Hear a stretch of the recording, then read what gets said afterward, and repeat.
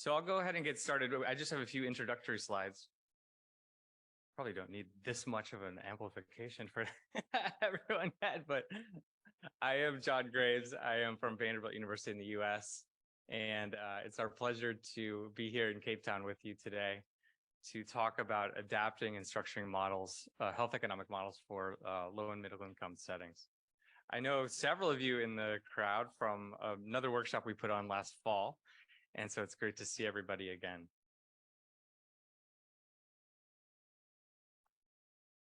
So I wanted to kick off with just a few introductory slides before I introduce my colleague Ashley to give the first talk today.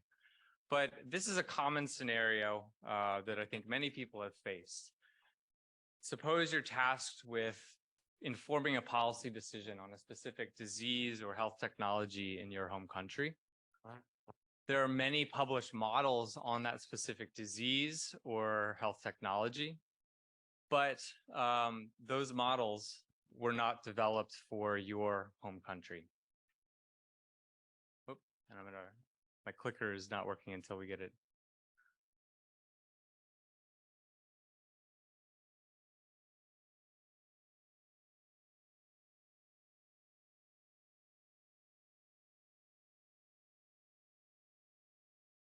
We okay? Oh yeah. Okay. So if you could click back on the slide so I can advance. Oop.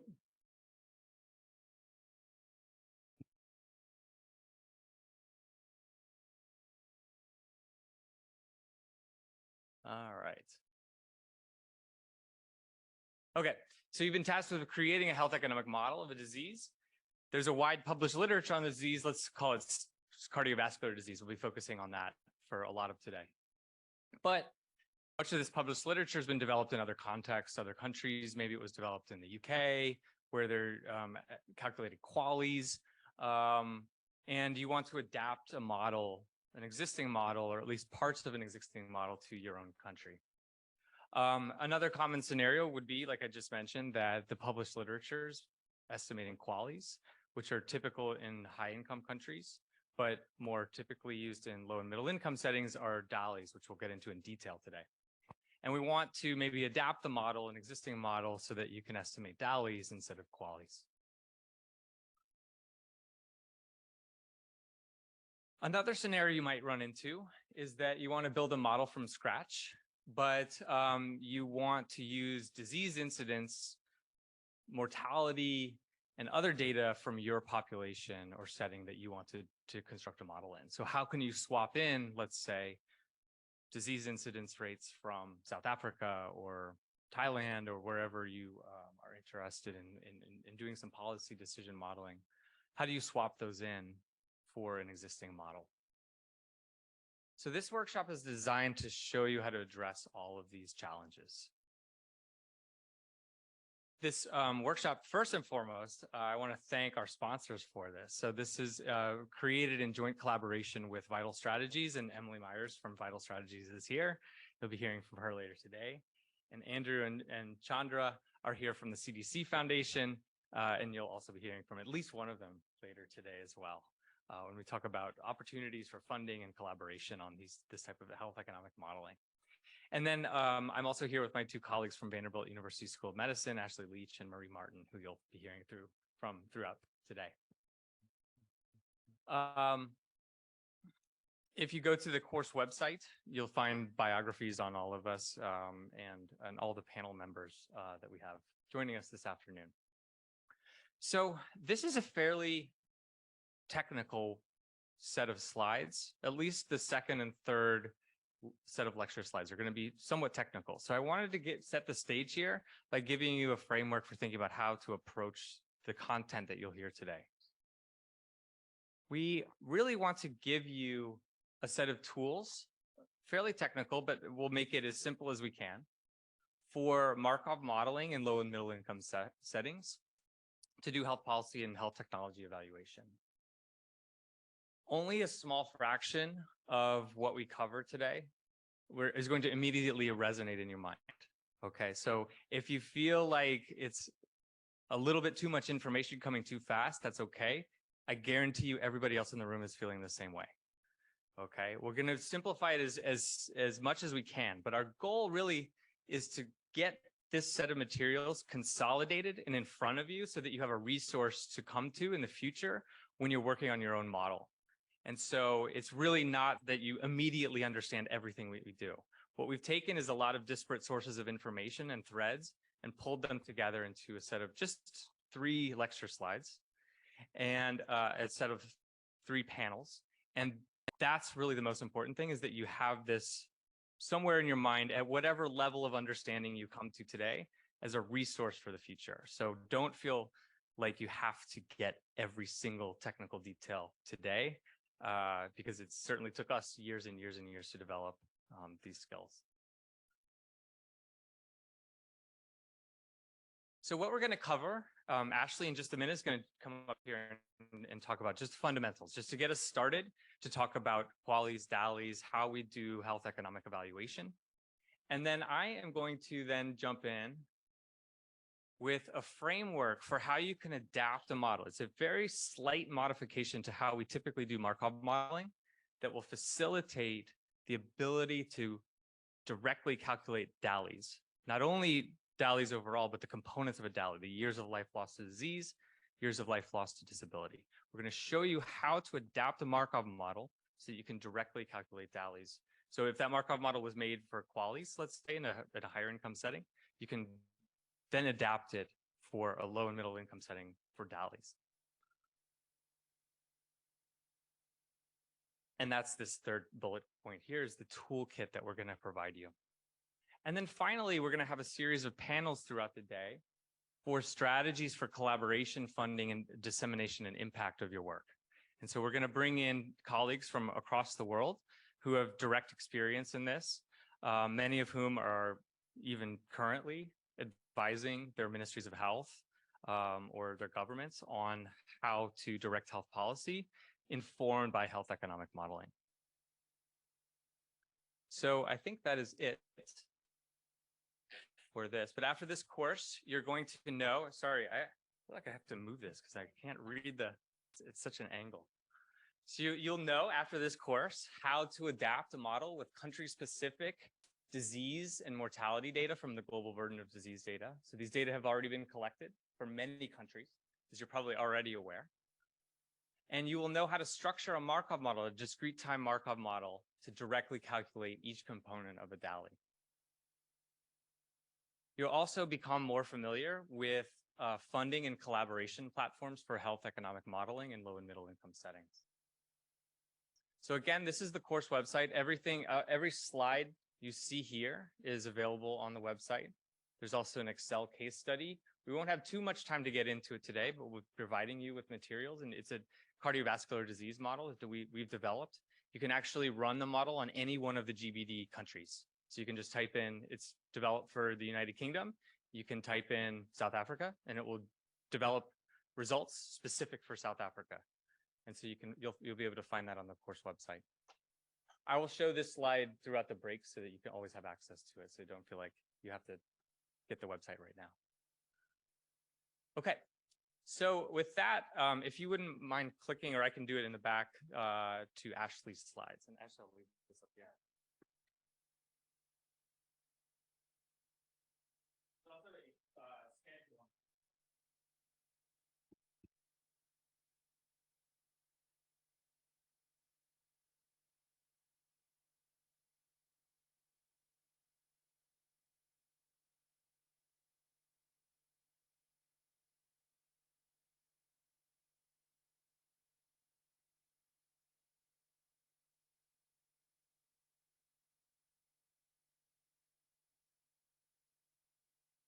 Perfect.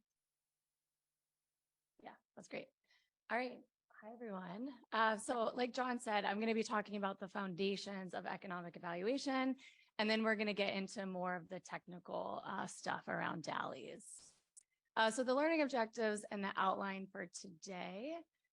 So we're really going to first identify theoretical and methodological differences between different economic evaluation techniques. And then we're going to really kind of dive in to the summary measures of health. So really looking at DALYs as well as QALYs. So I'll start with quality adjusted life years, and then we're going to really focus on DALYs. And then we are hopefully going to be really familiar with the steps of valuing costs and economic evaluation. So I'll give you kind of a brief rundown of how we value costs. So the outline, we're going to talk about different types of economic evaluations, who uses economic evaluations and why. Valuing health outcomes. So this is really the denominator in cost effectiveness analyses. So briefly going over quality adjusted life years, like I said, then really focus on DALYs, and then I'll briefly talk about costs. All right. All right, so when are economic evaluations really relevant? So economic evaluations are relevant when there are different decision alternatives and we have different costs and different health consequences associated with them, right? And so we want to measure the relative value of one strategy in comparison to others. And this can also help us make really important resource allocation decisions, especially when we all face constraints, in other words, a budget. And so economic evaluations, are useful in kind of two ways. So it can really quantify the costs and consequences of different interventions. And then it also is a really good comparative analysis of different courses of actions that you might want to take. And so there's different types of economic evaluations that I'm sure that many of you have been introduced to over the years. So the first one is a cost analysis. So a cost analysis, as it notes, it only looks at healthcare costs. And this is really relevant when the alternative options might be equally effective. So you already know kind of the effectiveness of the interventions. So they provide essentially equal benefit, and you really just want to look at the cost differences between them. But as I note here, that this is actually rarely the case in reality, but it could be in some situations. Costs are valued in monetary terms, such as US dollars, and the decision criterion is really to minimize costs. So that's really the point of doing a cost analysis. Another analysis, which I'm sure many of you are familiar with and why you're here today, is cost effectiveness analysis.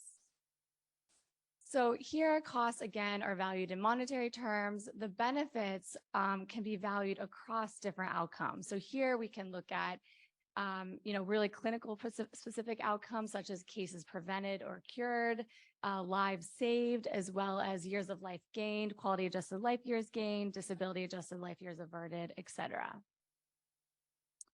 Results are often reported as a cost effectiveness ratio, and we'll get into that in a little bit. So suppose we're interested in the prolongation of life after an intervention. The outcome of interest is life years gained. So this is a very typical cost effectiveness analysis. The outcome is common to alternative strategies. So in other words, they differ only in magnitude of life years gained. And then we can report results in terms of cost per life years gained. And I'm sure many of you have seen this. So next, we're going to go into cost utility analysis. And this is basically a subset of cost effectiveness analyses. And so essentially, it's a variant of cost effectiveness analyses in the sense that the major feature is really the use of a generic measure of health. And this is what we're really going to focus on today. So in other words, a quality adjusted life year, or a QALY, is a metric that reflects both changes in life expectancy and the quality of life, so such as pain, function, or both.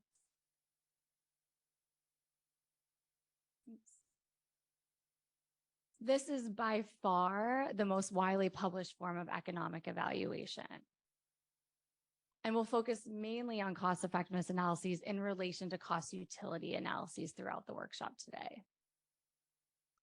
Another one that I wanted to really touch on that I'm sure many of you have seen is what we call cost benefit analysis.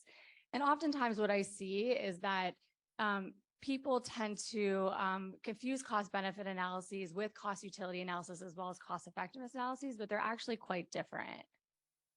So what is a cost benefit analysis? So this is really relevant when resource allocation between healthcare and other areas such as education are valued in terms, so they're often valued in monetary terms. And this typically kind of looks at one program as opposed to like different interventions, kind of comparing different interventions over time. This is the evaluation of health consequences, again, like I said, in monetary terms. And we're looking at this in terms of individual willingness to pay for life-saving or health-improving interventions. So a common outcome for this is the estimate of a value per statistical life year. So the key kind of difference between a cost benefit analysis and a cost effectiveness analysis is that, again, we're not making comparisons across strategies. We're really only quantifying the costs and benefits for the same strategy. And so that is that's the key difference. And I'll show you some examples here. So this is an example of an analysis that really looked at preventing deaths and injuries from house fires. And so this was a cost benefit analysis of a community-based smoke alarm installation program. And so you can see here highlighted in the abstract that this is really analyzing this operation installation program. So this community-based program, and it really wants to estimate the cost benefit of this program, right? Whereas when you see cost effectiveness or cost utility analysis, we're really looking at, maybe different treatment options or different screening options, and we're really kind of having that comparative analysis across strategies. This is really quantifying that cost benefit within one strategy.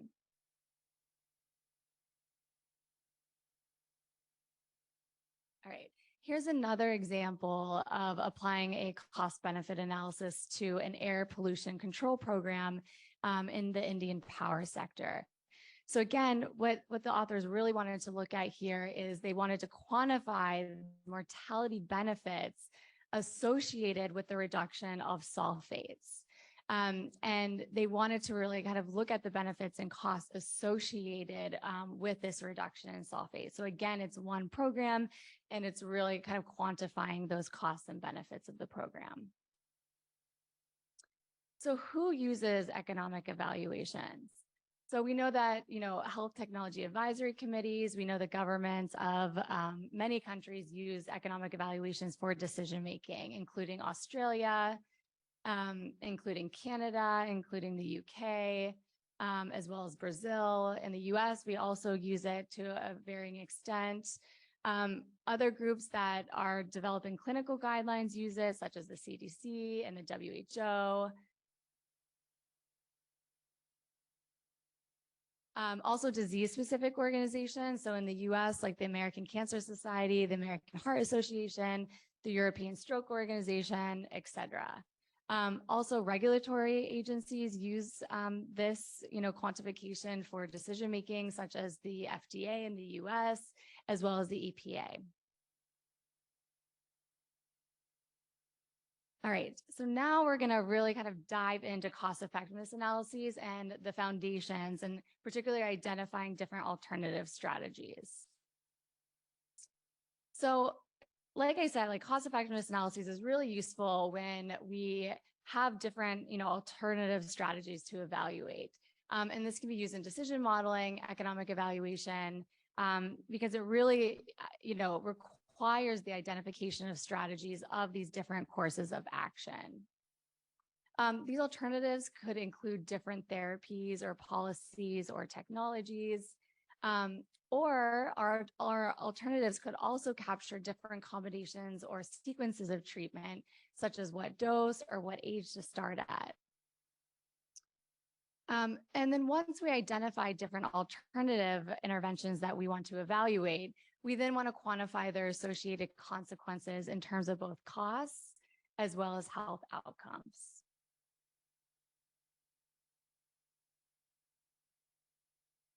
And I'm sure many of you have seen this. So this is the typical cost effectiveness ratio where we have the cost of intervention. So if we're just comparing two interventions, we have the cost of intervention A minus the cost of intervention B, and then divided by the benefit of intervention A minus the benefit of intervention B.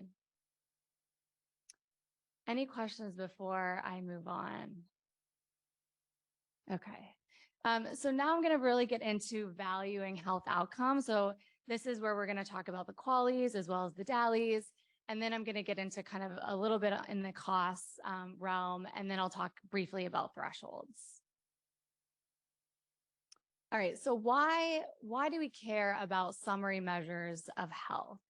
So QALYs as well as DALYs are really good in providing a summary measure of health. So this essentially allows comparison of health attainment or burden across diseases. So if you can imagine that, you're, part of the Ministry of Health and you're looking at different interventions to fund. And let's say we have an HIV intervention, and then let's say we have a maternal morbidity or mortality intervention.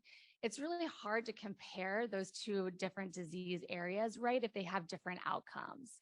And so if we have a measure such as a quality of life year or a disability adjusted life year averted, we're able to compare the HIV intervention with the maternal morbidity intervention to see what makes sense within our budget, right? And so that's typically why the QALYs and DALYs are really good as outcomes to use. That's not to say that other really specific disease outcomes aren't as good to use.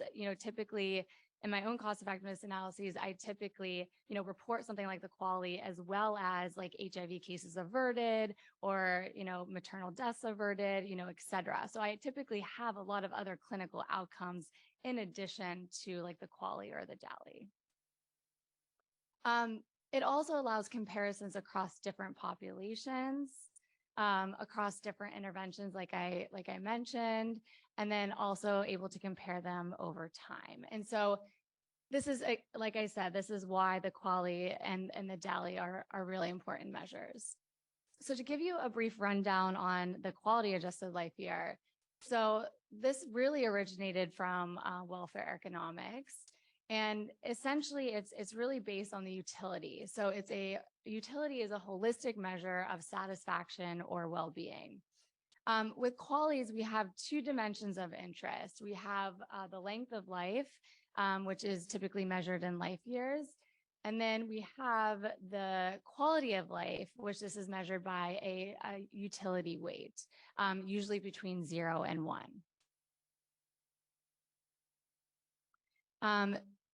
I'll go over that in a second. So 1 typically represents perfect health in the quality adjusted life year, and 0 represents death. And we typically look at the sum of the weight of the utility multiplied by the duration of life. And so that is really where we get the quality adjusted life expectancy.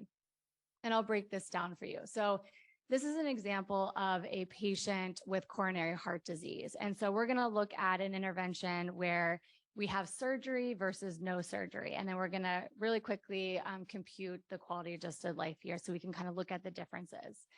So this is with surgery.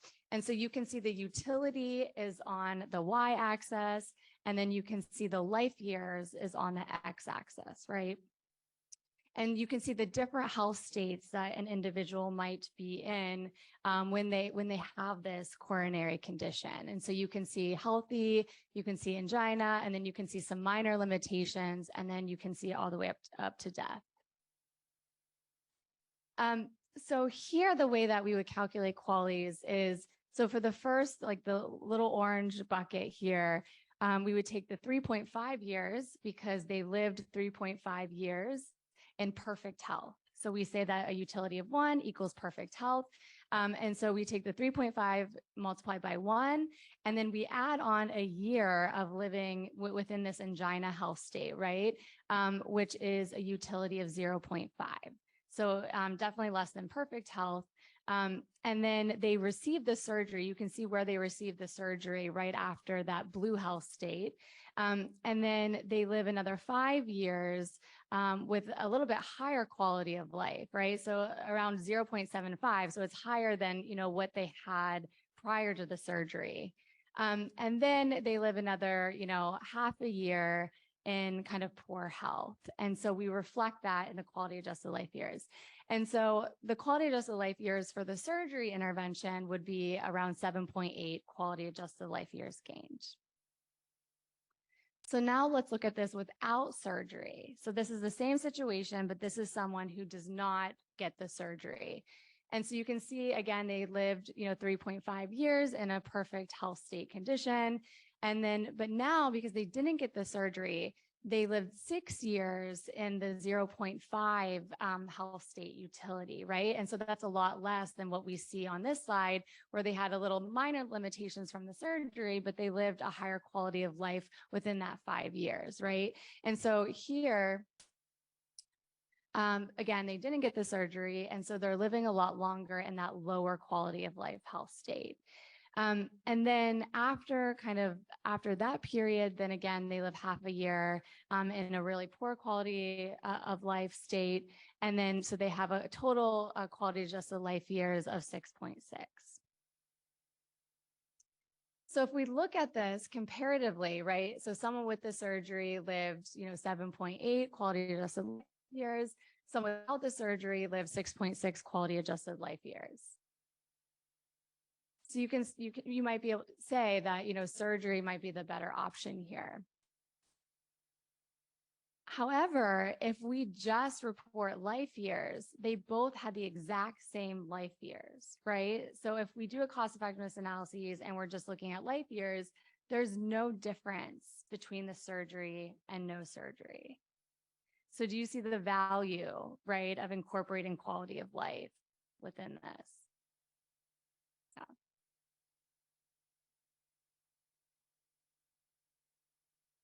All right, so utility weights, how are they obtained? For most health states, again, 0 death, 1 perfect health. I'm not going to go into these. We can save this for another time, or if any of you have questions about this, I'm happy to talk offline. But basically, we can get these through direct measures of assessing utility and kind of trade-offs. So notice the direct methods are called the standard Gamble technique, as well as the time trade-off technique. And then we also have mapping to different rating scales. And so these are called indirect methods. And I'm sure many of you have probably heard of the EQ5D, which is pretty robust. And then we have other utility instruments such as the SF36, the Health Utilities Index, et cetera. And so, like I said, if any of you have questions about these, I'm happy to go into them in more detail.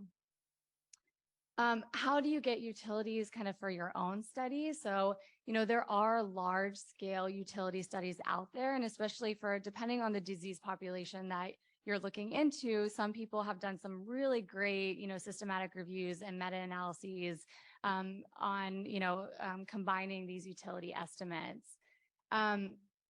You really have to balance the trade-offs though between different measures. So, the EQ5D has its pros and cons, as well as the standard Gamble, et cetera. And again, I'm not going to get into that today, but you really kind of have to balance the trade-offs and kind of do a wide range of sensitivity analyses when you're working with utilities. The Tufts University Cost Effectiveness Registry also is a really good resource. And if anyone has any questions around that, I'm happy to answer, but they have a huge database of all the cost effectiveness analyses ever published, and they have a QALY or a utility database as well. And then utilities are also collected oftentimes alongside randomized clinical trials as well. So that's another way that we can get utility data. All right, so now we're gonna jump into what we're really focusing today, which is the disability adjusted life years. And I think this is more relevant within this region. So the QALY, like I said, 0 equals death, 1 equals perfect health, and the DALY is just the reverse of that. So the DALY is 0 equals perfect health and 1 equals death. So like I said, the quality really measures the number of healthy years gained. And this is based on the preference-based utility weights, whereas the DALY measures the number of healthy years lost. And it really uses the standardized disability weights, which we're going to get into. The origin story really around the disability adjusted life year stems from the global burden of disease study, and it's deliberately a measure of health. So it's not a measure of welfare or utility like the QALY is. Similar to the QALY, though, the DALY has two dimensions of interest. Number one, the length of life, so very similar to the QALY, which really measures the differences in life expectancy. So going back to that surgery case, surgery versus no surgery, very similar, right? Length.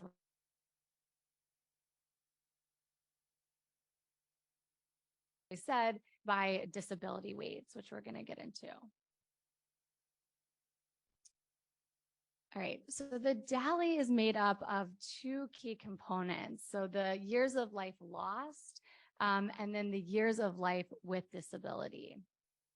So the years of life lost, so this is essentially the number of life years a person could have expected to live had they not died.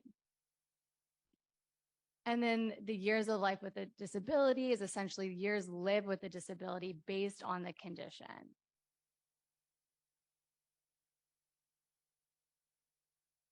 So there's different approaches to identifying the time lost due to premature morbidity or mortality. And I'm going to go over three of these approaches. And I know John is going to go over more of these in detail when we get into the modeling part of it.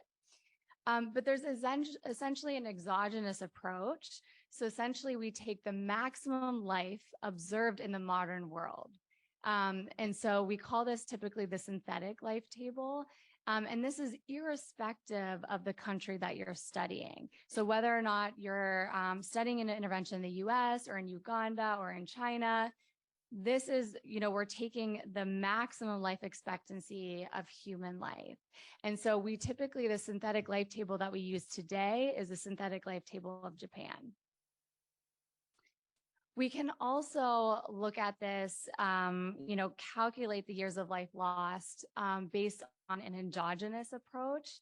And so this is really dependent on a person's country of residence and other factors in which the death occurs. So unlike the exogenous approach, this is, if you're doing a study within Uganda, we're really looking at the life tables within Uganda, within that specific context. And then you can also apply this based on a simulation based approach. So often people might take, 1 minus the disability weight of each health state. And this is really based on life expectancy from the model within a specific disease state. So such as, cardiovascular disease, or let's say HIV. And you really are modeling based on the life expectancy with someone with HIV or cardiovascular disease.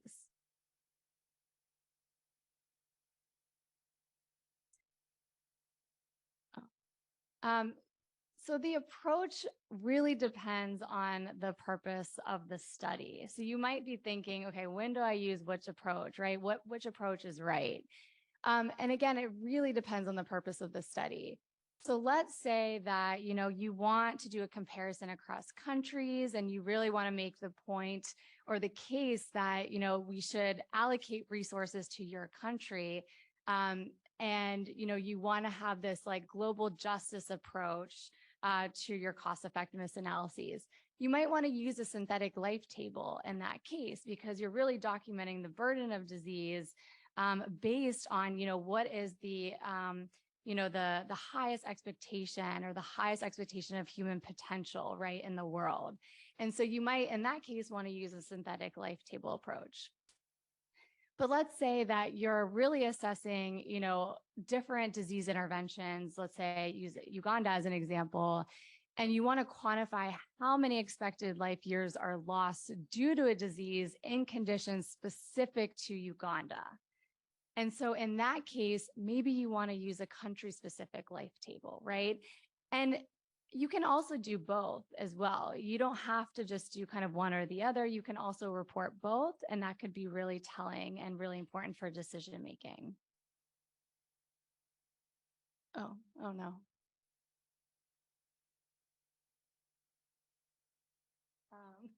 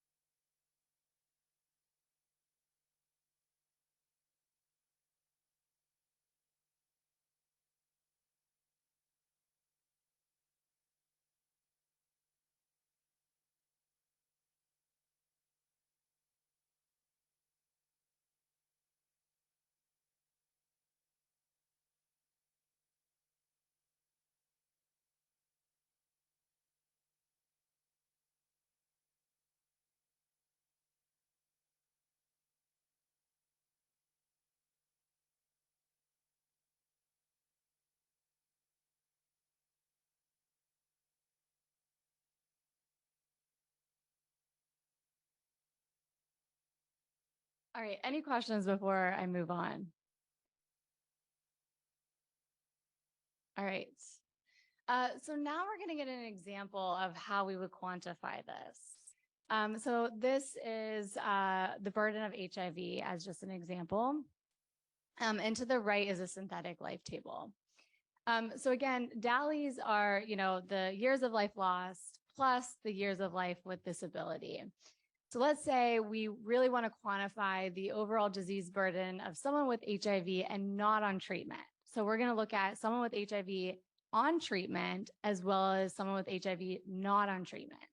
And then we're going to compare them. So this at the moment is someone not on treatment. So let's say an individual dies at the age of 50 due to untreated HIV. And so if we want to calculate the years life lost from a synthetic life table, we would look at the life expectancy over there. So we can see at the age 50, the life expectancy from the Japanese population is 39.6.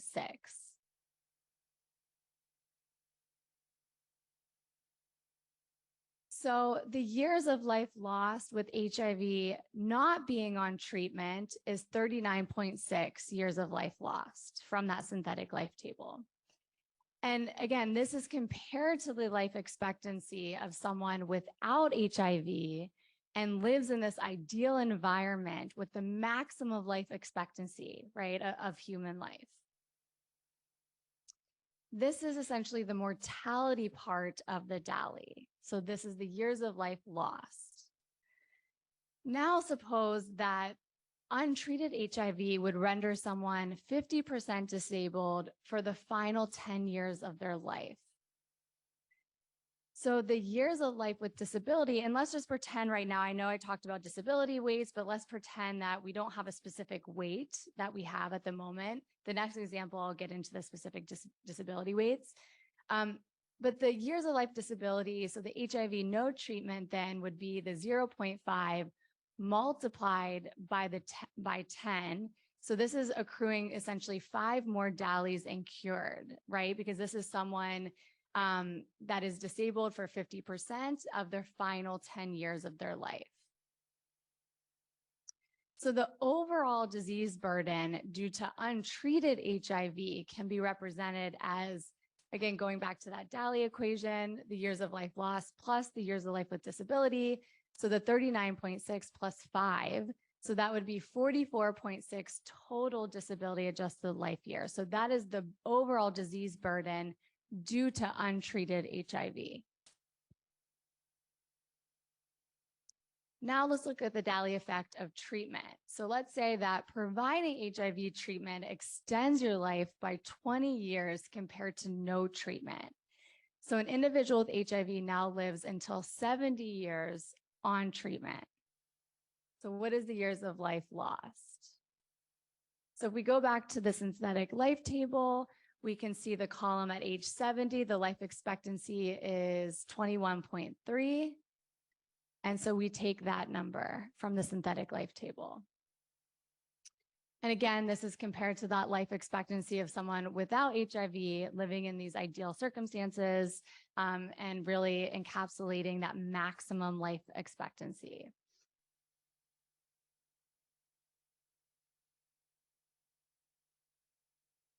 So now let's combine them. So now let's say that HIV treatment reduces the duration of disability of HIV from 10 years to 2. So now the years of life with disability for HIV on treatment is 0.5 multiplied by 2, which equals 1. So now we have the following effects of treatment. So the years of life lost equals the 21.3, which we got from the synthetic life table.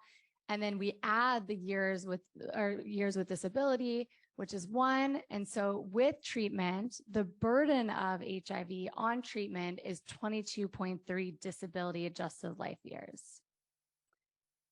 So now we take the years of life lost with HIV on treatment compared to HIV not on treatment. So we subtract those out, and we get 18.3 years of life averted due to being on treatment for HIV. And now we want to obviously combine that with the years of life with disability. So again, on treatment versus not on treatment, the difference is the 4 years of life with disability. And so then the total DALYs averted from treatment would just be adding those together, right? And just the difference between treatment and not treatment. And so essentially, we would be averting 22.3 total DALYs from being on treatment. Any questions? Oh, yeah.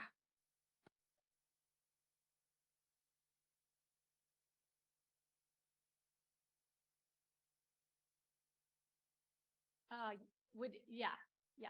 What do you mean by that? Like the mean?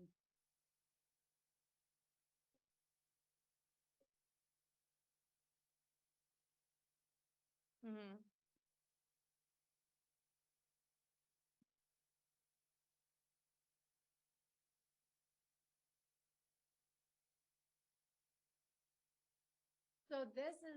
So this is the synthetic life table of the Japanese population. So this is really the maximum life expectancy. And so, like I said, there's different ways that you can do this. You don't have to use a synthetic life table. You can use your specific country's life table, and that's completely okay too.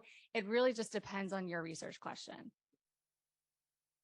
What I'm asking is, for cases of individuals who would live beyond the maximum life expectancy. Oh, yeah. So this would be like the mean. Yeah. Just in this example. Yeah, because the mean Yeah. always has a distribution Yeah. around it. So Exactly. for that. Yeah. For this is just a simple example. So it would just be like the mean. Yeah. Oh, I think there's another question in the back. I will have individual patient data. So can I calculate value for each individual patient? Can you do it for each individual patient within a trial? Yeah, so usually you would want to combine, those patients in the trial, right? And get the mean and kind of like the min and the max. So, I mean, yes, you can. Yeah. What norm having the trial is that we collect individual patient data, then we calculate the mean from N. But the value, we think we could from it from the beginning, having the mean. For that sample patient, their average age, Mm. then get the average mean loss, right? The mean, loss of the activity, stuff like that.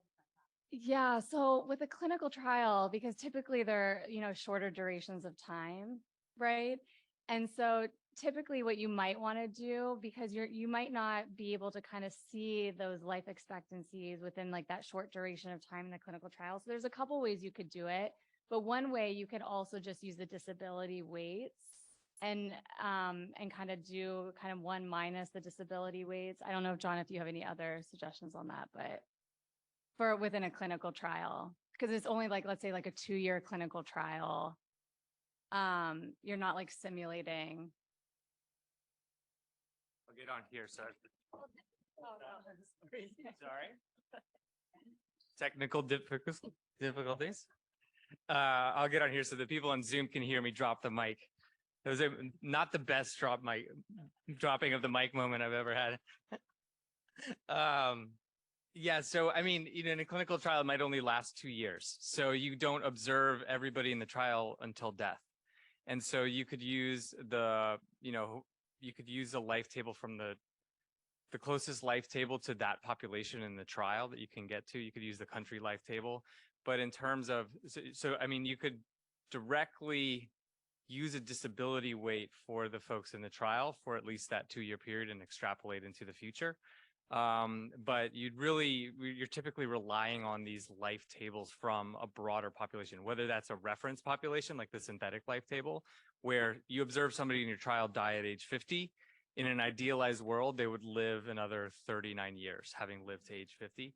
Or you could use the life table from that specific country. Maybe in that country, the life expectancy at age 50 is only 20 years instead of 39.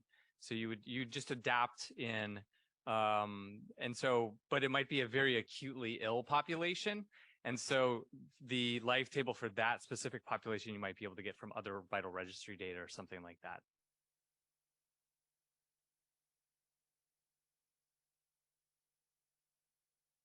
Yes, it will be, which is why I actually mentioned that you could do it multiple ways.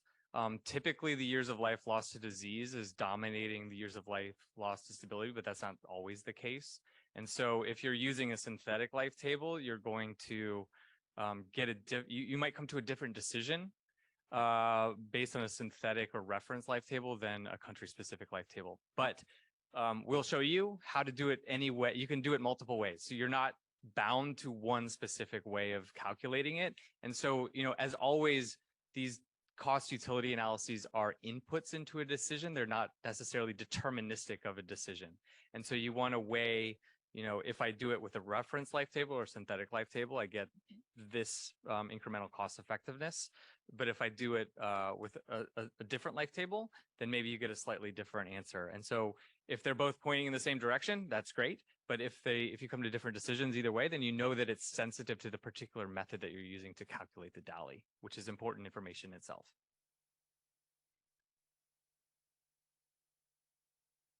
To tell people. Yes, there's a really nice paper. It was just referenced in Ashley's slides, the Anand paper from 2019, and it goes through when would you want to use a specific life table for a specific purpose. And so I would recommend that highly. Yeah, and if you have any other questions around your particular clinical trial, so I'm also doing a clinical trial right now where I'm incorporating DALYs, and the approach is a little bit different, right? Because the years of life loss, there's not going to be really kind of a difference between like the intervention and like the comparator. And so it's really going back to what John said, really kind of using those disability weights. Unless you kind of simulate out your population from that clinical trial, which you could do as well. But if you're just using that 2 years of data, and I'm happy to show you kind of how we do it for our trial. Yeah. Thanks for your nice presentation. In terms of the clinical trial, all the trials care for 5 years in terms of the result. If we use the overall health outcome measure using the EQ5D, then if we calculate this first of all the disease utility, can we use this utility to use the DALY measure? In general, if we calculate the disease utility, then we can also just for the minus disease utility. So some people do that. I would actually, if you have the EQ5D data, you can report that in addition to the DALYs and calculate the DALYs from the global burden of disease disability weights. So in the clinical trial that I'm working on as well, we also collect EQ5D and a lot of other kind of summary measures of health in addition to the DALYs. And so you might just want to report both and compare them. Yeah. Yeah. All right, just quickly another example, and this is kind of going directly into those disability weights, which we didn't really get into in the last example. And so Here we're looking at effective asthma control for 10 years. And again, this is just to highlight the disability weight differences. And so we're looking at uncontrolled asthma versus controlled asthma in a population. And so basically the common values for the global burden of disease was really kind of the first iteration was expert opinion. And then the second iteration was really this large population health survey data across the world. And the authors have published this in several different iterations of the global burden of disease study. So this is back in 2013, but we do have updated global burden of disease study as well that essentially just, updates these disability weights across diseases and across regions. And so let's say, again, we're going back to this, really looking at the disability weight of uncontrolled asthma versus controlled asthma. So uncontrolled asthma, let's say the disability weight is 0.133, and this is based on the global burden of disease study. And then the controlled asthma is 0.015.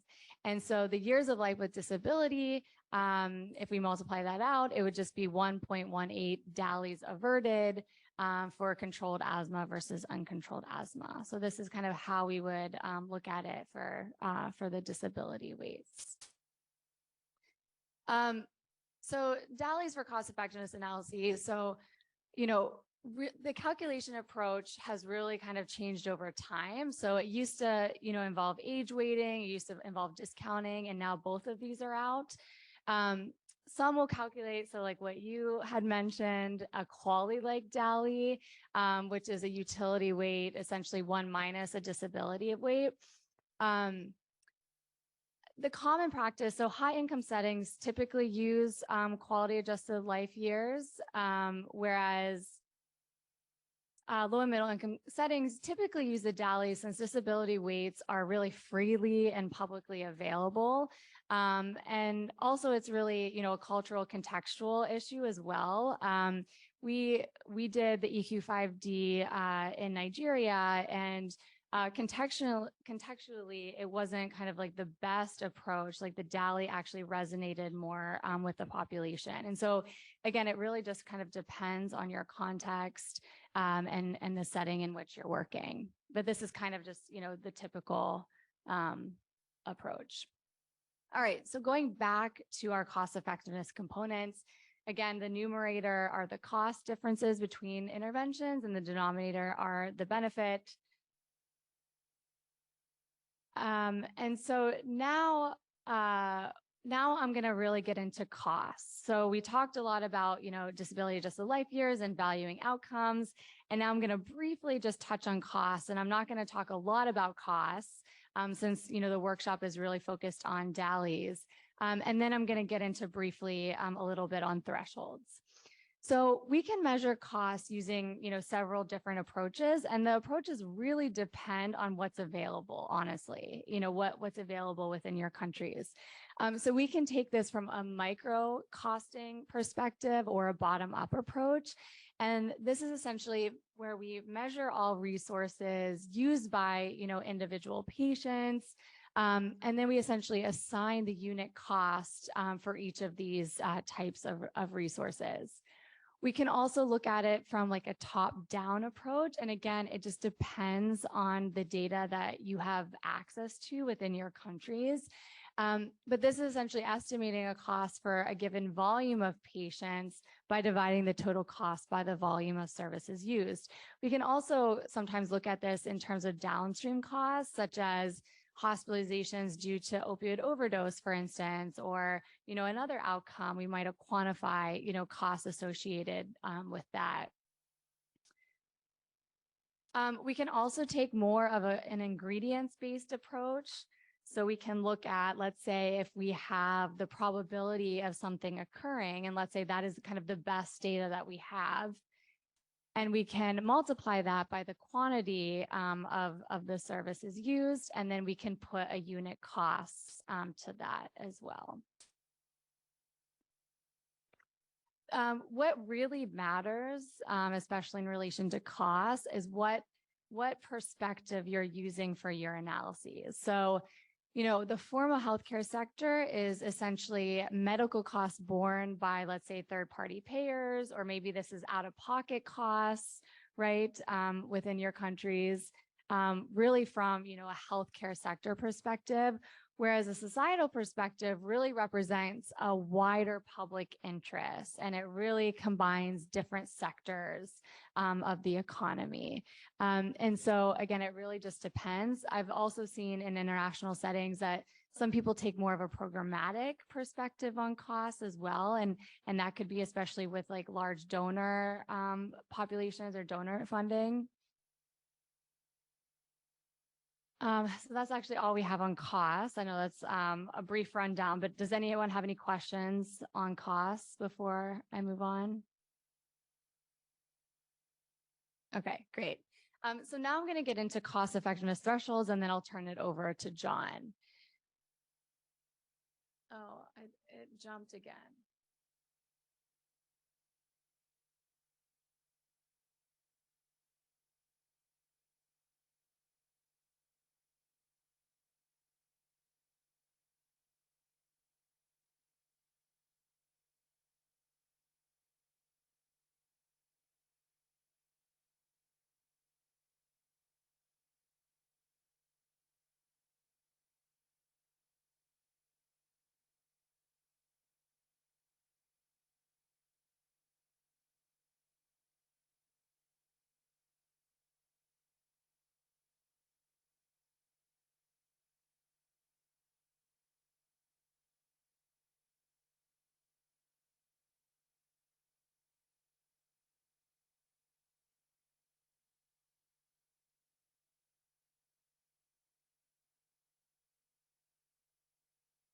Okay, hopefully this will work now.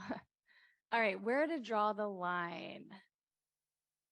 So what cost effectiveness analyses can't tell us is how to spend our money, right? So let's say we now have a cost per disability adjusted life year averted, and how do we make a decision, or how do governments or institutions make a decision, or how do we recommend a decision? So we must define a threshold. So essentially a value that determines whether or not we implement a given strategy. So what are common thresholds and how are they determined? So there's a lot of different ways that you can quantify different cost effectiveness thresholds. So the UK and Europe often implement an approach called a supply side cost effectiveness approach, and it's really an opportunity cost perspective, whereas the US takes more of like a demand side or a per capita consumption, which is typically the US as well as low and middle income countries take this approach. So LMICs have often defined thresholds in terms of per capita consumption. And this is really consistent with the idea that people living in countries with higher incomes are able and willing to pay more for health, which makes intuitive sense. So this is a study I published several years ago, where we found that, in the past, countries have used thresholds based on per capita GDP. And mainly countries have used the threshold of 1 to 3 times per capita GDP. So essentially, the outcome is an intervention is cost effective if the cost per disability adjusted life year averted is less than the 1 to 3 times per capita GDP of a country.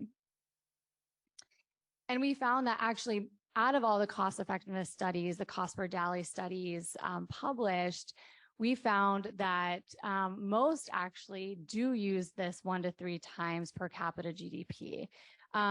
Whereas very few, some people, some studies used no threshold at all, whereas others use kind of this range between 15 to 200 US.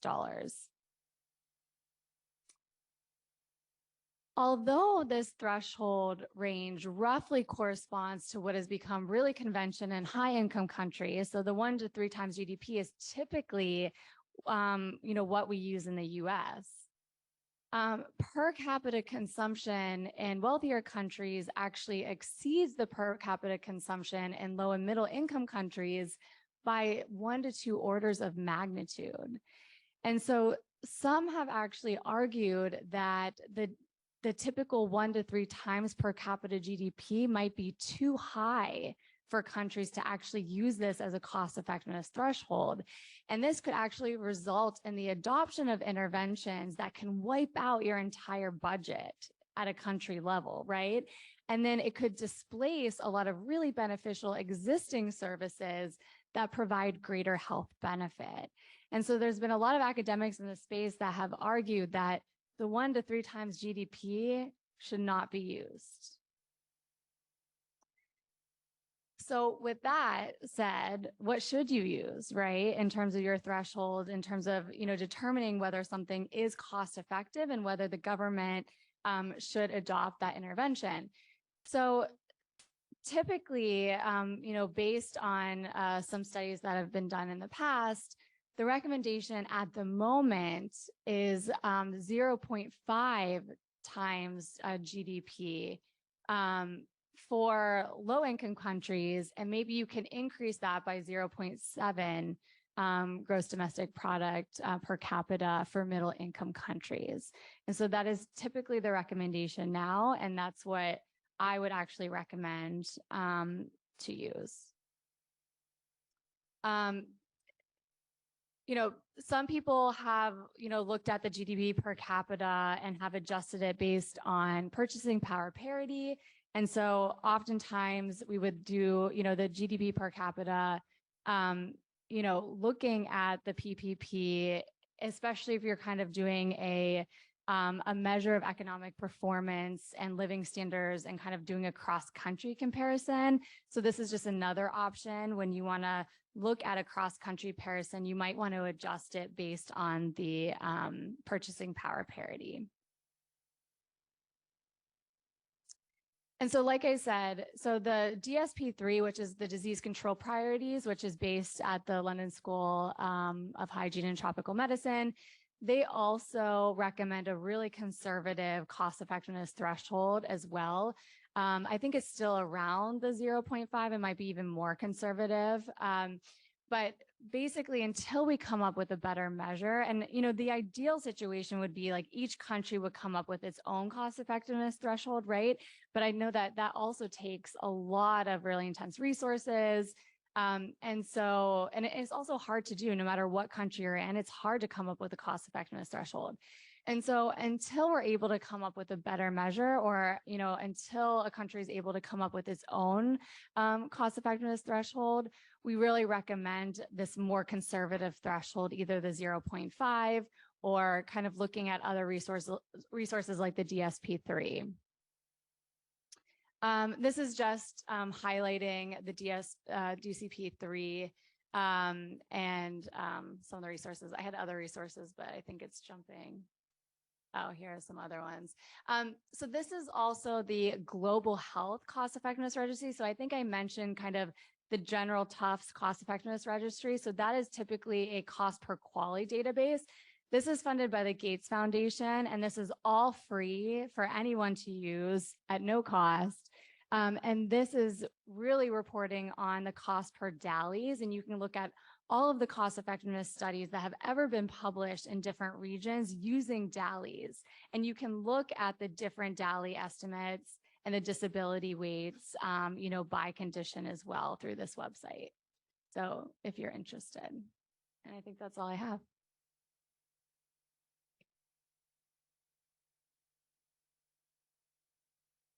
Any questions? Yeah, I could see one or two here. We have time. We have a floating microphone. So does the threshold differ whether it's low and we apply 0.71 still? So the question is, the question, Is there do they differ by low and middle? So there's 0.5 and 0.71. or for middle-income countries? So does it matter whether it's low or upper income?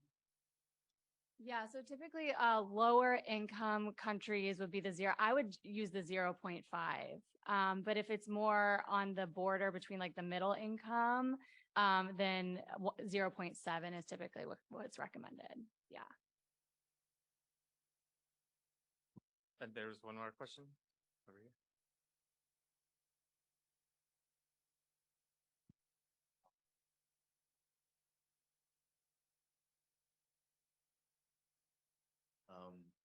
Does it matter whether you are using a quality-based study or you're using a DALI-based study? This cost effectiveness threshold, and you use a DALI-based cost effectiveness threshold on a quality-based study?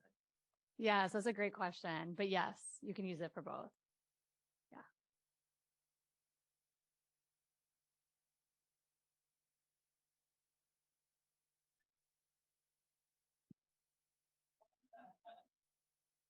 And I'll share it with whoever has a question. Please stop me with questions. So I am going to talk to you right now about structuring and adapting a model. This is how you do a discrete time Markov model, how you would structure it. I'm going to give you a framework for thinking about the best way to structure a model from scratch. And also I'm going to show you how to work backwards from an existing model. So that's going to come here. And then this afternoon, I'm going to build on everything that I talk about now. And I'm going to show you how to actually estimate the years of life lost to disease and the years of life with disability using the structure that we'll tell you. What I'm essentially going to do, so who has learned how to do discrete time Markov cohort models? At some point, you've seen it on a slide. Okay, so maybe half the room or so. Okay. So I'm going to show you how to do this with a little bit of window dressing around the model. And that window dressing is everything you need to calculate the DALI.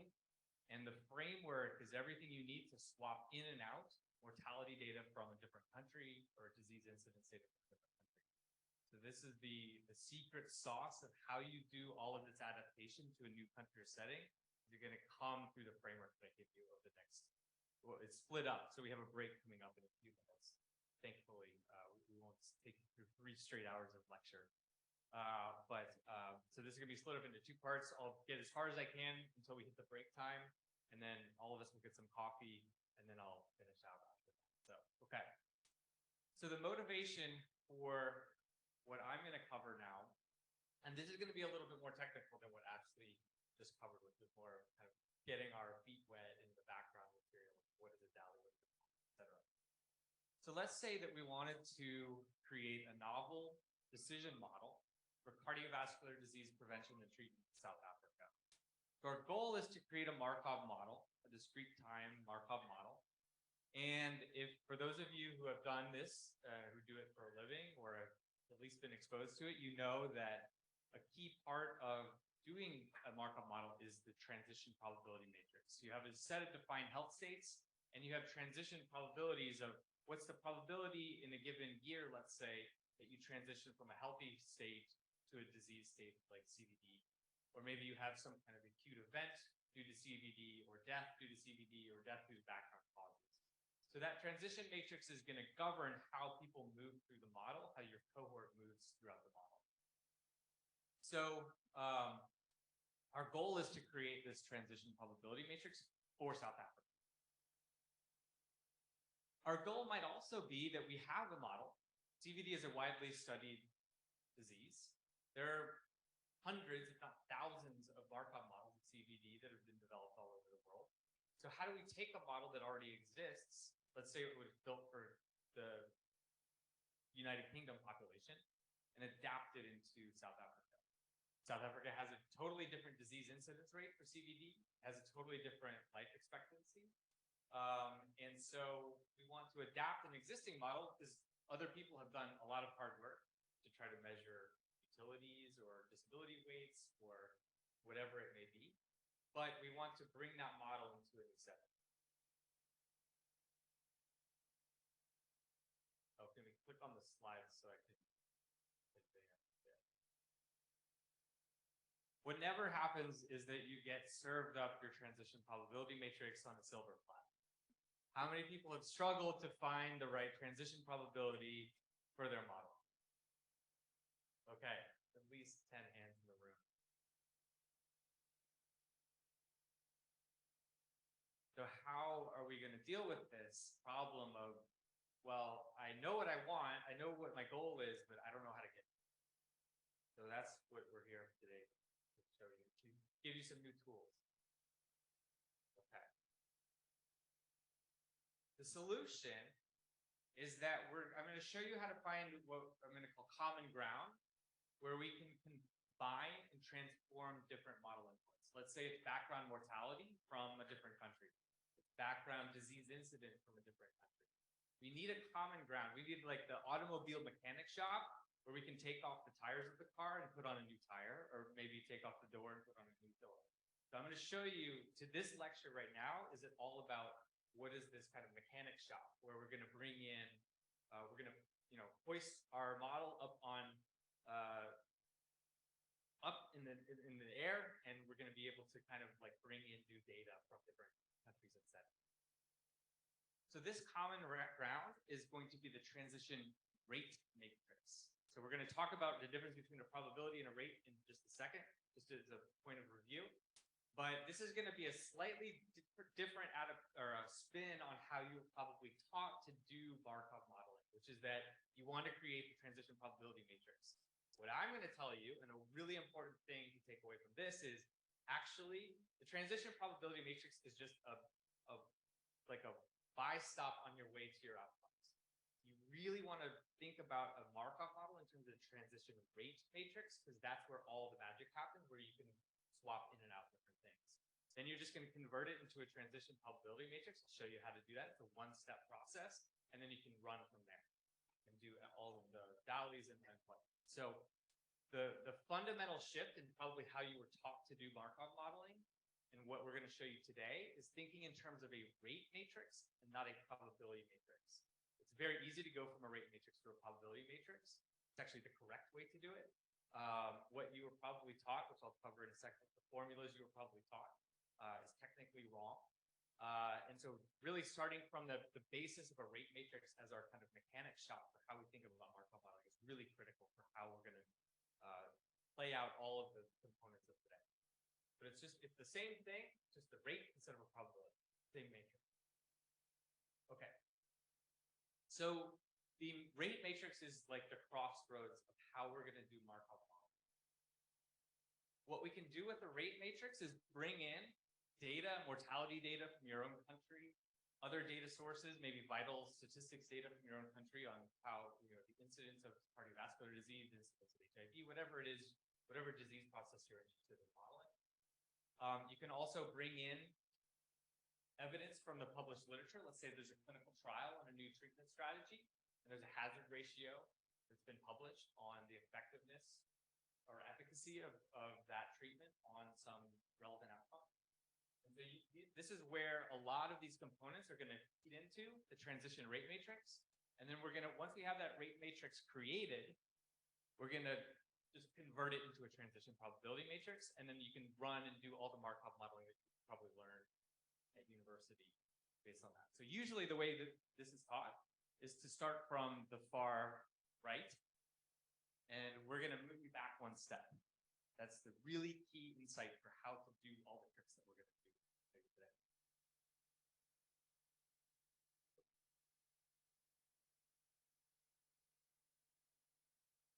The other thing that we'll show you, and this is unfortunately not a perfect way to do things, is to take an existing transition probability matrix. This is the case where there's already been a published model. It looks really nice to you, but it's for the UK. And so we want to do it for Uganda or China or wherever. We're going to show you how to move backwards from the transition probability matrix to this common ground. And once we're on the common ground in the middle, we can start to swap in mortality data from our country. Okay, but we have to move from the far right to the middle before we can do all of these things. Okay. So the transition rate matrix is the hub of a Markov model. It is very straightforward to convert a rate matrix into a transition probability matrix. And it's going to be actually the correct way to create a transition probability matrix.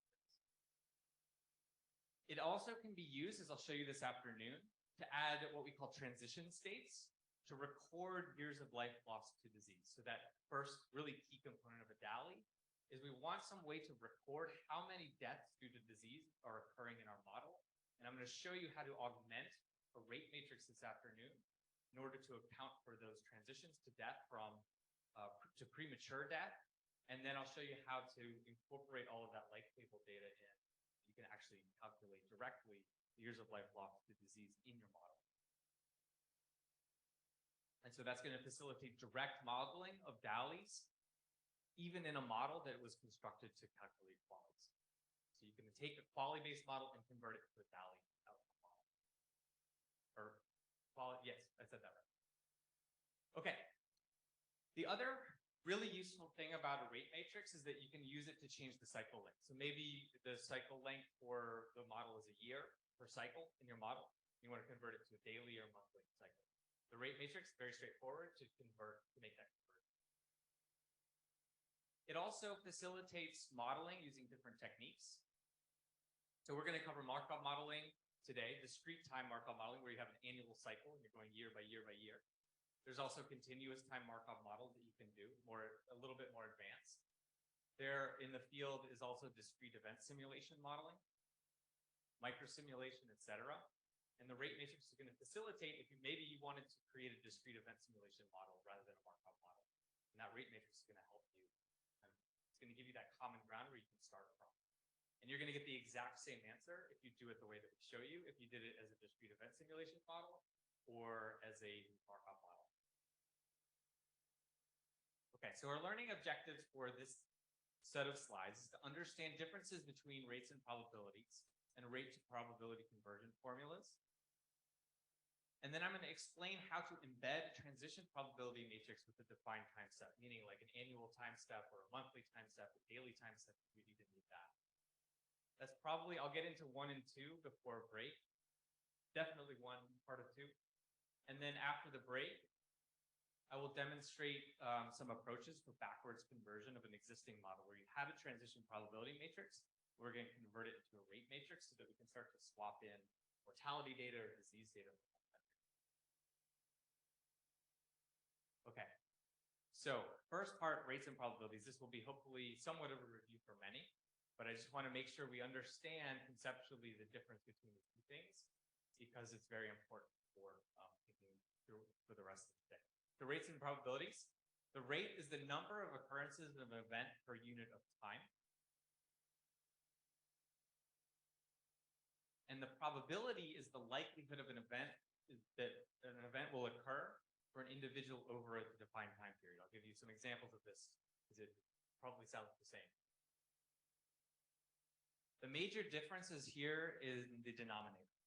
So a rate is going to take into account the time at risk of the event, whereas probabilities do not. So let's say we're going to follow this cohort of individuals over time. They start off healthy and a few of them become sick. You can see that the first individual, laser pointer here.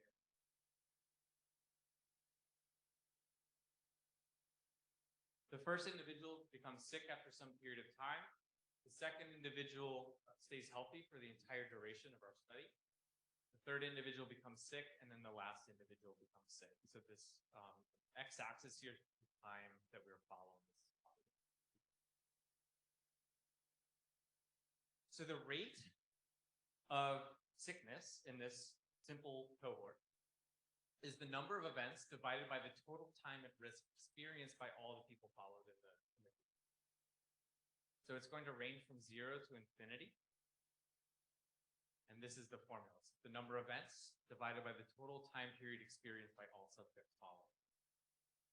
So these arrows on the bottom on the denominator of this formula here, remember, those are the arrows that you saw in the time axis of that plot from earlier. So it's the total number of events in the numerator divided by that total time that's experienced by people in that cohort at the bottom. Whereas a probability is, remember, we were following 6 individuals over some defined time period that took that time horizon. So the probability of death is just the number of events. You'll notice that the numerator stayed the same here, divided by the number of people followed for that time horizon. So let's give another more concrete example. Suppose a study followed 100 people with cardiovascular disease for 4 years. At the end of 4 years, 40 of those individuals had died. So the probability of death over 4 years is 40 divided by 100 or 0.4. So it's just the total number of events divided by the total number of people followed for that time. A rate is going to take into account the time each person was at risk. So we had 60 individuals, we had 40 who died, so 60 who lived. So those 60 who survived were at risk the entire 4 years. And so we have among those 60 individuals, 240 years at risk of death. Once a person dies, he or she is no longer at risk. So in this case, I didn't tell you when those 40 people died. I didn't give you specific time points along the way. So it's conventional to assume in a case like that, that the events were spread evenly over that 4-year period. It may not be the case, but it's very context dependent, but we're going to assume that for now.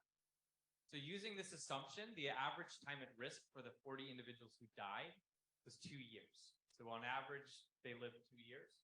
And so those individuals were at risk of death, those 40 individuals for 2 years apiece. So that's going to add 80 more years of risk to our denominator. So we had 240 among the people who lived, and another 40 among the, or another 80 among the people who died.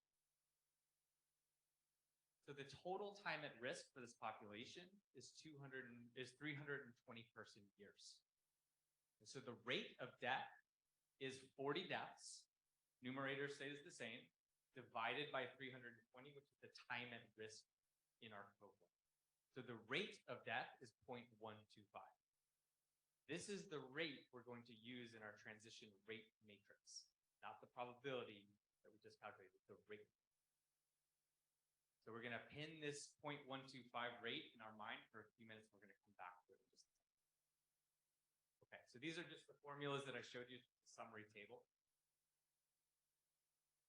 And now I want to talk about, now that we have the difference between a rate and a probability, hopefully in our minds, I want to talk about what we call embedding a model.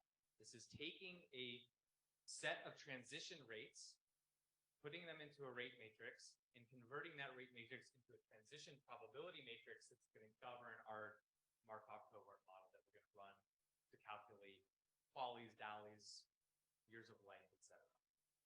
Any questions on rates and probabilities before we move on? Okay. So embedding a model. What you were probably taught is that if you find a rate in the literature, you just immediately convert it to a probability, and then you plot that probability into a transition probability matrix. So raise your hand if that's how you were taught to do Markov model. Okay, at least a few.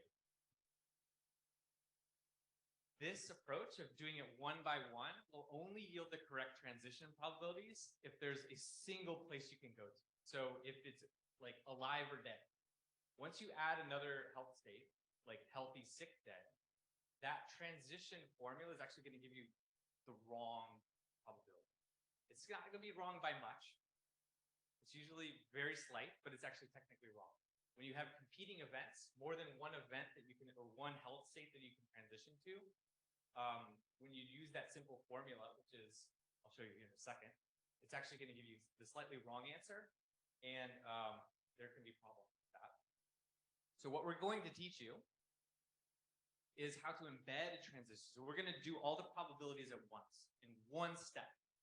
So we're going to put all the rates into a matrix and then convert that matrix into a transition probability matrix, and that's going to give you the correct transition probabilities. So what we're going to do is just define our matrix like we would a typical Markov model. We define the health states, healthy, sick, dead, and that's create a matrix. You can transition from healthy to sick and healthy to dead and sick to dead, etc. Maybe you can even transition back from sick to healthy if there's some kind of treatment that cures you, etc. It's the same basic structure as you're probably, as you learn, but we're going to do this in terms of rates, not probability. And then we're going to do a very simple math operation to convert that rate matrix to a transition probability matrix. And all we're doing is the matrix analog to the typical formula that you were probably taught. Okay. So why is this important?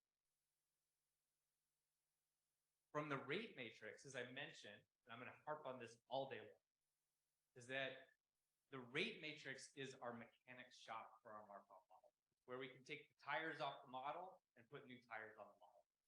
It's where we can swap in country-specific disease incidence and death rates, non-cause or background mortality rates, et cetera. So we can put in South Africa's CVD incidence rate. We can put in South Africa's mortality rates, et cetera. So because we're working on the scale of rates, we can just do all this swapping in and out, and we can convert a model from one country to another in that single step in the transition rate matrix. What I'm going to show you how to do this afternoon is to add what we call non-Markovian transition states to calculate years of life lost to disease, which is a very key input that you just heard into the DALI. We're going to put some window dressing around that rate matrix. We're going to embed it in the usual way, same step, everything else is the same.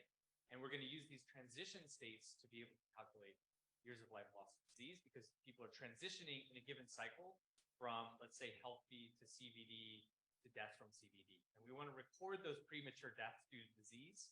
And that recording of premature death is going to take place through this transition state.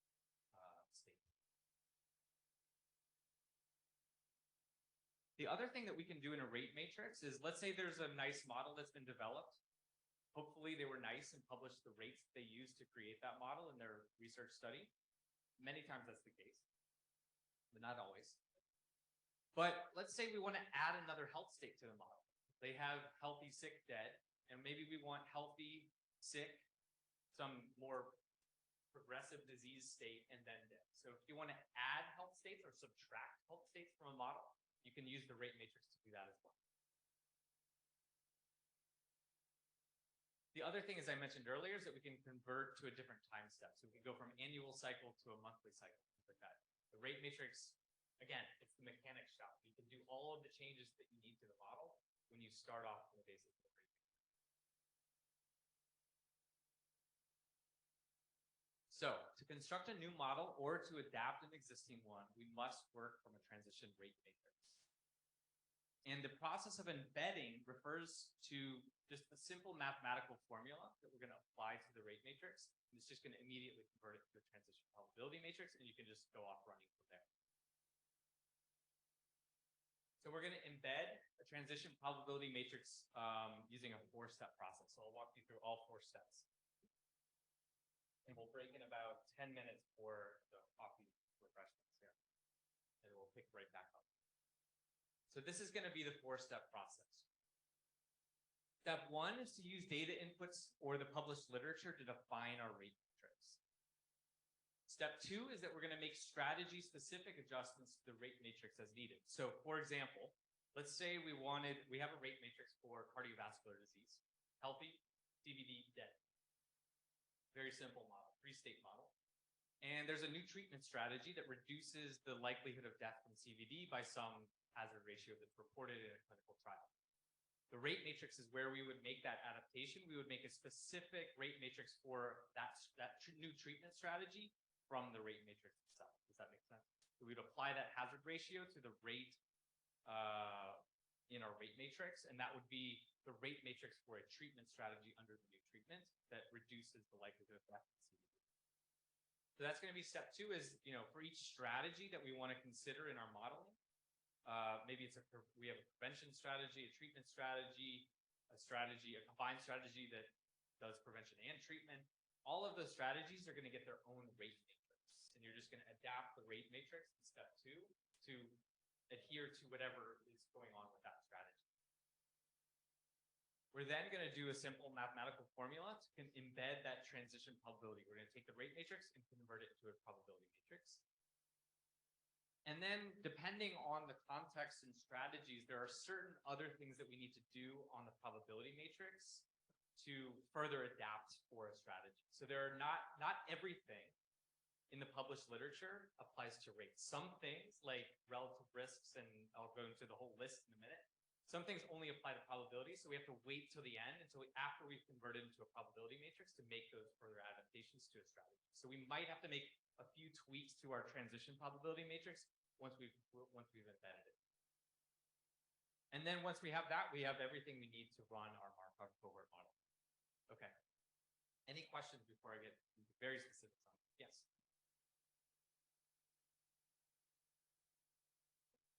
This is something I went through when I was studying what explain? Like, when people for the transition probability, like the rates from the literature, they are from different sources, right? So, when you put them in the matrix, they don't in the end. So will this solve this problem? So rates don't have to add to one. Probabilities do. Yes. Yes. So if you have a rate, you can just add them together, which is another nice feature of a rate. So the question was, sometimes you get the numbers from the literature, you put them in your matrix and it sums to over one. So what do we do? So the answer is in a rate matrix, remember a rate goes from 0 to infinity. So you can add rates together, you can subtract them. You're unconstrained in terms of that scale. And then when you convert it to a probability, it will be fine. In countries, probably size is to get Yes. hampered. So in that case, maybe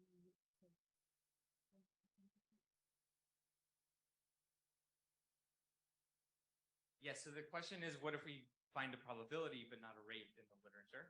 Essentially, right? There's backwards conversion. I'll cover that at the end. Unfortunately, backwards conversion gets a little difficult. It's not perfect. We're going to give you 3 strategies, only one of which I'll talk about. All 3 are in the slides. Going backwards from a probability matrix or even a single probability to a rate, there are formulas that you can go backwards. So you could take that probability, convert it into a rate, and then plop that rate into your matrix. That would be the recommended approach. It's not always going to work perfect. So going backwards is hard. It's really hard. And I'll give you some examples of why it's harder. Okay, other questions? Yes, we got one in the back.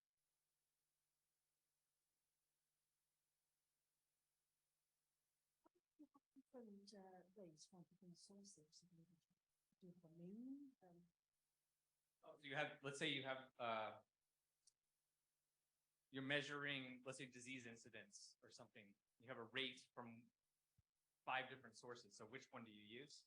Yeah, that would be, you would want to use the one that's closest to the setting or population that you're studying, or maybe the average. You can do sensitivity around it. When you do your sensitivity analysis, make sure that that sensitivity analysis covers the range of knowledge on what that rate is. But at some point you have to pick one, regardless of how you come to it.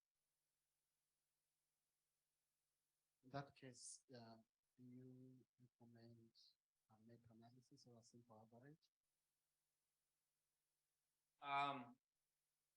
Yeah, again, I don't think I would have a specific recommendation, but find the rate that's closest to the population that you're trying to study.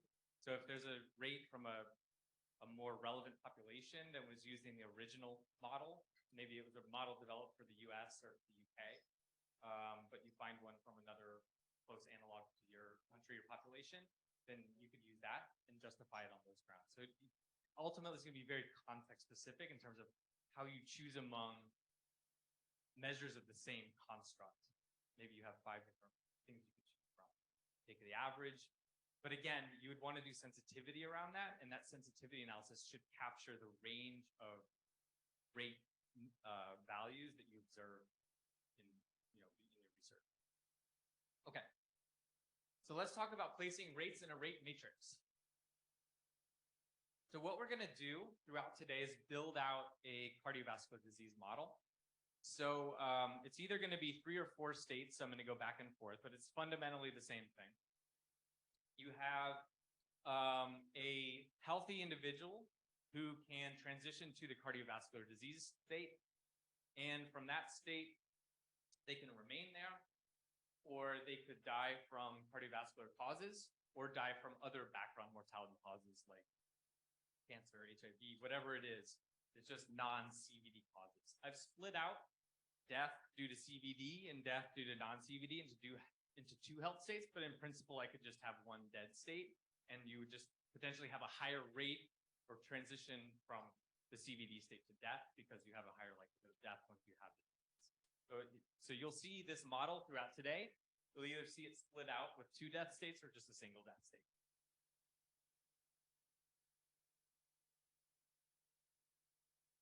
Okay. This is the beginning of this is just taking that bubble diagram that you just saw. There's 4 health states, and I've created a matrix of zeros. Okay, so there's healthy CVD, death from CVD, and death from other causes. And you can see it's just a 4x4 matrix, right?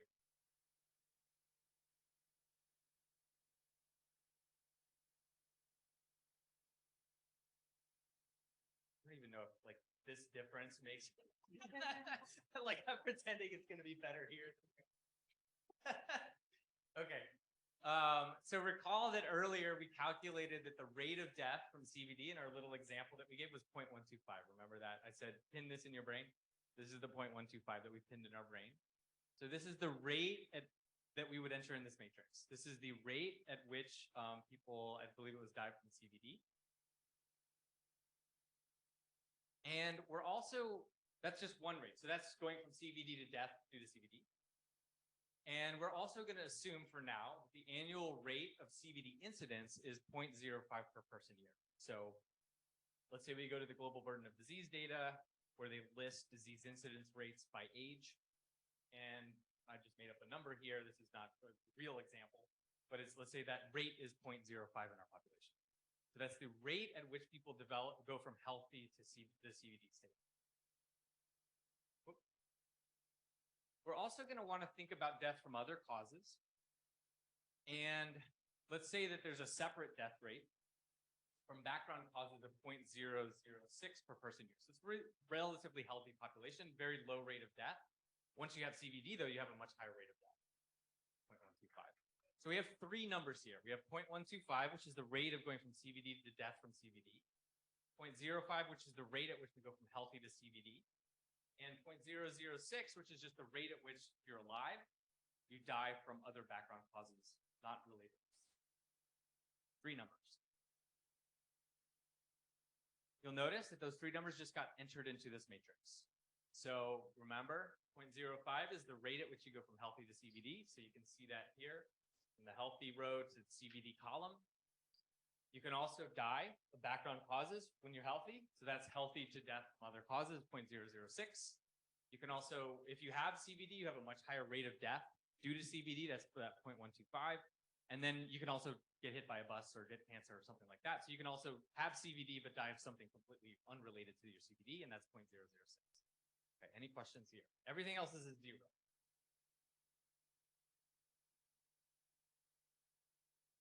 So the one key difference between a rate matrix and a probability matrix, aside from the fact that the probability rates, is that you probably learned that a probability matrix, the diagonals have to sum to 1, right? You have to go somewhere, right? In a rate matrix, the diagonals just have to sum to 0, okay? So I've just entered 3 numbers or 4 numbers really into that matrix. And now I just want to make sure that the diagonals of my matrix sum to 0. Okay. So I'll give you the example here. If you add 0.05 plus 0.006, so that's that first row there, my diagonal is going to be negative 0.056. It's just the negative sum of the rest of the row. So rather than sum to 1, we sum to 0. So this is a key step. It's the only major difference, other than rates and probabilities, is that we want to sum to 0 and not sum to 1 in a rate matrix. So again, the diagonal, the CVD to CVD rate for this matrix is just the negative sum of the other elements in the row. So 0.125 plus 0.006 is 0.131. We take the negative of that. So the diagonal here for CVD to CVD is negative 0.131. It's just, if I summed that second row together, it would add to 0. And we can leave everything else 0 in our rate matrix. So we've just completed step 1 of our process. Everything is defined in terms of rates. We define our health states based on our bubble diagram. We create the rate matrix. We plop in the relevant rates for a given transition. And we make sure that the diagonal elements of this Markovian matrix that we have here sum to 0. And with that, we can break until I think it's 10:30. And then we'll pick up from there on step 2 of the process. But any questions on this before we break? Okay. Okay. Just add it together and add a negative sign. Oh, the question was, how do you convert it to a negative? I would just add the other elements together and just multiply it by -1. You can do it, pretty easily in Excel. It's just whatever else is in the row, that row needs to add to 0 on the diagonals. Like once you add in the diagonal, it needs to add, that entire row has to go to 0. That's the most important part. Yeah. Okay, we'll see you at 10:30. I'm gonna start at 10:30 on the dot though. So otherwise you'll miss step 2. Oh, we have Lawrence on Zoom with a question. Good morning. Lawrence, I can't quite see the questions yet, but we'll make sure we get it read off. Good morning. Oh, Lawrence, I think we can hear you. Can you start Oh, talking? okay. Okay, thank you so much. I just wanted you to press a comment on a difference between rates and the proportions. This is so a personal confusion that I always have. So I'll repeat the question. Lawrence, the speaker's a little bit soft in here, but I can hear you, but I'm just going to repeat your question to the rest of the room once you state your comment. Go ahead. Okay, sure. Thank you. Maybe I will type it, but I was trying to see if you can just put a comment on the difference between rates and proportions, as you are translating them into probabilities. Yes. Okay. Yeah. Can you put it in chat and then I can maybe do it right after the talk. Would that be okay? Sure. All right. Thank you. Okay. Where's my copy?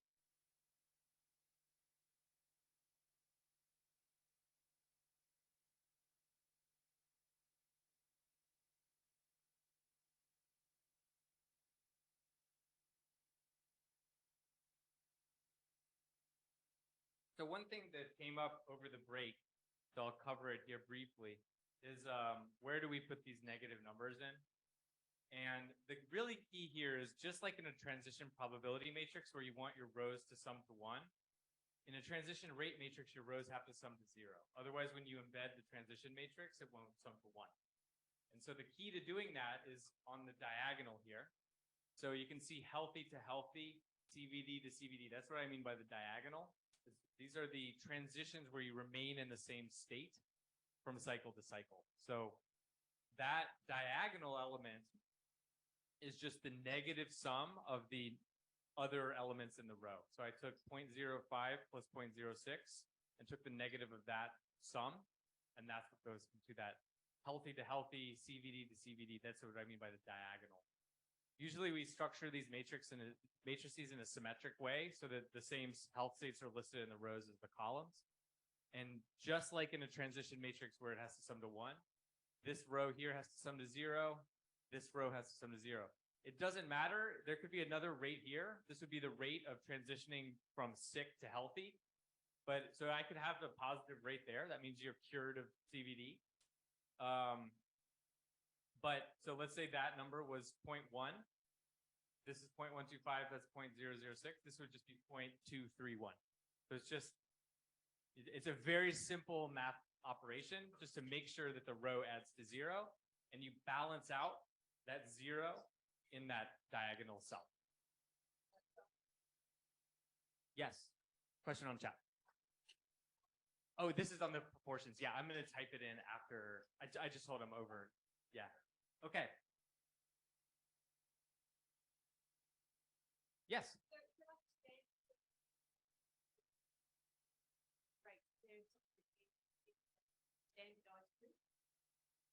Yeah, so the rate is going to be, in this case, it's per person year. So you would want to standardize to the same, rate measure. You wouldn't want it per person 10 years or something like that. Yeah, so you would need it standardized to the same, annual cycle or whatever. Yeah, you can choose whatever. You can multiply rates, divide, just get to where you need to be. Yeah. The nice thing about rates is you can do stuff like that. You can add them, divide them, multiply them, etc. They're very flexible. Okay, so now that we have created this rate matrix, we have completed step 1 of our 4-step process. We've defined our rate matrix for this very simple example of healthy individuals developing CVD and dying from CVD causes or non-CVD causes.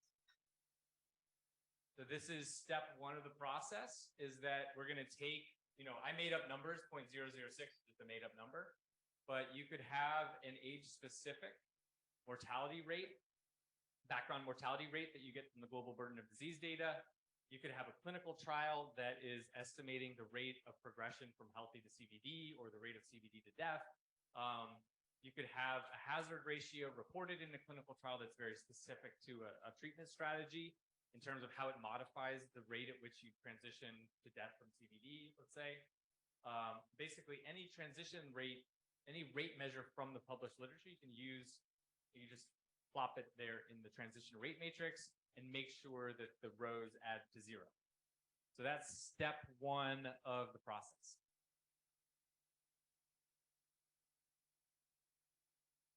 So you'll notice that in this example, we haven't added in any treatment strategies. We're just constructing a model of CVD as it exists currently in our population. So we often think of this as what we call the natural history model of the disease. It's just, what would the transition rates among these health states look like if we just left things as is, if we did nothing, okay? So we're just trying to model the background or natural history of the disease in our population.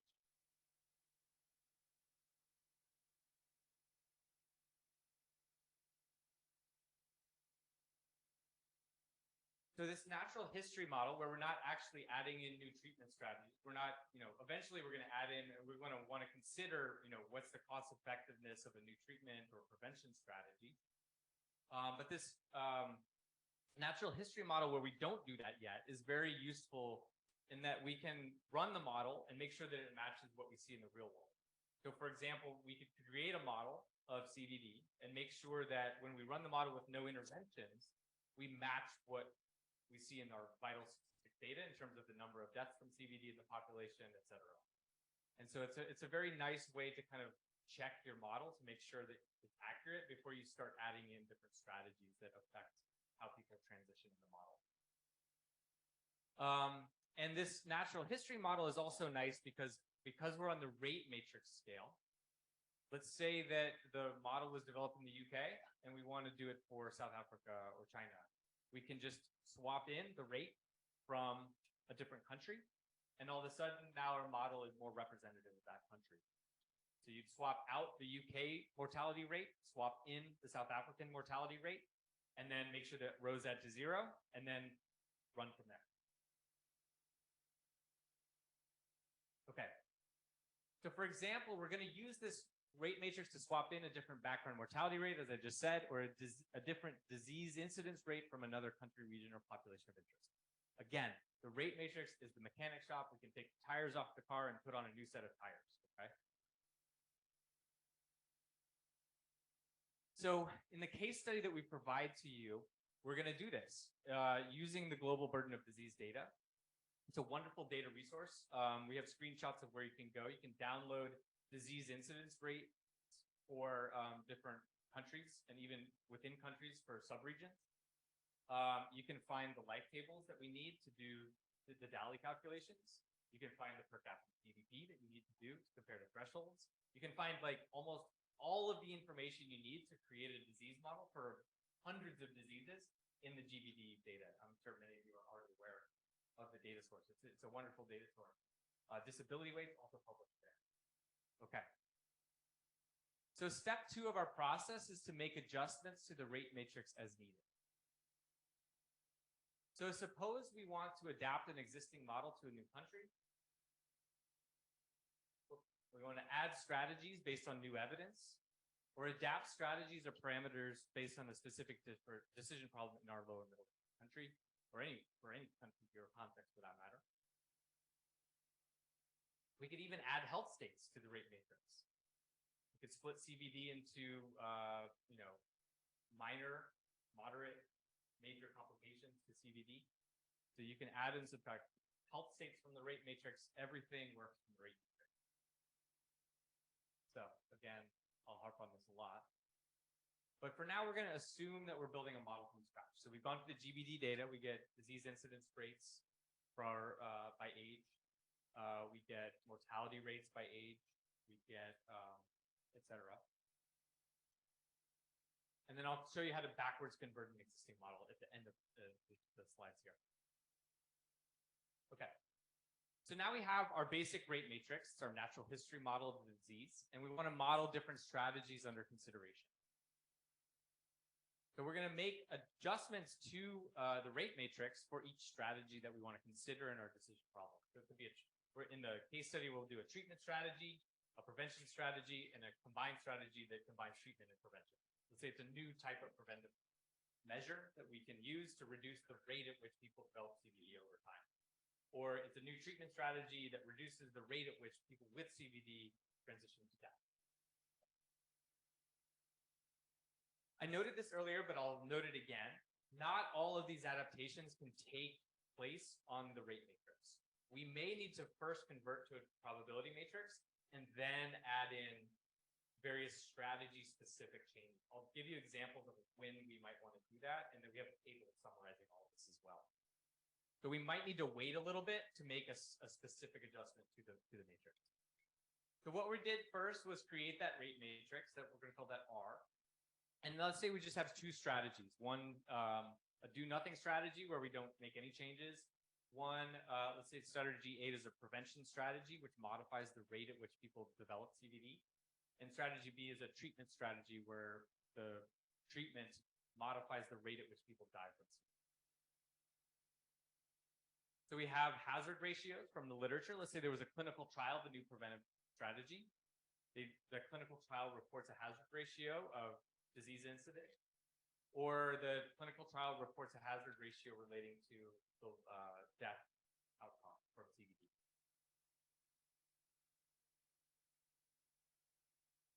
So suppose that a new treatment, which we're going to call strategy A, reduces the risk of CVD mortality by 20%. So it has a hazard ratio of 0.8. Let's say we ran a clinical trial or found a clinical trial in the published literature, the hazard ratio of 0.8 for this treatment strategy. We're simply going to apply this hazard ratio directly within this rate matrix. So this is going to reduce the risk of CVD mortality. So that would be you have CVD and you die from CVD by 0.8. So we're just going to multiply 0.125 by 0.8, and that gives us a 0.1. And then remember that all the rows have to sum to 0. So we're just going to have one more step in this process to make sure that when this becomes a 0.1, that this number here, remember this is on the diagonal of CVD to CVD, everything in this row has to sum to 0. So now that number becomes negative 0.106. And if you added these three numbers together, it would equal 0. So we just have to remember to make that one minor change. So that's going to be the rate matrix for strategy A for a treatment that reduces the likelihood of death from CVD.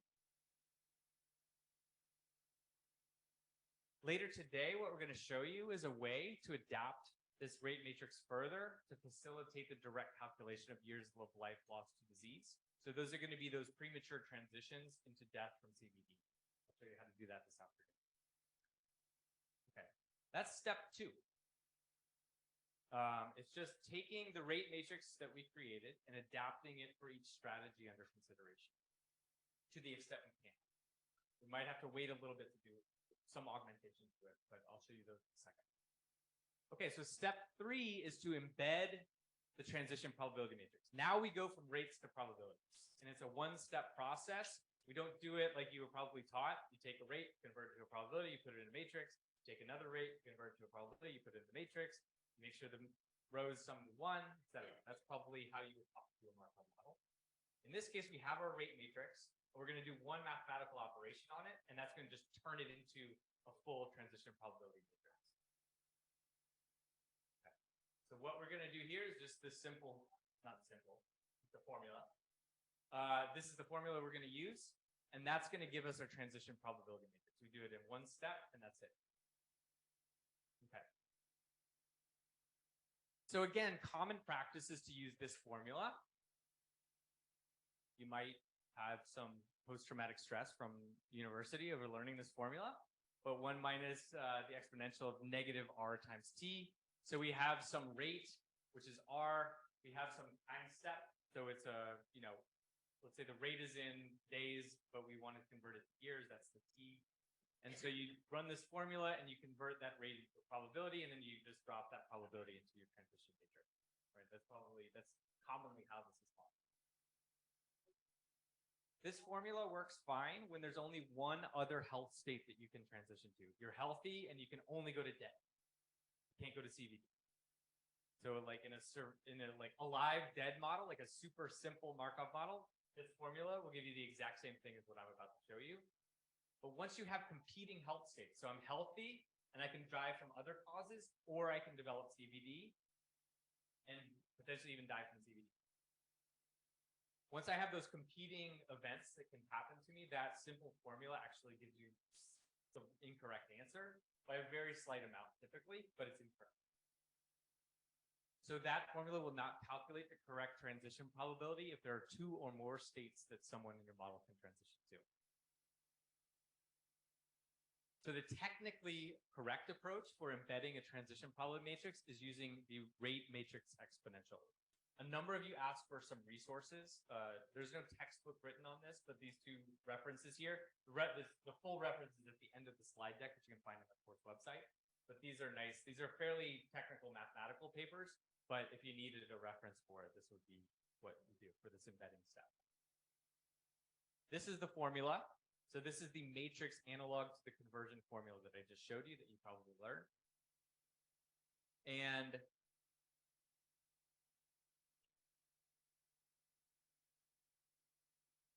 the pros of using this approach is that you're going to ensure that you have the correct transition probabilities in the model. That's always good. And it's going to ensure that our discrete time model, remember we're breaking up time into chunks, to years or months or whatever it is, days. And it's going to ensure that our discrete time Markov model accurately represents the continuous time process. So the disease is occurring in continuous time. It doesn't occur in chunks like we do with the Markov model. So we want to make sure that whatever answer we get with a discrete time model would match the answer that we would get if we use a continuous time model.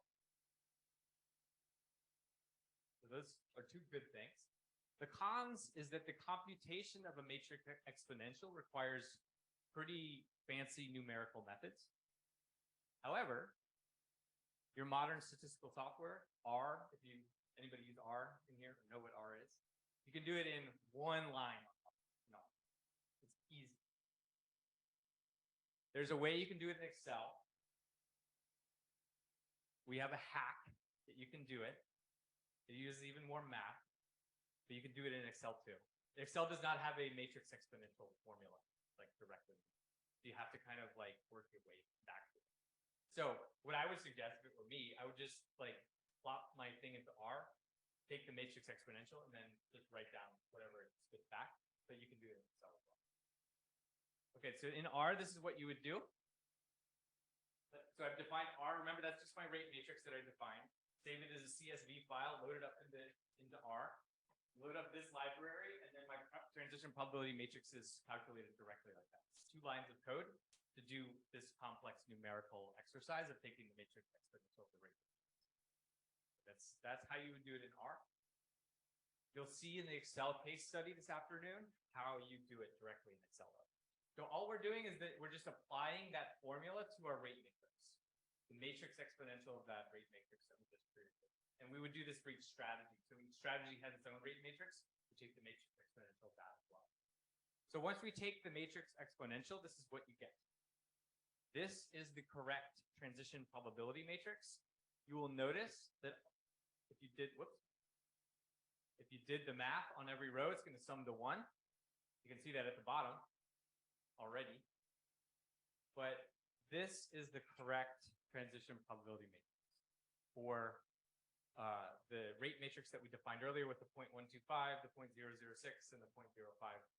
The 3 numbers that we used earlier to create a rate matrix. I took the matrix exponential of that rate matrix, and that's what came out of that process. Okay. So what's really nice about this, that makes things a little bit tricky, is that this process takes care of what we call compound transitions. And what you'll see, I'll show you the matrix again in a second, is probabilities that seem implausible.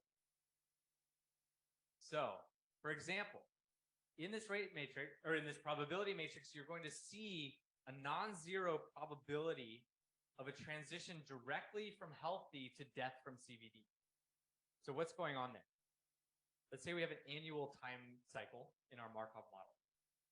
Why is there a, show you. There we go. That 0.03, 003, that is the probability of transitioning directly from healthy to death from cardiovascular disease. What's happening? It relates to this compound or multiple transition. Yes. So what's happening is we have an annual time step. This is exactly right. So every cycle in our model is a year. Some people are going to start off healthy, develop CVD in the year, and die of CVD in the same year. That is this probability. So you jump through the CVD state and ended up at the end of the year in the death from CVD state.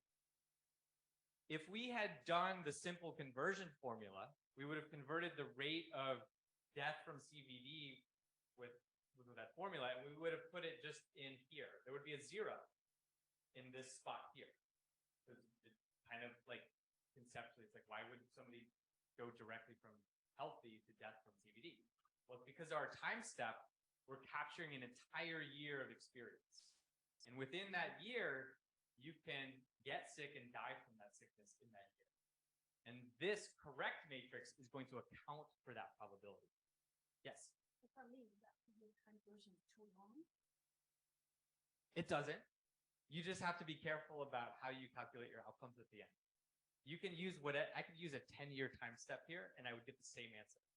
I could use a 1-day time step here and I would get the same answer at the end. Now the numbers would change obviously, but when you do this embedding with the rate, with the exponential of the rate matrix, you get the correct transition probabilities regardless of what your time step is. Does that make sense of why we have this seemingly implausible transition probability? It's because of what we call compound transitions. More than one thing happens to you during the time step.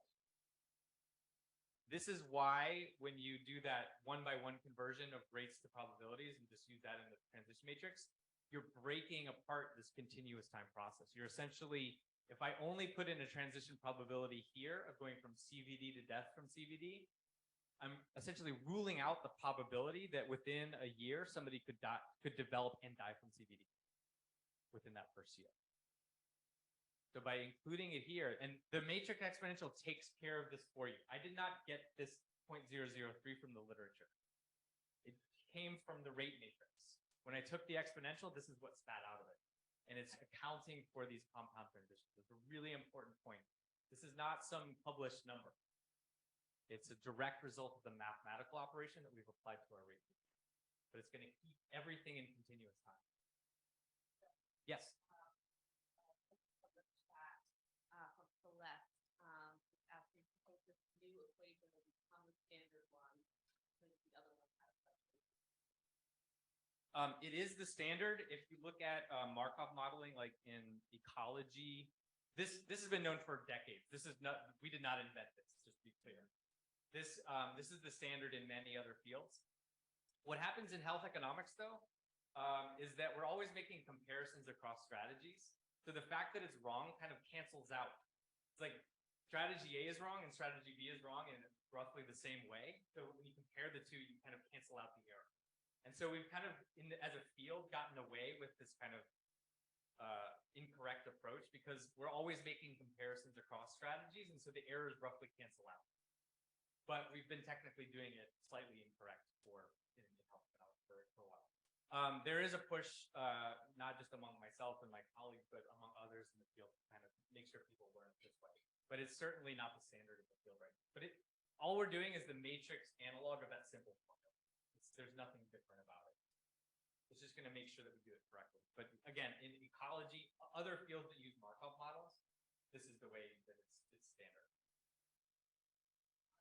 Yeah. Sorry, another question is, of Florence, but I'm not sure. If you want to unmute it. I don't know. Oh, it's really soft. Okay, okay, I'll just want to. Okay, yeah, just write it out. Yeah. Okay. So where have we gotten to? We started from our data sources. We put them in a rate matrix. We made sure the rows sum to 0. And then we applied that formula to get the transition probability matrix. So that's where we are. We now have what we need to run the Markov model, potentially. So by constructing our model using the roots of our transition rate matrix, we can incorporate disparate sources of information. It's going to facilitate just swapping in different rates from different countries. We could just, at the rate matrix level, swap in South Africa's background mortality rate into the rate matrix, and then run that formula in R or Excel, get the transition probability matrix. And now you have a model that is going to accommodate background mortality from South Africa rather than the UK, or wherever that original model maybe was created. Or we could swap in Colombia's background mortality, Thailand, doesn't matter. On the rate matrix, you can just exchange the tires on the car. You could also use the GBD data to swap in different disease incidence rates. So cardiovascular disease has a very different profile in the UK or in the US than it does in other countries. And so you would want to, potentially, if you're modeling a decision problem in your country, you want to accommodate the fact that CVD, in this case, develops different at different ages for a variety of reasons in your country. You want to accommodate that in the model. So note of caution, not all literature-based parameters operate on transition rates. You may find that the strategies that you want to model have inputs based on odds ratios, relative risks, risk differences, etc. Okay, so we won't go into all of the nitty-gritty details of these things. We do have a table for you for like when you would apply it to a rate matrix versus a probability matrix to help you. But in these cases, you're going to have to wait on the strategy-specific matrix. You're going to embed it into a probability matrix, and then you might have to make a modification to that based on, let's say, an odds ratio or something like that. Let's say the treatment efficacy is reported as an odds ratio. That odds ratio would get baked into your model through the transition probability matrix after you've embedded it. If you can't apply that odds ratio. So that's why we have step 4, which is to make adjustments to our transition probability matrix as needed. So odds ratios, relative risk, et cetera, have to operate on the probability scale. And so you would just adapt the probabilities. And in this case, you'd make sure the rows sum to 1. Remember, because now we're on the probability matrix, just as usual. Okay. So that's step 4. We don't get too much into that. Yes, we have a question. So when you convert the rate to probability, do you want to make sure that the time period consistent? Yes. Okay, so when your rate is first year, you have to make sure that your circle will be 1 year. It's a 6 months. Yeah, that's why the T is in the model. So you want to make sure that the rates are defined on the same, like per person year. You know, but the nice thing about rates is you can divide and multiply, add, subtract, etc. So you just want to make sure all your rates are on a person year basis. And then, but then if you wanted to convert it to a monthly time cycle, you just divide the rates by 12. If you wanted to convert it to a daily, you divide the rates by 365. Does that make sense? Yes. Another question from the chat from Jacob. Any types of data? Oh yeah, it should be, Stata should be fine. I don't know the exact command, but you should be able to do a matrix exponential on Stata. Yeah. Okay, we're getting to our time. But I want to talk a little, this is the table I referenced. This is where you would apply odds ratios that's on the probability matrix, rates on the rate matrix, hazard ratios on the rate matrix, etc. So this is, again, the website has all this on the table. Okay, so this is our 4-step process for converting a rate matrix into a transition probability matrix. And now I want to talk very briefly about backwards conversion. So this is where the transition probability matrix is published. And it's for the United States or the UK or Japan or whatever it is, and you want to get it to your country. So you're not starting from a rate matrix, you're starting from a transition probability. The backwards conversion is we want an adaptive decision model for HIV prevention and treatment in South Africa. And so this is commonly a problem. Hopefully the published study has the rates in it and you can just use those and not have to do this. This is not going to work perfectly. I'm just going to be really honest with you. If the model itself was created with all these typical formulas, then backwards converting it is just not going to, it's going to get you close, but it's not going to get you exactly there. So how can we convert it? As shown earlier, we need the transition rate matrix to swap in new background mortality, new strategies, country-specific disease incidents, et cetera. And so we want to move backwards to get to the point, we're going to move the car back into the mechanic shop so we can swap in and out things. So we're going to show you several ways to work backwards. I'll show you one here, and there's more advanced methods that are in the slides, but I'm not going to cover right here. Mathematically, what we're doing is we're solving for what's called a generator matrix. That's just the rate matrix. This is a fancy word for the rate matrix. So we want, like, what is the rate matrix that created that published transition probability? We want to like figure out what that rate matrix was. We're going to show you one approach that you can do in Excel, but is technically incorrect. But hopefully it gets you close. Be very, very context specific. But I can't guarantee it's going to get you close. So this is an example of an HIV model from the Briggs textbook. Many of you probably use this to learn decision modeling. So there's 4 disease states that you can transition to. This is the transition probability matrix from that example in the book. So there are 3 methods to solve for this rate matrix. One is just use the simple formula. There's a rate to probability formula. There's a probability to rate formula.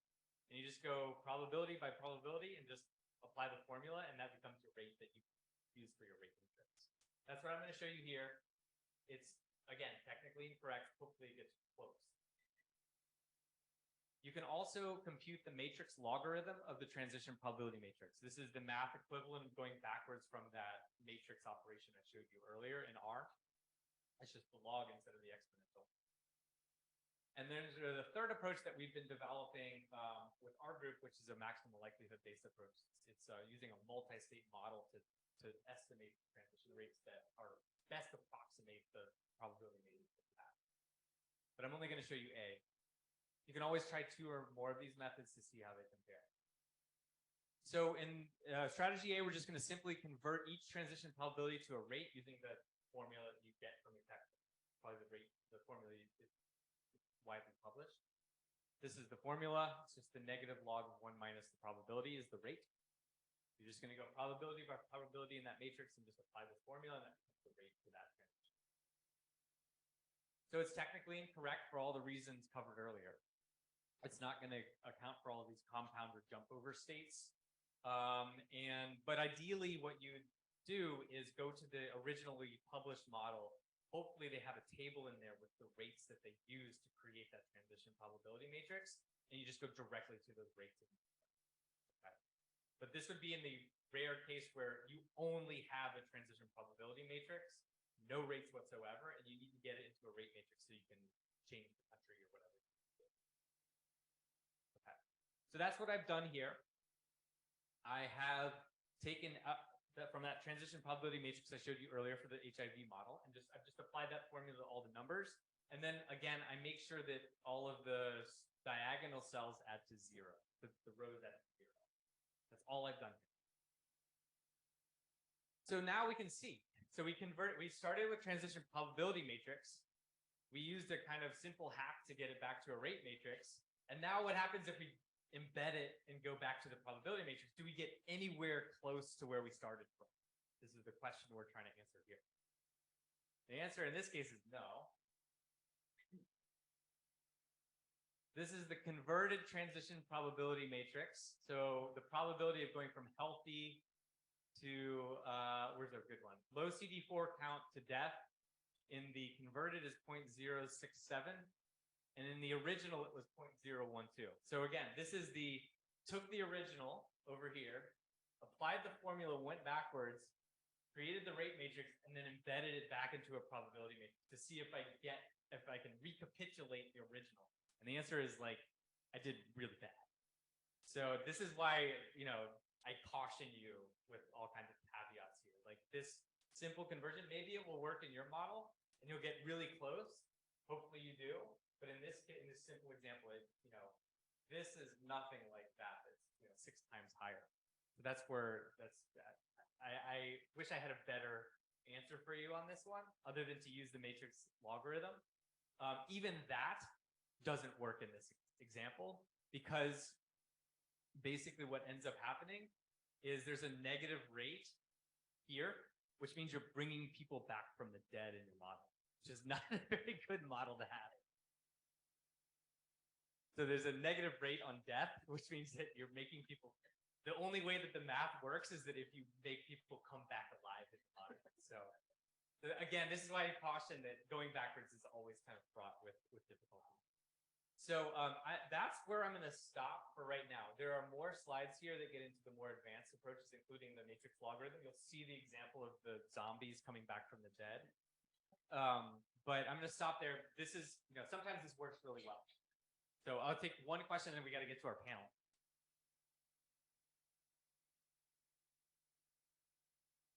Yes, thank you. I would like to ask, because now we went back and we are wrong somehow. How do we discuss the differences? Because let's assume now that in the original model, the people only used the 0.012 based on assumption, because in this model, sometimes we don't have data at all. And we are making assumptions, let's say like clinically perceived. So like that one is from the UK, for instance. And here I am in the converted in Namibia, and that 0.067 might be reasonable for my population. So how do we discuss like, Yeah, so that's a great point. Maybe this seems reasonable to you, and you consult with clinical colleagues, and they say, actually, that seems pretty good. In which case, maybe you could use this, and then swap in at the rate matrix, Namibia's mortality, et cetera, things like that. So, this model, is not necessarily correct. It's not a gold standard truth. But the point here is that the math going backwards is really difficult. And, when you take the logarithm and try to go backwards, it's going to give you an answer, but that answer might not make any sense in the case of people coming back from the dead. The third approach that we have gets you the closest answer to the rate matrix. It gets you as close as you can to the original without making people come back alive.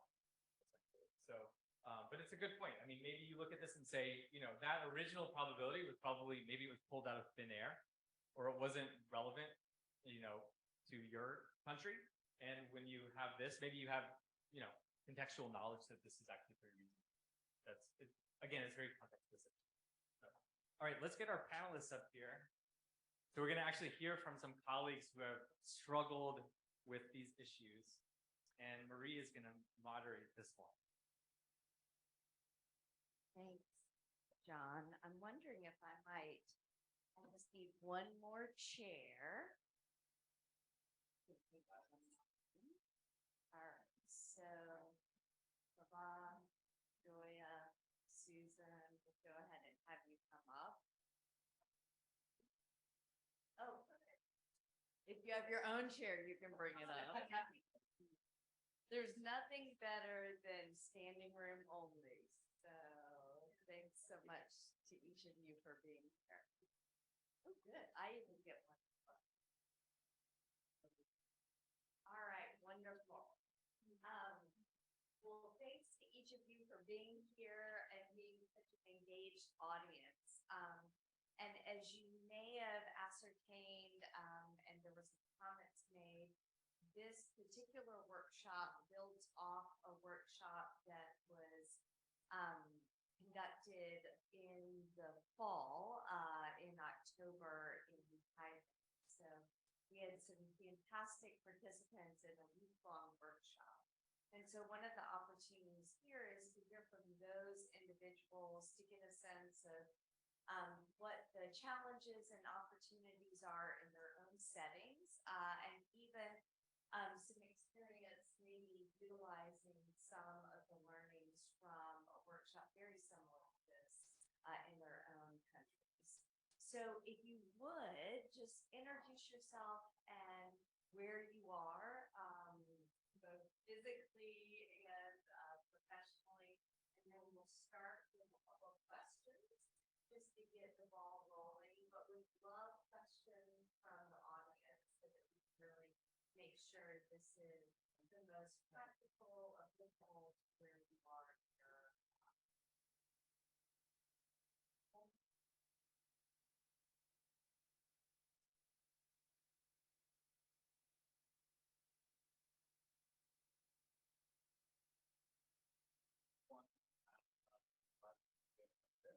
I'm a medical doctor by profession. I'm a So I work with the doctor. I'm a director of the hospital, but I do that for the doctor. Hello, good morning. I'm Joanna Lee from the Philippines. So I'm working as a health policy development planning here with the Ministry of Health. So technically, I'm not a health economist, but I aspire to be one, getting there. Currently, I'm the chief of the Legislative Development Division and the lead of the Future Safety Office at this point.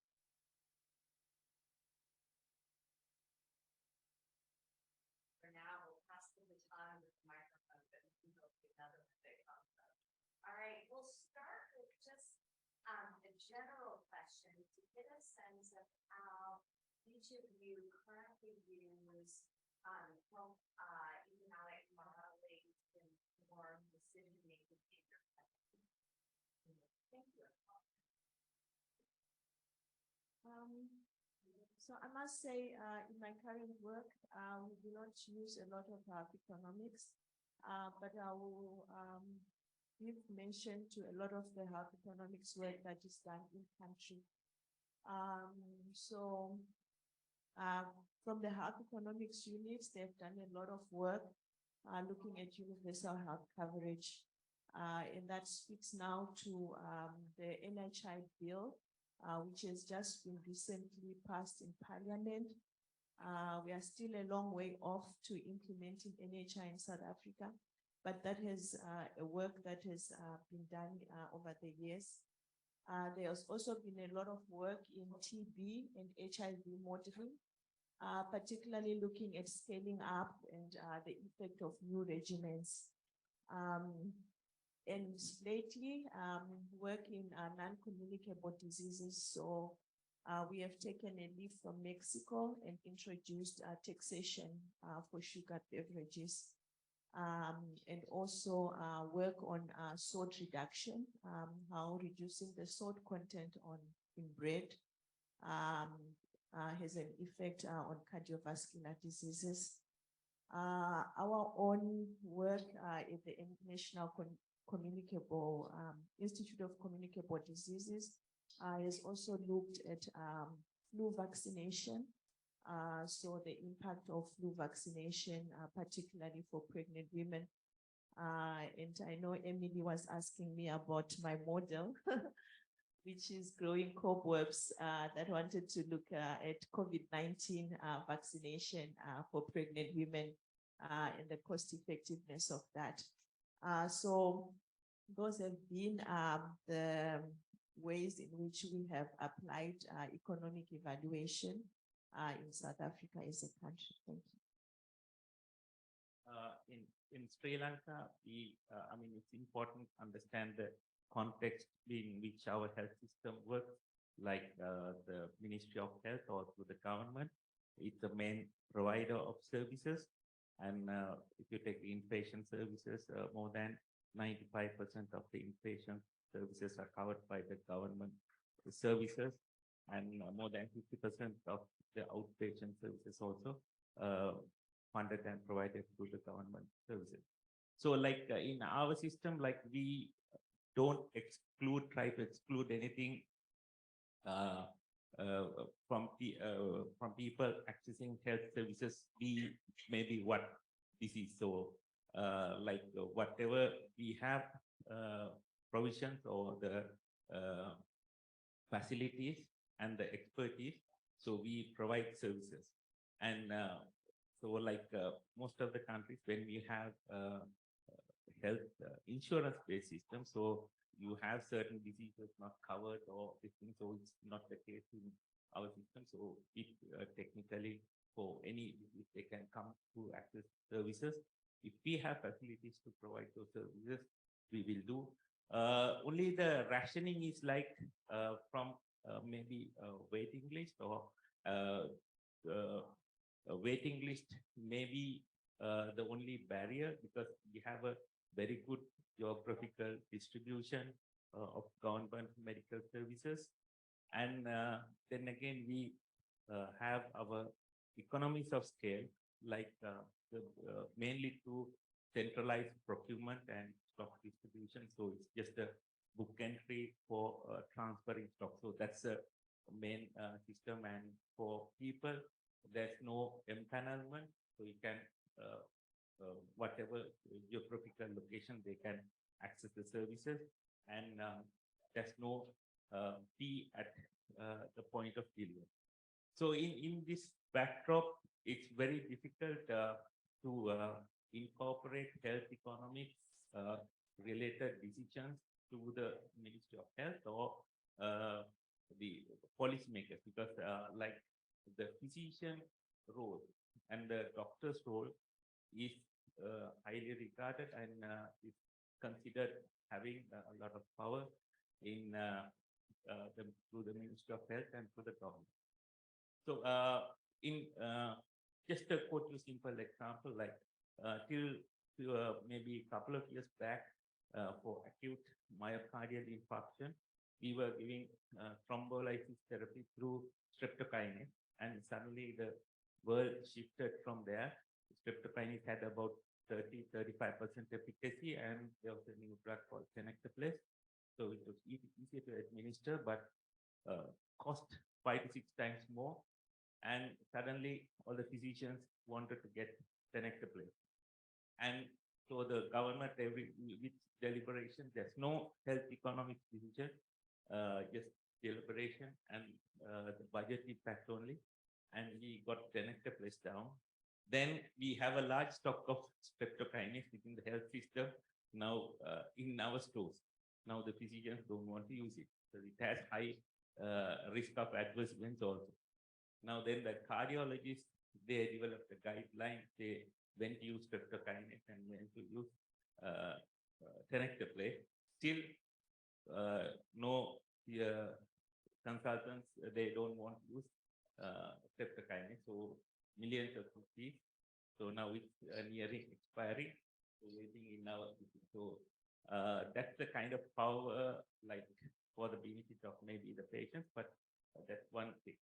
And regarding health economics related things, we actually use it to most of the time to look back to do, to see whether whether we are doing things effectively or can we do it in a better way. Like, so that is the main instances where we take economics or maybe compare certain interventions. And most recently, we had a serious look on our thalassemia prevention strategy, because in our health system, we don't invest much in preventive health. So because lion's share is taken by the curative care.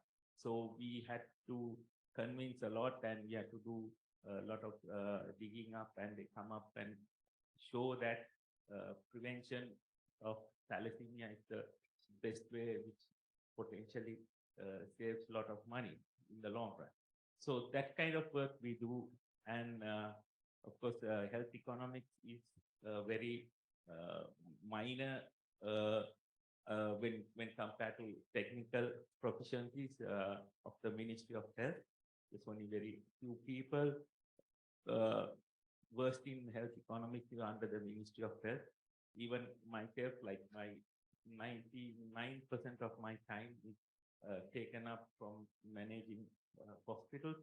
So I also have very free time, and I do some work with the Ministry of Health for advising. And the other recently thing we did for with Ministry of Health is evaluating migrating from centralized stock procurement software to a new software. So we have been now it's on implementation phase after showing that it is more feasible and it's more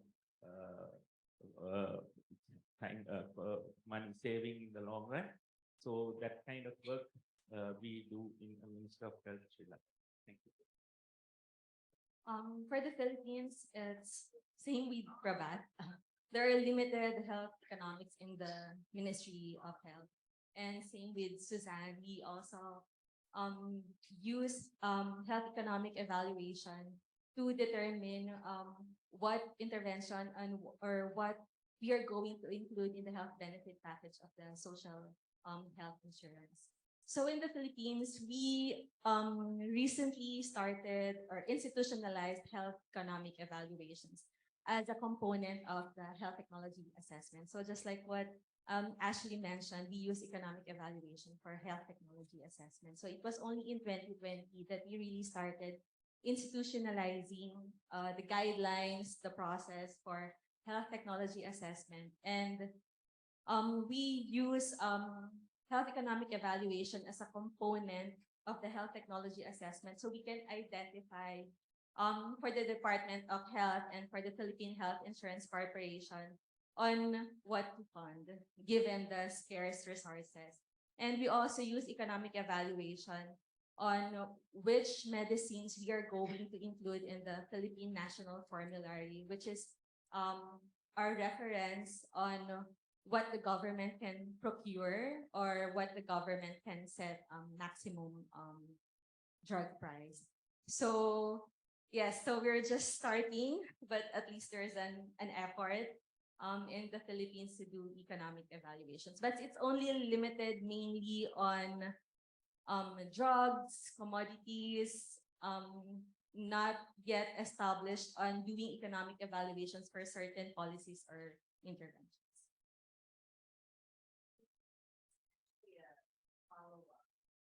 So you mentioned the recent shift. What were the motivators behind adopting? Oh, it's our law. It was in 2019 that the Universal Healthcare Act was enacted in the Philippines, and they mandated us to do health technology assessment for every new drugs or every innovation that we are going to fund. So it's a requirement. Build off, and this is similar to the discussion around barriers. So you even mentioned that that there were some cobwebs growing in your own efforts to bring in economic evaluation into your particular group. What are some of the barriers that you've experienced that might be similar to others here?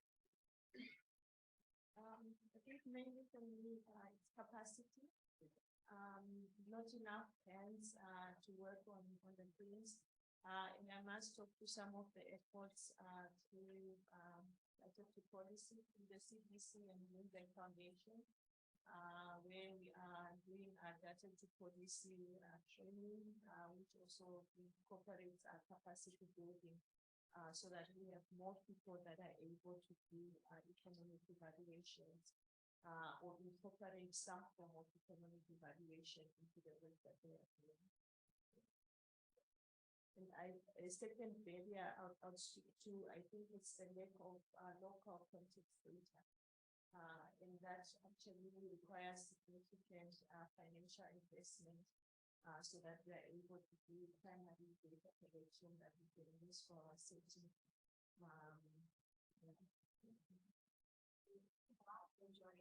Speak to data barriers as well. We have a lot of data barriers because we don't study much about what in our country, and probably we draw a lot of from our neighbors. That India, we draw a lot of from the Indian data, and that's one way of adjusting for our lack of data.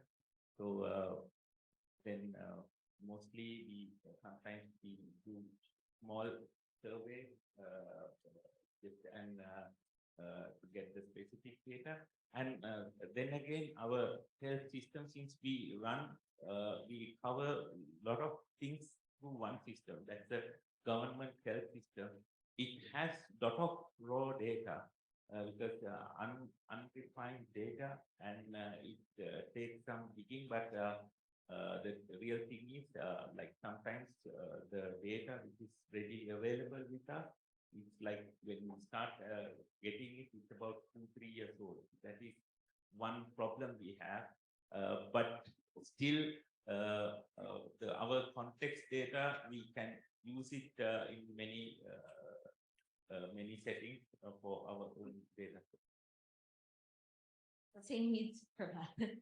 So that's what the Philippines also lack localized data. So we also use our neighboring countries, but we prefer to use, just like what John mentioned, to get data that's similar to the population that we're interested in. And what also John presented, it's basically what we do in the Philippines. So we use a model from other similar countries, and then we plug in the data that we have, regardless if it's local or from other countries. And this also what, like John mentioned also, if after plugging in the data, we also ask experts to validate the model or the data, but still it's not enough. So same with Suzanne.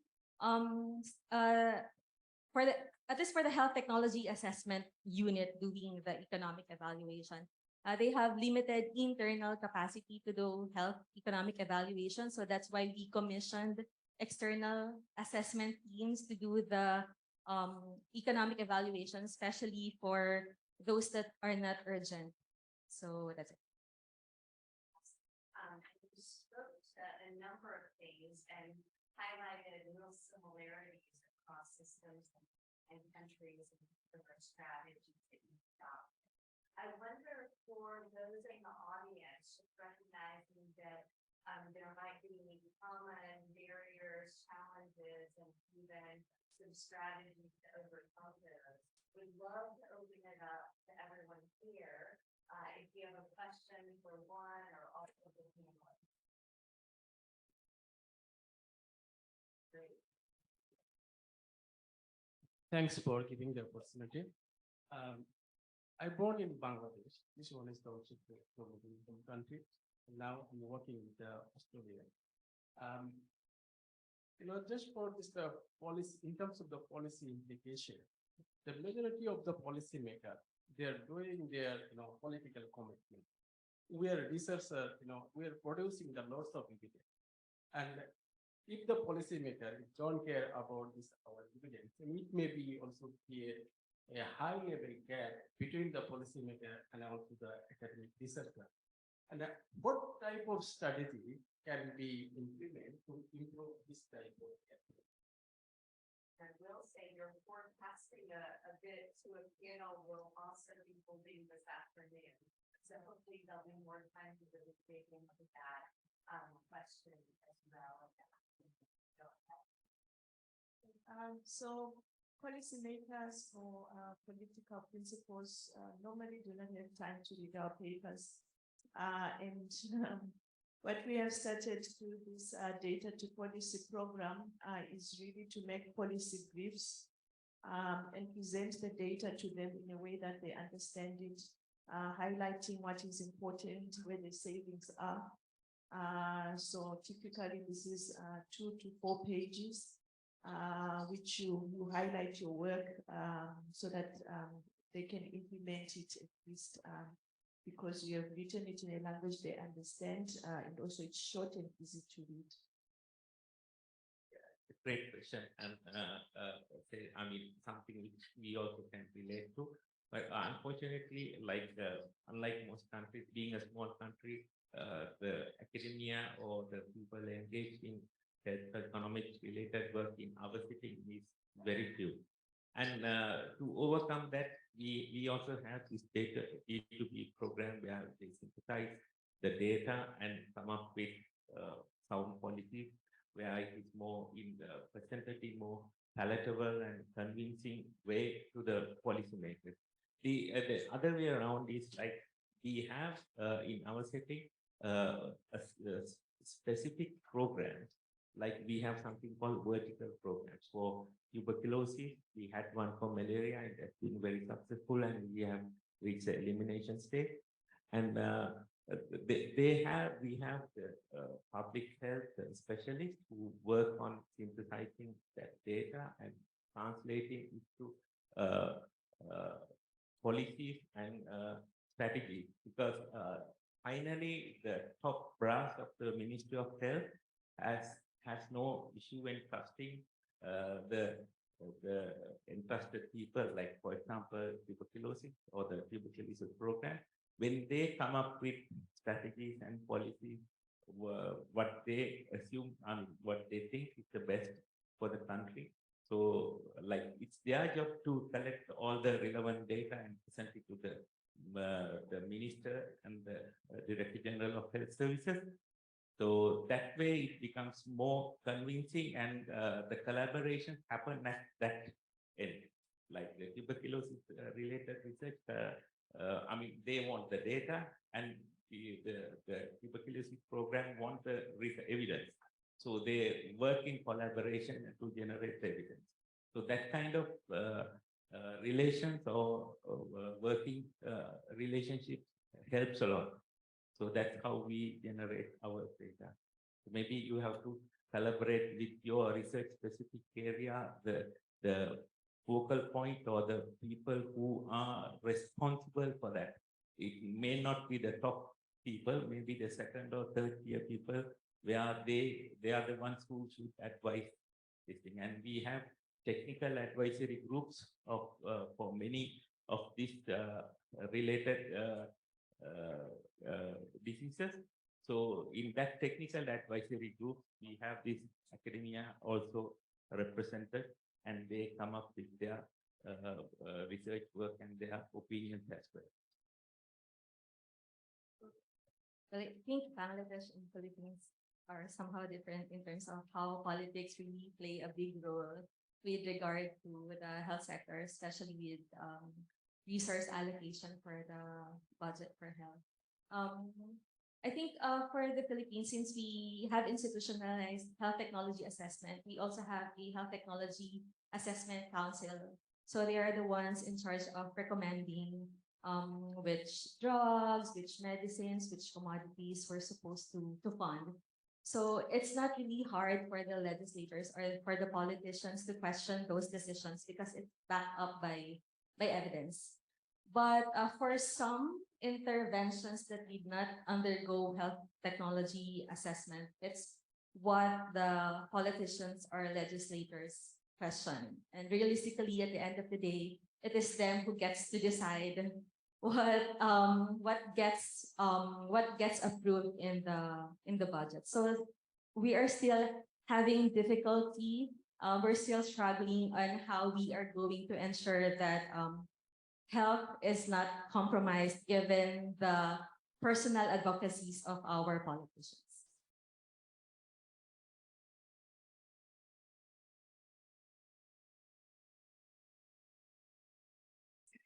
I would like to share experience from Pakistan in response to my colleague from Bangladesh, that how do we take policymakers into confidence while conducting research related to health economic models. Like we do, mostly we are engaged in the evidence-based research.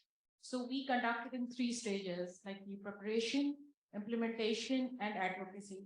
So once we start with the preparation, and at the time of the preparation for the research, we always engage with the stakeholders, including, as mentioned by Sri Lankan colleague, the second and third tier of policymakers.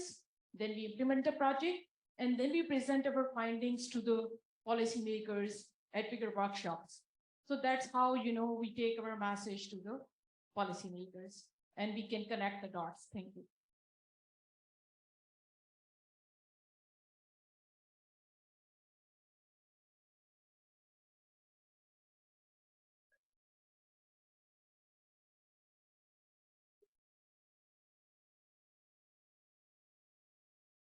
Hi. I have both a comment and a question to the gentleman. Sorry, I didn't quite get the name. So I would like to share some experience from Zambia, and it's Kuta from Zambia. And I think we also have this data to policy program. Riding on the challenge you indicated of the clinicians, the doctors, being mostly the decision makers in most of our contexts. So what we did is took some of them at lower levels, at district levels, because there's some level of authority and decisions that are made at those lower levels. So took them through the economic evaluations and coming up with policies. So they went through the process of working with their data. They identified the intervention, they did the evaluations, and what we have seen afterwards is in a few districts, because these are the ones who are heading the districts and they are the ones who are making decisions, they have actually appreciated the use of economic evaluation, and they are implementing some of those decisions because they were part of making the decision instead of doing the evaluation for them and telling them this is better than this. But if they were part of the process, we've seen that the level of acceptability of the results and utilization or implementation of those policies has been better with this process. So I guess my question is, for you, seeing that you have a similar challenge with having those medical doctors and the clinicians having a bigger say in most of the decisions, what other strategies have you implemented to try and improve uptake of health economic evaluation? Thank you. For the question.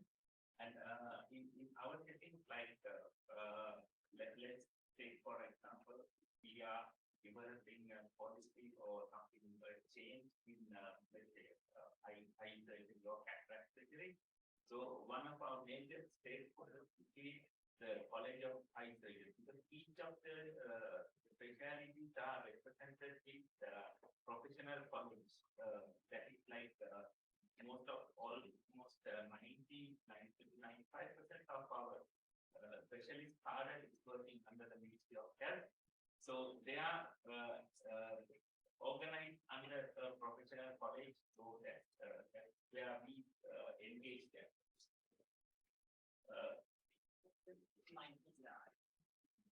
So we engage the professional college in the decision making and evaluation, because the only common ground they understand, where everybody understand when we say there's no budget or the budgetary constraint. So that's the basic thing everybody understands. So when they say they want the best of interventions, when we say we don't have money for that, so that's when they start negotiating. Okay, we don't have money, so how can we get money for it? So for whatever decisions under that specialty, so we engage the professional colleges through their representative, and they give the consensus. So finally, the end result or the decision coming out is accepted by the members of all the colleges. So we change the treatment protocols or whatever this thing. So like that's how we overcome this and the issue, but it's real, and it's always a kind of war of power between the professional colleges and the Ministry of Health, and plus the treasury for that matter, to get the money to health. So that's the never-ending process you have to face on a daily basis. All right. Thank you very much to all the three presenters. I think I have a question for each. Maybe I'll start with Susanna. From South Africa, there's this issue of universal health coverage bill, which is all the rage right now in Africa. And so I was just thinking, how has health economics or health economic evaluation featured in there? Because if I reflect on what is happening in my country, Tanzania, it's almost as if we're trying to fit the old model into the new implementation strategy? Is preventive actions really featuring in any appreciable measure? Because in the long run, it should be more cost effective to implement preventive measures as opposed to curative. But our overall traditional health service delivery has been curative in nature. So I see as if the struggle here that we are having is trying to fit the old paradigm into the new bill. So maybe that's just a question to you. Has that really been taken care of or considered? And do you have any room in that case to influence matters in any appreciable way? To my colleague in Sri Lanka, good to see you. It's been a while. This situation whereby an intervention has been put into place which has not been thought through from the very beginning to the end, and then you have now a stockpile of streptokinase just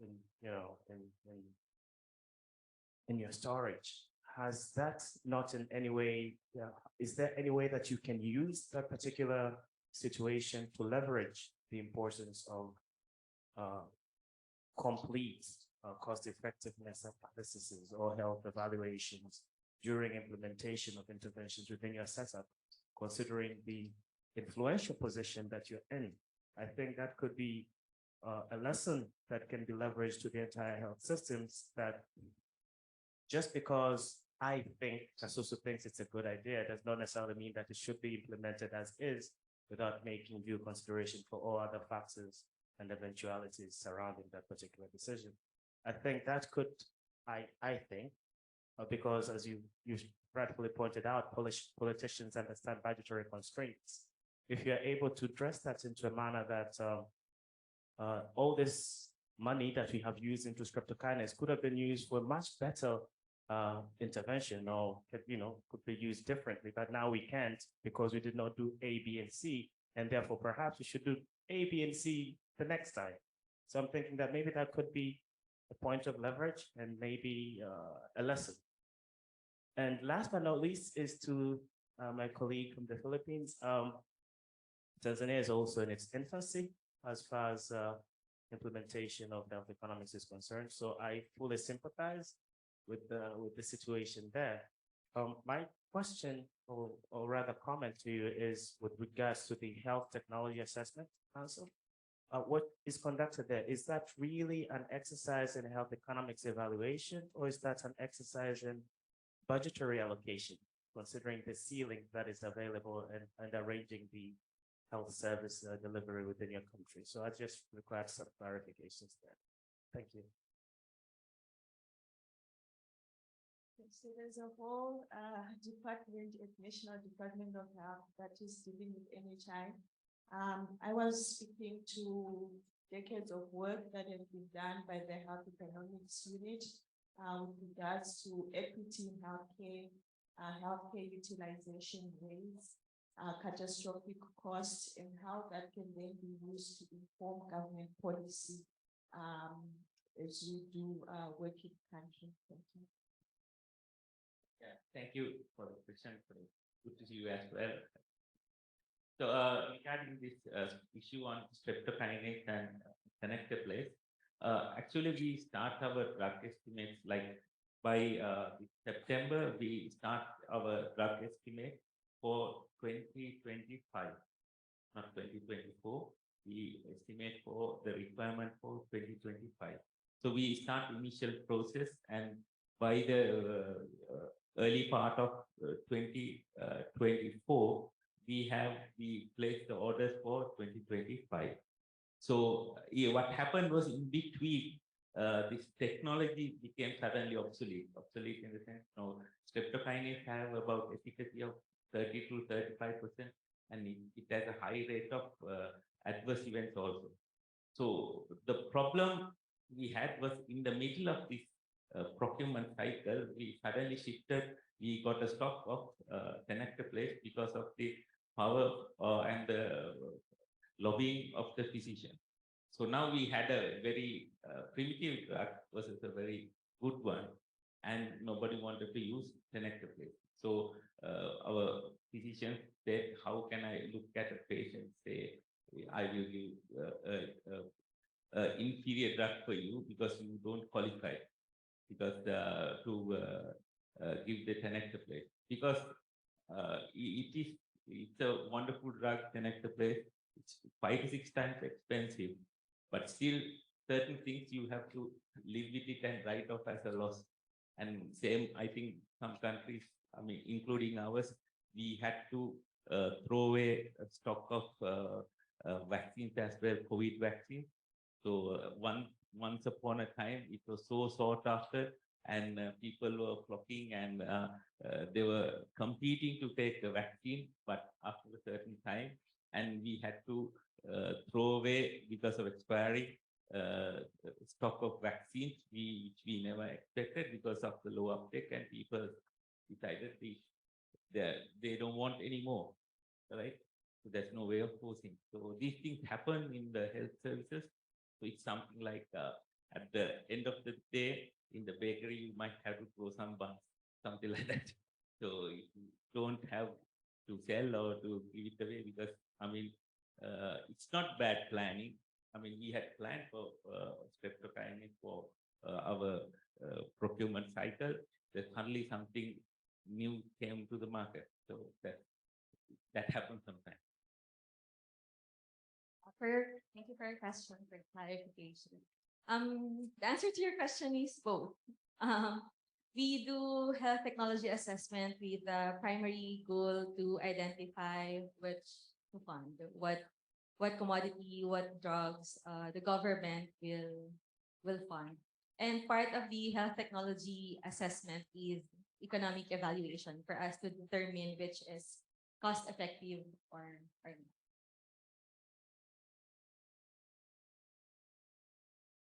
Well, thanks for this rich discussion. In the interest of time, I think we'll close out for lunch, but let this be a motivation to return after lunch, because there will be some continued discussion around how to leverage these models and findings to influence policymakers, how to think more broadly about collaboration to advance evidence-based decision-making, how to think about funding to support your work. So a lot of opportunities to really dig into these important ideas that will allow you to be more successful in your context. So with that said, we'll send you off for lunch unless John, Ashley, anyone have any parting words.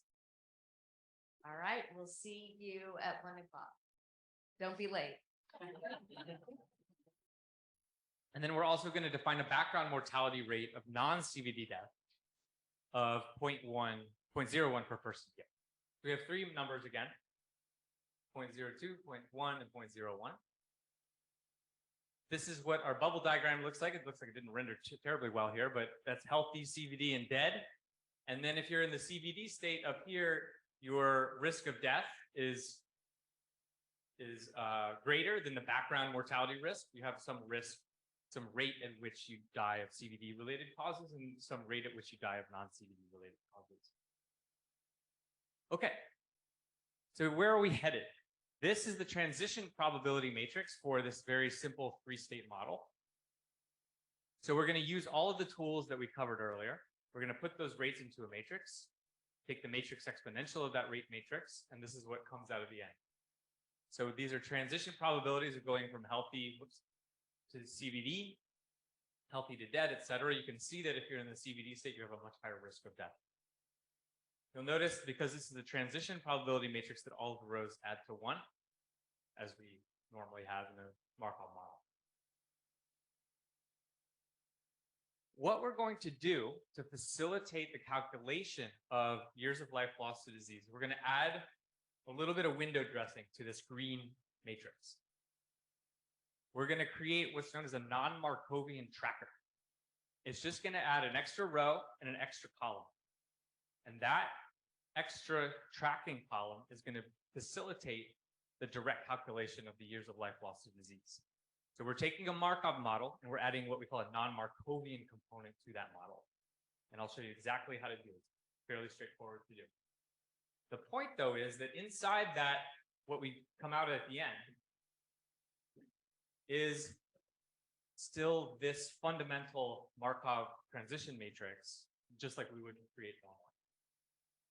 But from this, we can't pull out. I deliberately made this a 3-state model, not 4 states. You might recall that earlier we had a death from CVD. You could just as easily add that here. But I wanted to do it this way so I can show you how to use these trackers, because you don't necessarily have to break out death from this specific disease. You could still have it combined with all causes of death. You can still get the specific deaths from CVD with this tracker. Okay, so inside the model, inside what we create is going to be this green matrix. And it's just, we're just adding a tracking column and a tracking row for deaths from CVD. Because remember, years of life lost to disease is premature deaths due to CVD, not premature deaths due to other causes, but specifically due to CVD. We want to track in any given cycle how many people are dying from CVD related causes. And we know that, let's say, if we start a model cohort at age 20, and we lose a certain amount of those individuals at age 50, they have some life expectancy having lived up to age 50 that we can pull out of the reference life table.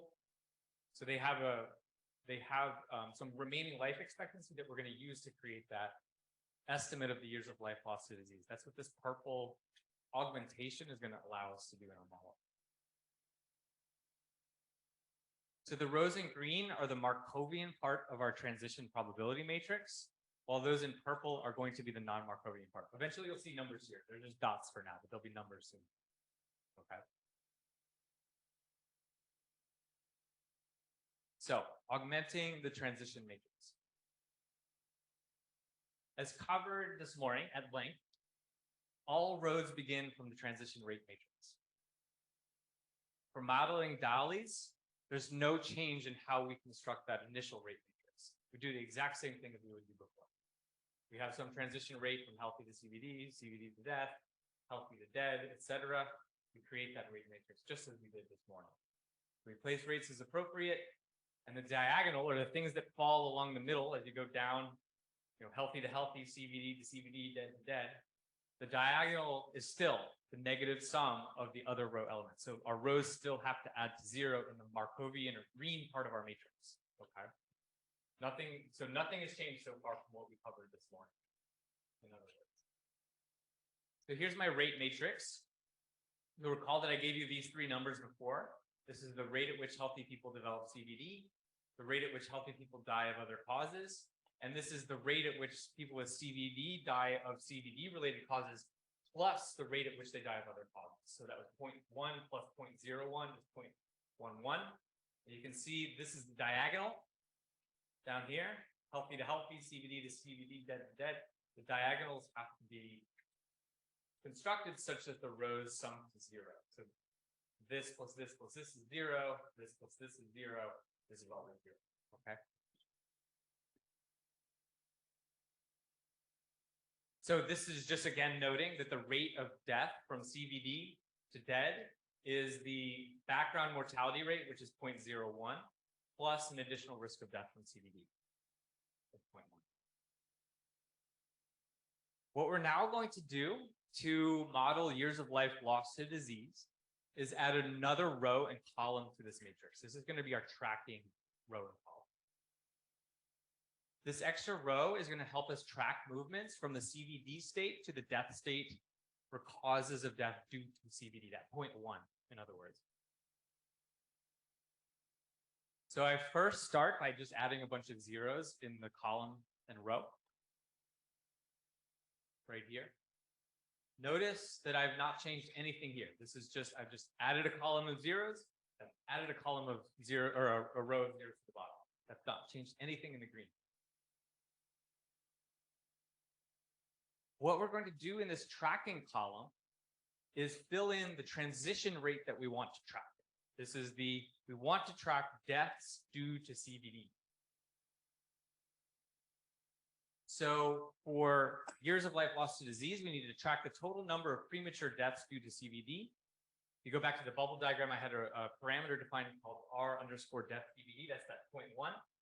That's the number we're going to put in the appropriate place in our tracking column. So what do we want to know? We want to know about individuals who have cardiovascular disease, who then die from cardiovascular disease related causes. And that's that 0.1.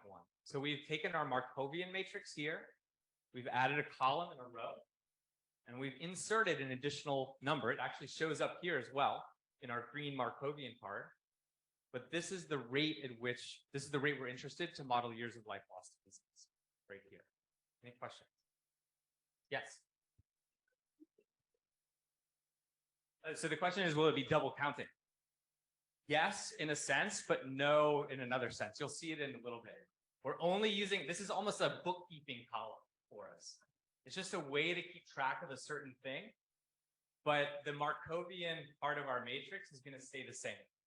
So for all of our, when we want to know what number or share of our cohort is in a specific state, in a specific cycle, we're going to only use this component. So in this way, the Markovian component of our model stays intact, but we're just adding things on the side of it that are going to facilitate additional bookkeeping exercises that we're going to do later. Why not just introduce another health states called death? Yes. You can absolutely do that. So the question is, why not just have a fourth health state, which is death from CVD? In the case study, we do that to show you that it's equivalent. You're going to get the exact same number.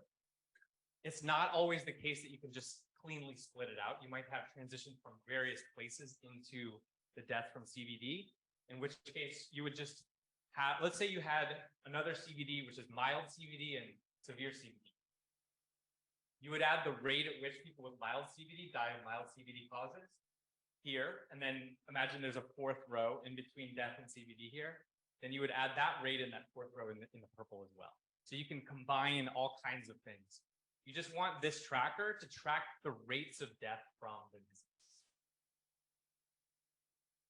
Okay. So it's really important to note that we didn't change anything else in this model. We've kept the Markovian component correct. You'll notice that I added a number here, but I didn't change this diagonal number. Remember, this has to add to 0. It has to add to 0 in the rows of the Markovian part of our matrix. So if I add here, I'm not changing this in any way. The green stays exactly the same. We make absolutely no change to it. Okay. And that's going to help us not double count people and add people into our model. This is just a bookkeeping column that we can use later for DAOs.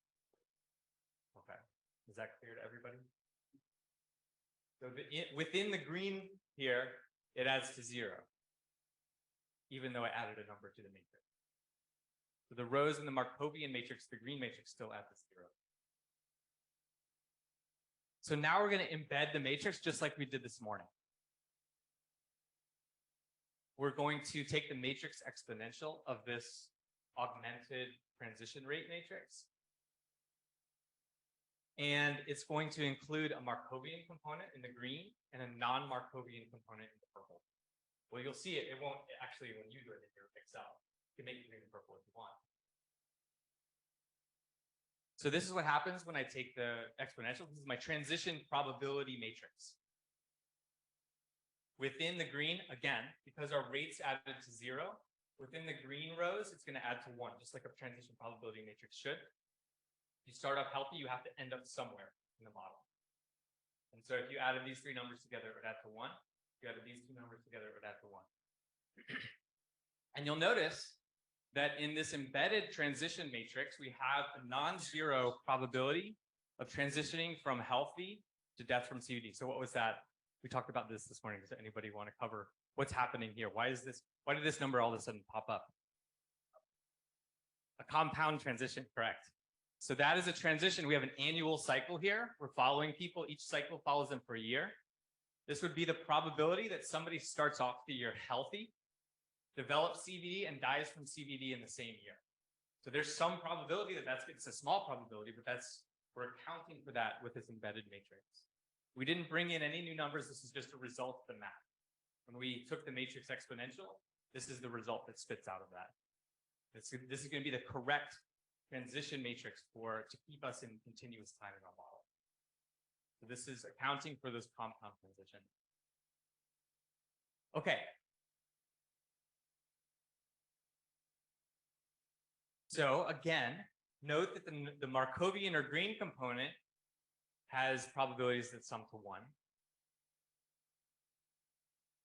And note that the tracker allows for compound transitions or healthy to CVD or to death from CVD in a single cycle. For tracking years of life lost to disease for a DALI, we have to make one more edit to our matrix. We want to track transitions. So we want to know in a given cycle how many people died from cardiovascular disease in that cycle. And that's fundamentally what we're going to use to calculate the years of life lost from disease in the DALI.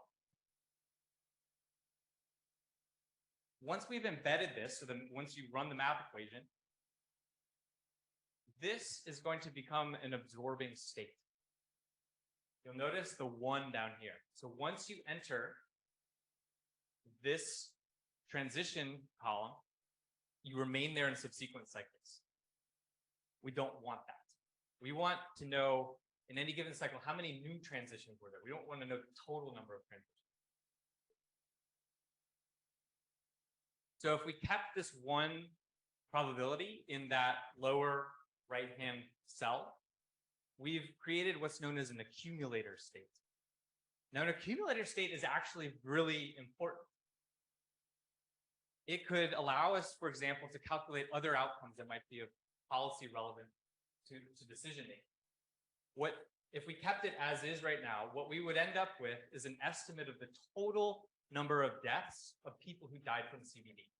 And you could compare that across strategies to say, this treatment strategy averted this many deaths from CVD, total deaths from CVD. So you could use an accumulator in your matrix to yield an outcome just like that. And that is an important outcome. So I don't want to skip over it and show you how to do the years of life lost to disease calculation without acknowledging that this is actually, you could use this as policy relevant information to make decisions on the total number of people that you've averted death. So for example, as I just gave, differences in the total number of people who die of CVD might be a decision relevant outcome that you want to report in your study. So the question is, how do we turn this accumulator column into a transition column where we only record the transition? And the simple answer is we just replace the 1 with the 0. We just go into the matrix and change it to a 0. That's it. It's now turned into an a transition column. And in our Markov trace, when we multiply everything through by cycle, the state occupancy here is going to give you a total number of people who transition to death from CVD in that cycle. It's not going to, but only in that cycle, not cumulatively over every cycle up until that point. That's what the accumulator column will give you. Transition column will give you how many people in this cycle transition to death from CVD. So that's it. This is all we need to do to our transition matrix to facilitate DALIs in our model. So in summary, we have our green component, that's our Markovian component of the model. And that allows us to construct a Markov trace just like you normally do. It tells you at this cycle how many people are in the healthy state, how many people are in the CVD state, how many people have died, etc.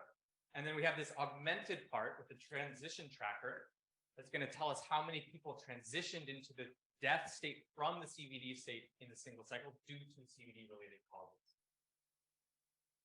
And that's that purple component of the matrix. It's just a one-time event. Now, I skipped over it. The other really nice thing about these transition trackers is that let's say that there is a one-time cost that you want to record in your model. Like dying from CVD has a higher cost than dying from non-CVD related causes because they treat you in the hospital, but you ultimately die and it just costs a lot. You can use these tracker columns to record those costs when you're doing the accumulation of costs in your Markov model. So usually you have to do some fancy tricks with Excel to figure out these one-time costs. It's really complicated, but this is going to facilitate directly a one-time cost from death due to CVD. Let's say it's $10,000 or something. So you could actually incorporate those one-time costs directly into your cost calculations as well. So this transition tracker is key for calculating the years of life lost to disease, because we know in a Markov cohort model, we know the cycle or age of premature death. We start with a cohort of 20-year-olds, we follow them all the way through, let's say, age 110, to the end of the life table. And we know that if they die in the 10th cycle, they're 30 years old. And then we can reference the life table, a reference life table, the country life table, whatever we're using for years of life lost to disease. We know that a 30-year-old would be expected to live, let's say, another 50 years according to the synthetic life table. So that in a Markov model allows us, we have all the information we need to construct an estimate of the data. So we're going to use this tracking column to apply a payoff. We usually think of payoffs as like in terms of utilities. You know, you get a payoff of 1 if you're healthy, a point, something less than 1 if you're sick, etc. We're going to apply a payoff that is that remaining life expectancy. And that's going to be our estimate of years of life lost to disease. And this is going to come in part 2 of the lecture, how we find those payoffs. So just in summary, transition states can be useful for costs and other outcomes. So a transition state, as I just mentioned, can be used to record one-time costs in the model. So if there's a specific cost to death from CVD-related causes, you could use that transition column for the years of life lost to disease and for the cost calculation. The other thing that's really important to note is you can add as many of these augmented columns as you want. You could add one as an accumulator column for CVD death, and you could add another one for a tracking column for CVD death. So maybe you want to both estimate DALYs and the total number of deaths averted from the treatment. You just add 2 columns and 2 rows instead of 1. So you can augment your model as far out as you want. If you wanted to model transitions, like how many people transition to the CVD state in a single cycle, you just add another column, another row. You're just building out that purple component. So you're not just restricted, in other words, to one tracking column. You can add whatever you need. Just add more rows and columns. Just make sure if you add a column, you have to add a row at the bottom. It has to be a square matrix. Okay. So just in summary, a transition state is going to record the total number, if you're starting with a cohort with a lot of people in it, or a percentage or fraction, if you're starting with a cohort with 1 person in it. So it's going to record the total number or percentage of cohort members who transition to a health state in a given cycle. And this tracking state is going to be used to calculate a really key component of the DALY, which is the YL, or the years of life lost to disease. You add a row to the transition rate matrix. You insert the transition rate you want to track in the new column. You embed the transition probability matrix using the matrix exponential. And you replace the 1.0 probability that they remain in that tracking state with 0, so that you only record them once. You're not recording them every single cycle thereafter. An accumulator state works exactly the same way. It's actually even simpler. You add a row and column to the transition rate matrix. You insert the transition rate that you want to track in the new column. You embed the transition probability matrix using the matrix exponential, and that's it. So it's the first 3 steps of a transition or tracking column, but you just don't replace the 1.0 probability with a 0. And that will give you an accumulator state in your model. Any questions on this before we move to part 2?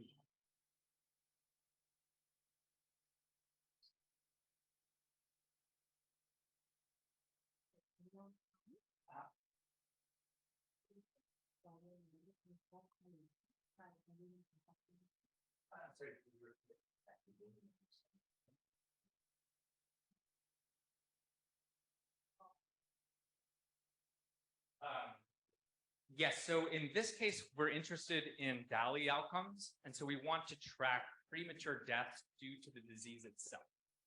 And so in this case, we're only tracking individuals. We have a rate at which individuals with cardiovascular disease die of cardiovascular disease related causes. And so we're only inserting that rate into this tracking column. In principle, we could track whatever we want. So let's say there's a one-time cost of initial treatment for CVD. You could create a transition state for CVD. And you just add that rate at which healthy people develop CVD, and you could use that one-time cost. But for DALYs, you want to track premature deaths due to the disease. So that's why we're doing that here. Yeah. Question about the cohort. You mentioned that the cohort start from 20 years old. Yeah. What if the cohort include people in different ages, like 20, 30, or whatever? Yeah, typically what you do there is just you'd run different cohorts of different ages. So you just start it from 20-year-old and run it until that cohort dies. And then you can just calculate everything and average it together over the population at the end. So in a Markov model, you're typically starting with a single cohort of, 20-year-old males or something like that. Yes. How do you do transition rates with ages? Yes, great question. So the question is, how do we do it when transition rates differ by age? So because our cohort is aging in the model in the same, like a cycle is a year. So our 20-year-olds in the second cycle are 21, in the third cycle are 22. All you're doing is defining a separate transition rate matrix, and by extension, a different transition probability matrix for each age. So you start off with a rate at which a 20-year-old develops CVD, and a rate at which a 20-year-old dies of background causes. And then you calculate the state occupancy. So you have a matrix for that. You calculate that. Then you would have a separate matrix for a 21-year-old, 22-year-old, 23. So the bookkeeping gets complicated. In the Excel case study that we've made available to you, we have an Excel macro that does all of that. So it updates the rates at each step of each cycle of the model to accommodate the global burden of disease, age-specific rates of CVD and death, CVD and other causes. Does that make sense? Okay. So you just have a lot of transition rate matrices, one for every age. Other questions? Again, so using triage, just creating a whole bunch of tables and then you're populating your tables. That's it. Yeah. So the question is how you would do it in triage. I don't personally use triage. I believe triage has facilitated the ability to calculate DALYs directly behind the scenes. I don't know the mechanics of how they pulled that off. So I'm not sure I can answer that directly. We do most of our modeling in R, and we have some case studies that we've developed in Excel. You can absolutely do it there, but I'm not sure specifically how triage does it, but they've gone the extra step of adding in the functionality to do DALYs in triage, but I can't speak to the specifics of it. Can we implement this model with not so extreme event like death? For example, some eating disorder and converting to obesity. Can we do that for this model? Yes, you could. It doesn't have to be. Typically, a Markov cohort model will have death in it because you're just going to follow a cohort all the way until they die of whatever cause. It might not be that the disease that you're studying has a particularly high differential mortality above and beyond just background mortality.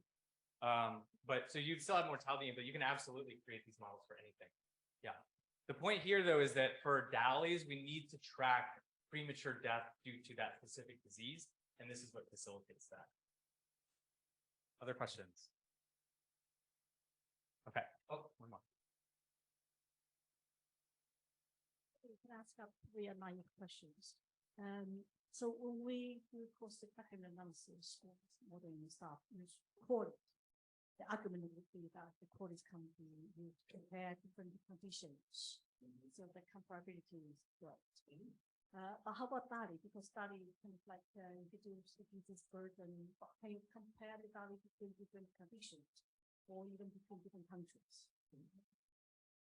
Yes, Ashley's talk got into this a little bit. The short answer is yes, because years of life lost to disease, you can calculate that just as well for heart disease as you can for cancer and any other disease for that matter. So you've standardized the outcome to the years of life that you would have lived in an ideal situation due to premature mortality from that disease. And so that's standardized across diseases. The other nice thing about the global burden of disease, when you're calculating years of life with disability, is that it's a standardized set of disability weights so that you're not using country-specific disability weights. And so in that sense, you can also compare across countries.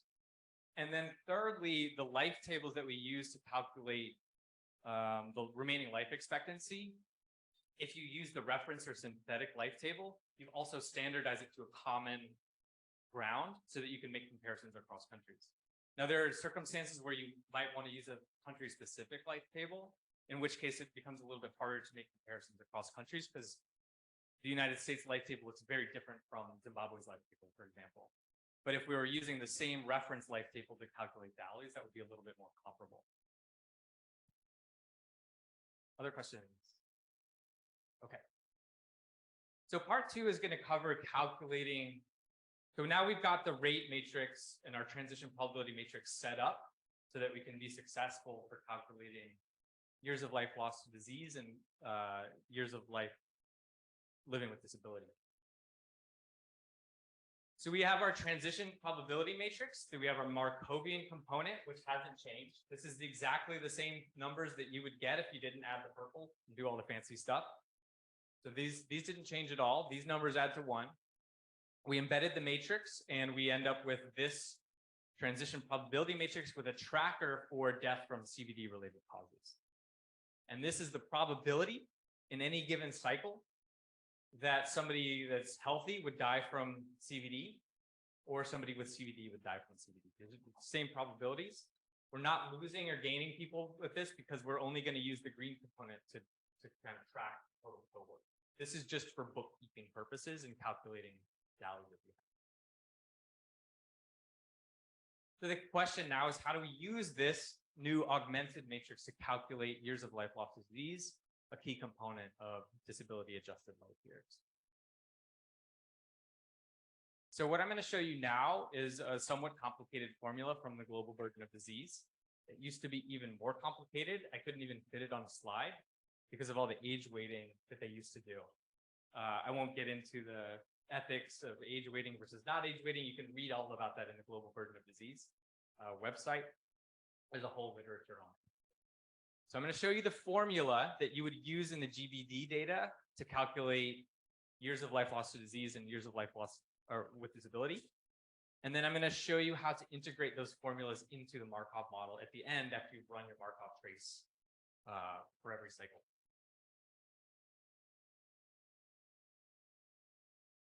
Okay, years of life lost. The WHO still recommends discounting for cost effectiveness analysis. You might recall on Ashley's slides earlier, when the global burden of disease data were initially released, I think in the mid-90s, they used age weighting and discounting to come up with the burden of each disease. So the DALYs lost to disease. Age weighting had to do with the fact that you weight deaths, let's say for a individual in their prime working age, more from a disease, more than you might weight deaths at an older age. The global burden of disease is now agnostic as to when you die of the disease. They don't want to overweight certain people over maybe older people or even younger people. So that age weighting is out of the equation.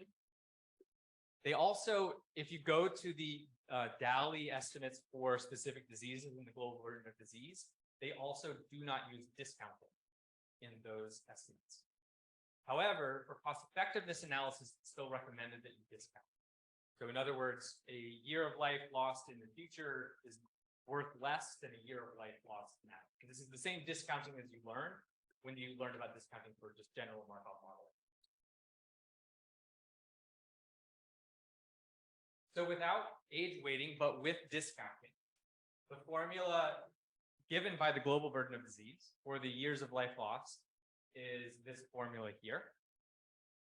This R here is the discount rate. So it's usually 3%. And EX is the remaining life expectancy for someone who dies at age X. Remember in Ashley's slides earlier, you saw the life table, the synthetic or reference life table. Let's say a 50-year-old should, in that synthetic or idealized life table, would be expected to live another 30 some years. That's the EX value. So let's say I have a 50-year-old and I want the years of life. So somebody dies of CVD at age 50. In an idealized scenario, they would live another 40 years, let's say. And we have a 3% discount rate. We'd enter 0.03 here, 0.03 here, and 40 here, because that's the remaining life expectancy for a 50-year-old. Okay. So this is the formula that you use to calculate years of life lost. What is this formula doing? It's essentially calculating the present value of the remaining life expectancy at the time of death. It's just discounting that 40 years. And so that discounted value is going to be something more like 28 years or 29 years. It's discounting it down to the present value of that remaining life expectancy when you die at age 50. And there would be a different number for 51, a different number for 40, etc. That's all the formula is. So what does that mean? We have our simple cohort here. Some individuals develop disease and die. Other individuals never develop disease. Okay. The red arrow is the amount of time that they spend in a disease state. And then at the time of death, they would also have some remaining life expectancy. Had they lived to an idealized life table age, they would have been expected to live to some future point, some number of years into the future. So this might be a 50-year-old, and this value here might be 40 years or something like that. And this might be a 60-year-old, and this value here might be 25 years or something like that. And likewise down here, this might be a 20-year-old, and this is a 7-year life expectancy. I'm just making up those expectancy numbers. Does that make sense? So you can see here the components of the DALY. You have the years of life living with disease, and you have the years of life. If you added all of these together, these are the years of life lost to premature death. So the YLL formula calculates the present value of remaining life expectancy at the time of death. It is therefore discounting, so it's incorporating that discounting because it has the discount rate in it, but only to the point of death. So in other words, this might be 40, and this is 30, and this is 60 or whatever. We're then going to discount that value. So we're going to weight future values less than we weight present values. So we're getting the present value of the years of life lost to disease when you die here, when you die here, and when you die here. But remember, in a cost effectiveness model, we want to discount all the way back to the beginning of the model. So we haven't fully accomplished our discounting yet. So we're going to use the formula to get us back here, and then we're going to have to discount further to get it all the way back to the beginning of the model. So in a Markov model, we typically discount all the way back to the model beginning. We want to know when we start the cohort, like what's the present value of the years of life lost. And so the discounting from the standard YLL formula doesn't get us quite there. It gets us back to the point of death. Discounted back to the point of death, we need to go back further. So we need to discount further later on. So discounting is still going to factor in here. It seems like if hopefully this makes sense, but it seems like you're double discounting. It can get confusing. So I wanted to lay out, like, we've discounted you back to the point of death in the future, and now we need to discount you all the way back to the beginning of the model when you're still alive, way up to the point of death. And we're just going to do that discounting in the usual way that we do in a Markov model. So that's this arrow here is going to get us all the way back to there. I'll show you in a minute, but that step is very similar to what you normally do. Yes.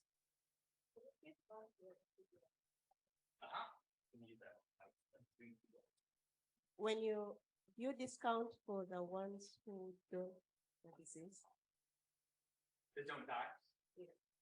Yes, everybody in a Markov model, everything gets discounted back to the beginning. It doesn't make sense when you discount by not doing things like get it. Well, for the years of life lost, they wouldn't factor. For the years of life lost, they wouldn't factor in because they don't die. But their other health outcomes would get discounted back. Like if you're doing qualities, you're still discounting the healthy all the way back to the beginning. It's just the standard discounting we do, 3% usually rate in the model. Okay, so We'll come back to YLLs in a discrete time Markov model in a second. I'll show you how you calculate that. But conceptually, that's what we're going to be doing to calculate the YLL. Now let's talk about the YLD, or the years lived with disability. It's essentially the same formula. It is the same formula, but multiplied by the disability weight. So, and then the amount of time that we're multiplying through is the amount of years lived with a disability, not the amount of remaining life expectancy. So we have our discount rate R. Everything in the large parentheses here is the same as before. The discount rate R. L is the number of years that you lived with the disease. And D is the discount weight. And Ashley covered that this morning. Those are published in the Global Burden of Disease data. For cardiovascular disease, it's something like 0.07 or 0.05 or something like that. You can go directly to the GBD data and you can find a discount weight for the specific disease that you're interested in modeling. So what's happening here? The red lines, remember, the years or the amount of time lived with disability. And we're just discounting those back to the point at which you get sick. And then we need to discount further all the way back to the beginning of the model, just like we did before. So instead of the dotted lines that went out here, we're applying that disability weight to the red arrows here. So now the question is, this is nice for continuous time, but we have a discrete time model. We have annual cycles, and we're following for 100 cycles or whatever. And so how do we apply this in a discrete time Markov model? So this is the formula again for YLL. It's the present value of the remaining life expectancy at the time of death. And this payoff is going to tell us the discounted value of remaining life expectancy at the time of death. This is exactly what we want for years of life lost to disease. It's how many discounted, or what is the present value of your remaining life expectancy in reference to a synthetic life table or a country life table at the time of death. And it's going to apply once when the death occurs. We don't want to be counting this every single time. So we need some way to track whether or not when cohort members die in the model. And we need to be able to apply this payoff, which is really a penalty of the present value of their remaining life expectancy. So we need to track them. And when it occurs, we need to immediately report it. And that should hopefully remind you of the first part of this talk, when I showed you how to calculate the number of people who transition to premature death from the disease in a given cycle. So in our Markov model, we're going to use that transition state to track these one-time YLL payoffs. So in every cycle, we're going to know how many people or what share of our cohort experience death due to the disease, and we're going to apply that payoff in that cycle. I'll show you in a second. So what this is the same graph, but I've split it up into discrete time. So I have, let's say, an annual cycle length. So every one of these vertical bars represents a different cycle in our Markov model, different row in our Excel spreadsheet. So this is year 1, 2, 3, 4, etc. We have our tracker that's going to tell us the number or share of our cohort that died due to CVD in our model. And we're going to multiply that number by this formula, which you've already seen, which is, let's say at this point, our cohort is 60 years old. We can reference the life table that we're using to get the remaining life expectancy for a 60-year-old. We have a discount rate, and we multiply that by the number of people who died at age 60 in our model. For years of life with disability, this is the formula we used. In this case, we're still doing discounting, but it's like a really minor discount. We're just trying to adhere to the formulas that the GBD uses. It's going to make a very small change. But we're essentially just discounting within the cycle. So it's like a 1 year, the present value of a 1 year step in our model. So that's all this is doing. This usually, if this is 0.03, this in parentheses is like 0.98 or 0.99. So really, you can think about the payoff in terms of like accumulating years with disability as just a disability weight. It's just adjusted by a slight factor to discount within a single cycle. So this is usually, 0.98, something like that. So it's really just the disability weight. Just like in a normal Markov model, if we're doing qualities, you'd have the utility weight. Just think of this as like the analog of that. You have a utility weight that you multiply through in each cycle. This is just the disability weight from the GDP. So this payoff is a slightly discounted for cycle length only disability weight. It applies in each cycle of the disease state. So in our Markov model, we know in the typical Markov model how many people are living in the CVD state in every cycle. And so we can just multiply through the number or fraction of the population that's in the CVD state, multiply by the disability weight, just as we would do when estimating equality, when we would just multiply through the number with CVD multiplied by the utility weight of having the same basic item. So in other words, this is the disability weight times a very minor adjustment factor. It applies here. So this individual got sick in this cycle. And so this would just get added in. Let's say the disability weight is 0.05. So this would be 0.05. This would be 0.05, 0.05, 0.05. So every time you increment in the model, you're just adding it up. Again, just like you would do with the quality weight. You would multiply this by the utility weight of CVD, et cetera, and just add them together. There's nothing fundamentally different than how we do a typical model. Okay, so let me show you this in practice. If the figures didn't make sense, we've got competing agendas. So we're going to create in our CVD model a cohort size of 1. This just facilitates estimates of the fraction of our population who's in a given health state in any cycle. You can set it to 100,000 people, whatever you need to set it to. I just find it easier to do it for didactic purposes by setting our cohort size to 1 person. And then it's just giving us the share of people in each state. So here's the sample of our Markov trace. So what we've done is we've taken a cohort of 1 person in the healthy state. We multiply that by our transition probability matrix, just like you always do. And that gives us the numbers here. So you'll notice that we have our transition tracker. We just multiplied this in the normal way. This times the transition probability matrix. And this is how many people, 97% of our cohort remains in the healthy state after 1 cycle. 2% have transitioned to the CVD state. 1% have died from background causes, and a very small fraction of them have developed CVD and died from CVD in that first cycle. So then we go on and on and on, just like we normally do. And by the 20th cycle, we have roughly half of the population remaining in the healthy state, 11% in the CVD state, 34% have died, and 1.1% of the total cohort dies from CVD in that cycle. Because remember, this is a transition state. This is not an accumulator state. So it's not the total number of people who died from CVD. It's the number who in that cycle died from CVD. So how are we going to define our payoff vector as we normally do in a Markov model? Let's say our cohort starts healthy at age 55. Now we want to know how we're going to apply the payoff for calculating the years of life lost premature mortality. So our cohort starts off at age 55. It's an annual cycle. So in the next cycle, they're 56. By the 20th cycle, they're 75 years old. We see in the trace that in the 20th cycle, 1.1% of the cohort dies due to CVD. These are our premature deaths due to CVD in the model.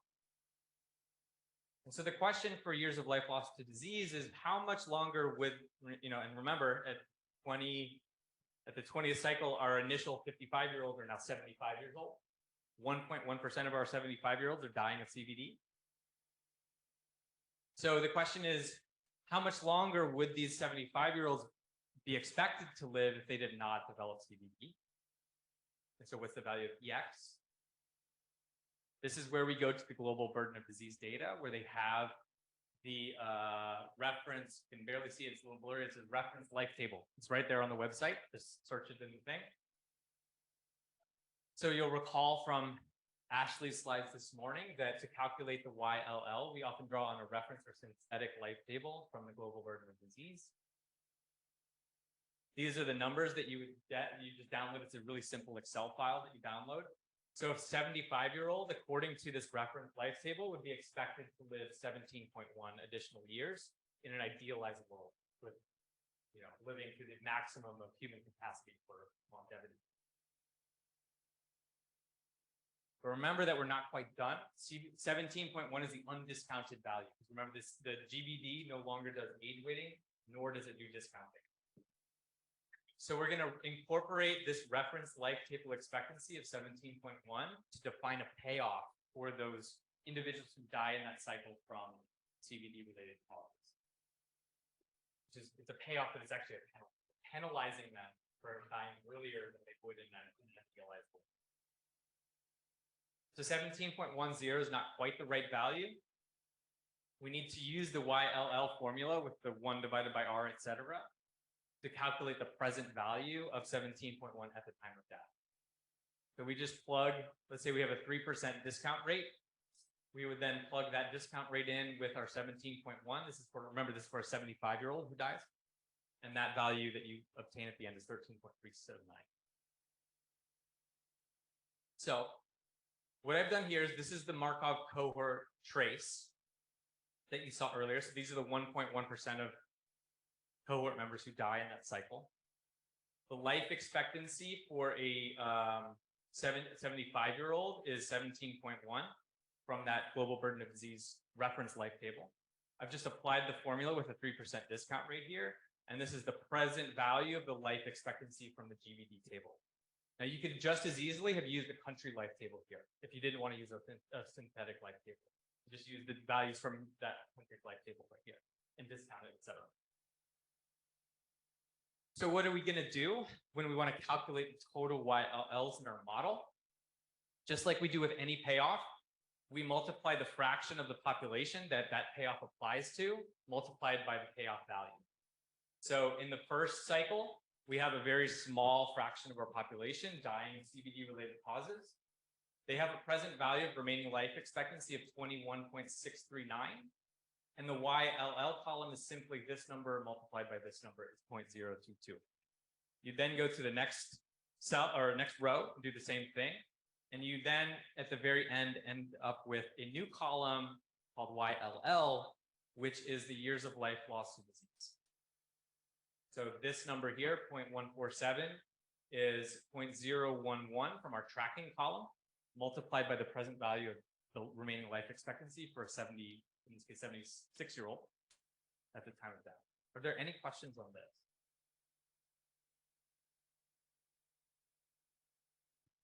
Yes.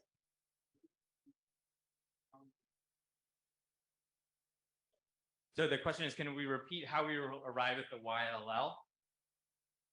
Okay, so originally when we constructed our Markov trace, we only had cycle, and then this is we start off with a cycle of one healthy person.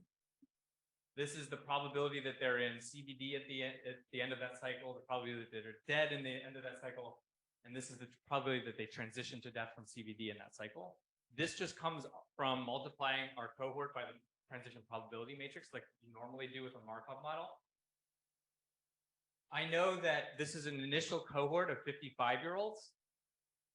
So if I go to the GBD reference life table for a 55-year-old, they have a remaining life expectancy of 34.915 years. That's just straight off the table, just matched to the 55 here. I then get the present value by applying that formula, the 1 divided by 0.03. Okay, so that's how I get the 21.6. So to get YLL, it's just the fraction of the population who are dying in that year, which is this, what we get from our tracking column, multiplied by the present value of life expectancy from the reference life table. So 0.001 times 21.639 is 0.022. And likewise, this number times this number is this number. We're just following the blue in this case. Okay. Now what I can do is just like we normally do in a Markov model. You sum it up at the very end all across all cycles. Now, I mentioned earlier, we're going to do discounting. If you need to do cycle adjustments, like a half cycle adjustment, you're going to do that just like you would normally do in a Markov model. So you would discount it in the normal way, let's say a 3% discount rate to get everything back to the beginning of the model. You'd apply a half cycle adjustment or whatever you need to do, and then sum it up, and that's how you get this here. And this 4.15 is our estimate of the years of life lost to CVD-related causes. So we've got one component of the DALY completely calculated in our model now. And I saw a question. I think you have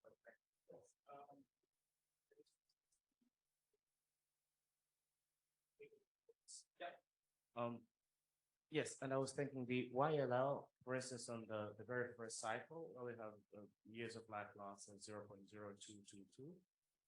Is that a proportion out of the entire cohort, or is that the actual number of years lost in that population of ours, which you had set of 1? So this is going to be, we know from the Markov trace that 0.1% of the cohort is dying of CVD in the first cycle. And so we want to penalize CVD for the years of life lost to premature mortality. So for that 0.1% of our cohort, we're applying that penalty of 21.63. So that's the penalty that they accrue, and that's going to contribute to our total estimate of the years of life lost. Not everybody died of CVD, so we don't want to apply this straight in its entirety. Only a small fraction of our cohort died as a result of CVD. So we're going to apply this penalty only for that small fraction of the cohort.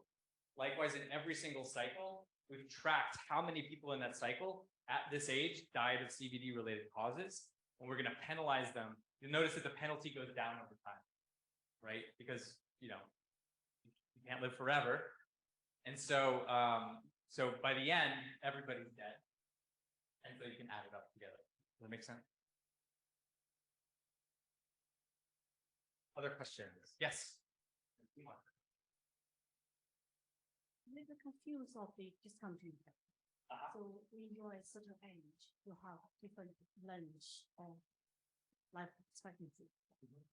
If they're younger, you have longer life expectancy. They're like shorter. But you seem to treat the period of time using the same constant discount rate. Because for me, it's like if it's 35 years, so that one year will have one discount rate. Because 35, then 34, that's probably for that year. It's shorter. The discount rate is different. So we typically use a single discount rate in our model. It's usually 3%. So there's not an age-specific discount rate, in other words, which seems to be what you're describing. It's usually just 3% in any model. You're just discounting. You want to get the present value at the beginning of the model of all of your outcomes. So you want to discount future values and weight them a little bit less than you weight present value. It's the exact same discounting exercise that we typically do in a Markov model.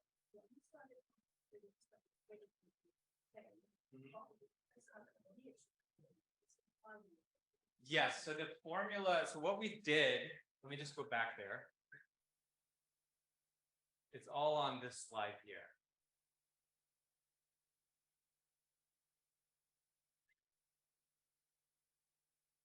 There we go. So that formula, when we apply it with the 3% discount rate, this is the 17.1% or 17.1 years, remember, for a 50 or 75-year-old. That would be like the full length of that red line. But we only follow them until here in the model. So we need to account for those years of life, that life expectancy that was lost. So what we're doing with that first formula is just we're getting the present value of this death at this time in our model, right? So that's this. So now this is the YLL for time X2 with a 3% discount rate. This is the YLL, like if you had lived longer, but each time we're only bringing it back to the point of death. But in a typical Markov model, we go all the way back to the beginning. And so this here, this jump from here to here is our typical discounting that we do in a model with 3% as well. The discount rate didn't change in this. It gets very confusing because it seems like you're already discounting when you apply the formula, but you're only getting it back to this. You're getting it from out here back to the point at which they die. And then you have to get it all the way back to the beginning of the model. So that's why these large jumps here are just our usual discounting in a model of 3%. So usually you have a column for that. And then the first row is 1 and the second row is 0.97. And you know what our typical discounting column looks like in a model. So that's this operation here. So in the example, yeah, thank you. So in the example you showed, do we discount all the way back to the beginning or to the point of death? So in this,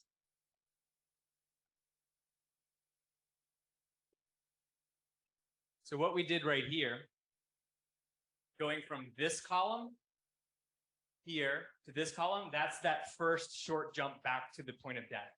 That's what we've done here. And then our further discounting, just like we do in a normal Markov model, is getting the summation of these numbers like we do at the end. We're going total years of life lost. We sum all these numbers across we're going to discount those further back in the usual way. So going from this slide to this slide where we summed up, we applied that additional. Does that make sense? Yeah. And we also did a cycle adjustment too, because you usually do the half cycle adjustment or whatever you do with the addition to kind of work out of there. So this is years of life lost to disease in our model. We have one more question. Just a silly question. Is it mandatory to include in a cycle 0 or healthy individuals in the Markov model? Or you can start, yeah, that's a great question. So the question is, do we have to start with a healthy cohort? No, you can start with everybody in CVD. Yeah, you can start, or some combination. You have some healthy people, some CVD people. It doesn't matter. I just made it simple for this case. Yeah, yeah. You would have a much higher YLL value if everybody in your cohort starts off with CVD though. Okay, so this came up this morning as well, and it's the concept of what life table we're using for that remaining life expectancy. So in this example, we use the reference life table from the Global Burden of Disease. Remember, this is an idealized life table. If people lived, what would be their life expectancy if they reached the kind of limit of human ability to live? It's like in an idealized world. What makes that nice is that you can make comparisons across countries because you're using the exact same life expectancy for the US as you're using for Uganda, as you're using for China, et cetera. Because this life table reflects a population outside the population of interest. So I'm building a model for South Africa, but this life table reflects some idealized population outside of South Africa. It's referred to as an exogenous life table. This is a really nice resource. The references are all at the end of the slides, by the way, so the full reference is available there. For thinking through, like, when would I want to use an exogenous life table versus, I'll get to the endogenous life table in just a second, but I highly recommend this reference for you. And Ashley covered this morning as well, so this will be hopefully a little bit of a review. In principle, you could also use an endogenous life table based on the country or cohort that you're actually modeling. So maybe you want to penalize based on life expectancy in South Africa rather than some idealized life expectancy from the Global Burden of Disease. In that case, you just use a different number for your penalty or payoff. So for an in-depth discussion of the trade-offs and assumptions of doing this, I again highly recommend it. I'm not in ready paper. So an exogenous life table is an example of the Global Burden of Disease reference life table. It's freely available online. An endogenous would be the South African life table. Let's say you're modeling a cohort of individuals in South Africa. You would just use life expectancy for that. You can get some life tables from the GBD website, or you might just have a vital statistics office that calculates life tables for your country in any case. You could also, as Ashley mentioned earlier today, construct it directly from your cohort.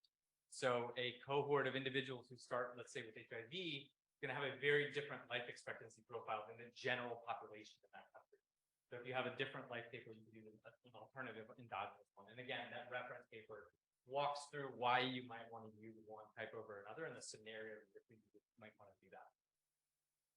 Okay. So the bottom line though is you can swap in whatever life expectancy you want for those payoffs. I used one from the global burden of disease. You can just easily have a few numbers from your own life paper. So now we're going to do years of life with disability. This is much easier. The second component of a DALY.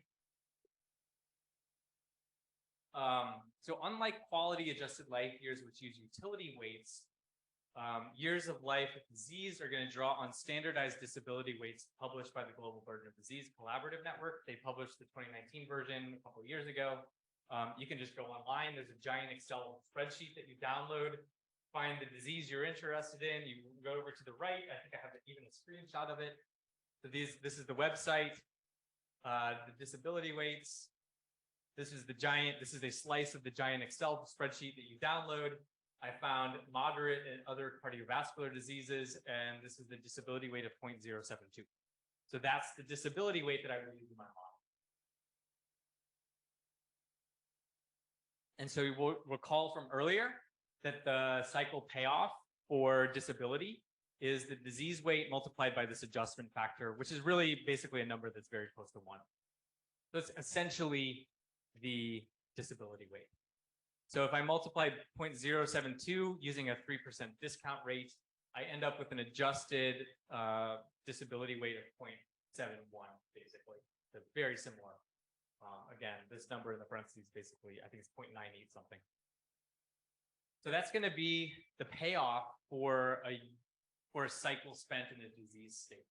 And I'm just going to apply that payoff as I normally would in my Markov trace, multiplied through by the number or fraction of the individuals in my cohort that are in that disease state in every cycle of my model. So this is our Markov trace. We have our healthy peoples. This is the fraction of this population in the CVD state, the fraction that are dead, and the fraction that transition to death due to CVD-related causes. I then define a payoff vector for years of life with disease.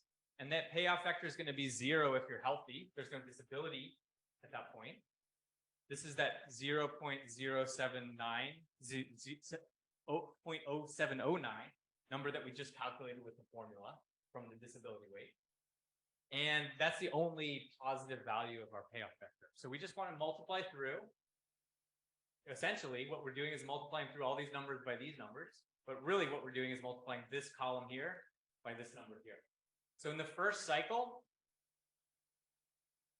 I have 0.019 of my cohort of 1. So roughly 2% of my cohort developed CVD during that year. For that 2% of the cohort, I multiply through by the disability weight. And that's how I end up with 0.001 over here. I then do it again. In this cycle, I have 3.5% of my cohort is in the CVD state. So 0.035 multiplied by 0.0709 is 0.002, and that's my number there. I continue all the way through. Whoops. All the way through, let's say I had 80 cycles. I didn't show them all, but I would just keep going down the list, just multiplying this number by this number and recording the value there. And now we have a column for YLD. We're going to discount as usual, apply a cycle adjustment as usual, and add it together across all cycles. And our estimate of the years of life loss or years of life with disability is 0.399 in this model. So what do we have? We have an estimate of total years of life lost to disease. This is slightly different than before, but let's say it was 6.6 from the first exercise we did. We have our 0.39, which rounds up to 0.4, and we can just add these numbers together. And for this particular Markov trace, we have an estimate of the DALYs of 7.037 years. So we've calculated each one individually and then just added them together. We've constructed a Markov model that allows us to directly calculate disability adjusted life years from the Markov trace. And we have a question. Sorry, to be a stupid question, but the use of life growth factor is like for each cycle from the portfolio. Yeah, just sum them up across all the cycles. Yes, exactly. So imagine that this number extended all the way down, and there was 80 cycles, and it went all the way through the floor down to the next floor below us. I would then sum up all those numbers and apply discounting and cycle adjustment. And that's how we get this, the addition of all those numbers together. And likewise for the YLLs, that's exactly what I did. Yeah. So I mentioned discounting. The WHO still recommends discounting for cost effectiveness analysis. And so if you don't want to discount, the formulas become even easier. You just use the expected life expectancy. You don't have to discount it back with that fancy formula. And then you would just use the straight disability weight rather than that adjusted version. And then you just add it together just as before. So fairly simple. You just use EX for YLL and use D or the disability weight as a payoff for that. Okay. Any questions on this? Yes.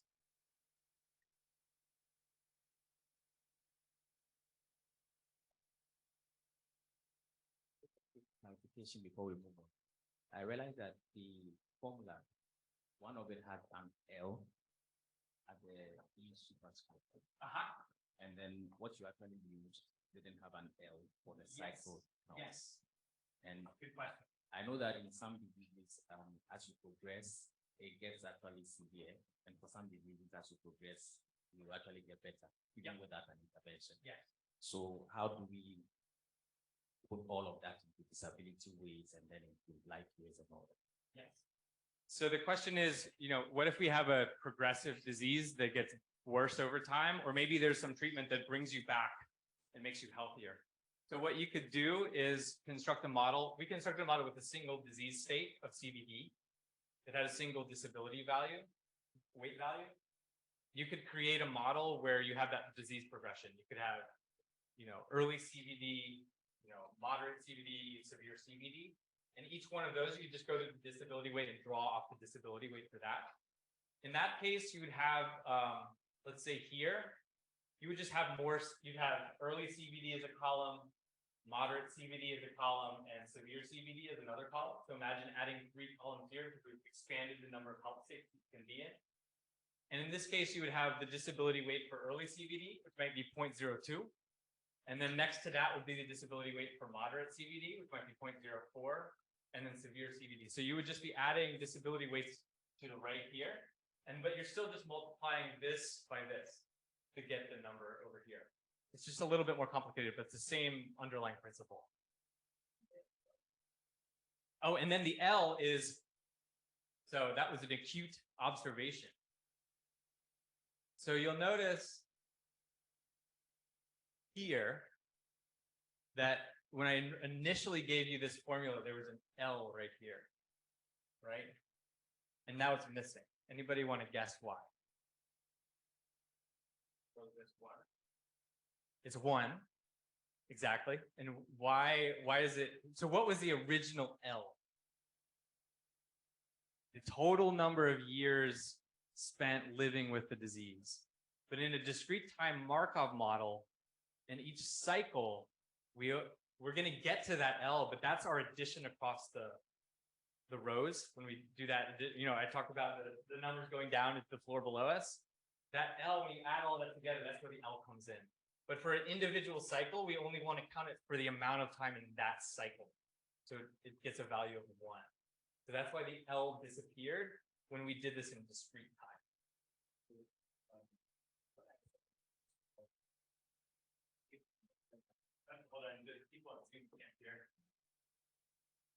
Earlier, when it disappeared, I was thinking that in the first cycle, that would be 1. And maybe in the second cycle, that should be 2. And then that would increase all the way down. But I guess what you're saying is that because we're going to sum it up at the end, exactly, then it still becomes the yes. Yeah. So eventually we get to the full L. If you did it as 1 and then 2 and then 3, you'd be double counting people all the way through. Like every cycle, you'd be counting everything up until that cycle. Other questions?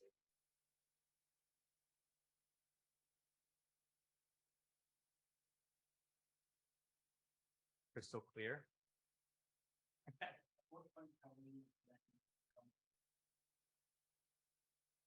For everything. Let me see if I can pull off this Excel exercise in front of you. We don't have a connection up here, but I'm going to try to join via Zoom and then share my screen via Zoom. Yes. So let me see if I can get this set up. We're going to do a case study. I can't guarantee success, but I'll see if I can do it. Can you unload this from screen sharing?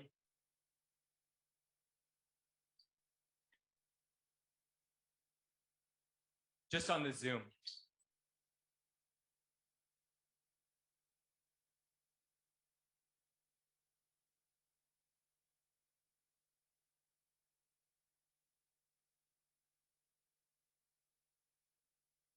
Oh, perfect. Okay. Cross your fingers.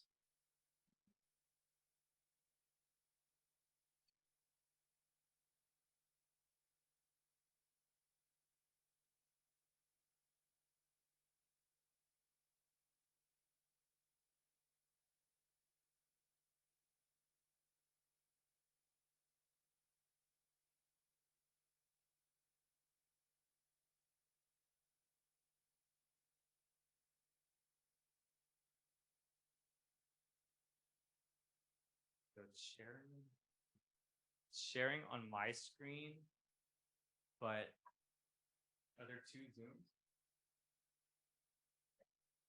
Or maybe it's on a different screen.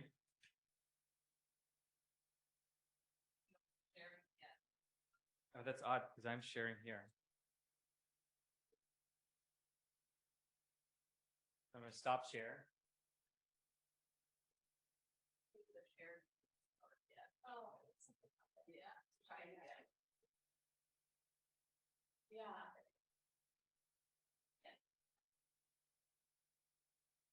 Ah, perfect. All right.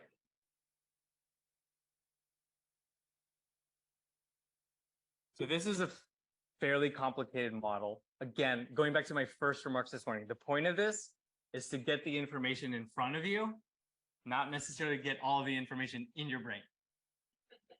I just want you to know where it is, okay? Because these are age-specific parameters. So I'm going to walk you through a CVD model that we developed using the global burden of disease data, and I've got roughly half an hour to do it. Okay. This is going to be the exact same model that we have been dealing with all day. Healthy, cardiovascular disease, death from background causes, death from cardiovascular disease. Four-state model. Okay. You can find this Excel by going to the course website, and you can just click on the link on the schedule for the case study, and it should take you to a Dropbox download link. You have access to this exact same file that I'm playing with here. Okay. So it's going to take a little bit of setup to walk you through what we're doing here, but this is a model that is inside this Excel is a bunch of worksheets with data that we've downloaded and in some case processed from the global burden of disease data. These are data that you can just as easily get for a different disease. I think there's 270 diseases covered by the global burden of disease data. It also has life table data from all of the GBD countries. It has the reference life table or the synthetic life table. It has disease incidence rates by age from the GBD. Like, we're leaning heavily on the GBD data here, almost exclusively. But what we've done is create a model for the United Kingdom. And this model can be adapted to any country in the GBD data. So I could type in South Africa and the numbers will change. All right. So what we have is a model of one individual. This will be familiar. A 1-year cycle length. We're going to follow that individual for 80 years. They're going to start at 25 years old. The discount rate for health outcomes is 3%. The discount rate for cost outcomes is 3%. The disability weight for CVD is 0.041. We're also, this model is going to calculate QALYs and DALYs jointly. So the utility of being in the healthy state is 1. The utility of being in the CVD state is 0.773, and this comes from this JAMA cardiology study. The cost of being in the healthy state is 0, whatever currency we're using. We're going to have a prevention strategy and a treatment strategy and a joint strategy where you're preventing and treating the disease. Let's just imagine these are above and beyond current technologies. So it's a new prevention strategy, a new treatment strategy. The cost of the prevention strategy is 10 units of currency per year. So you have to pay it every year to be able to accrue the benefit.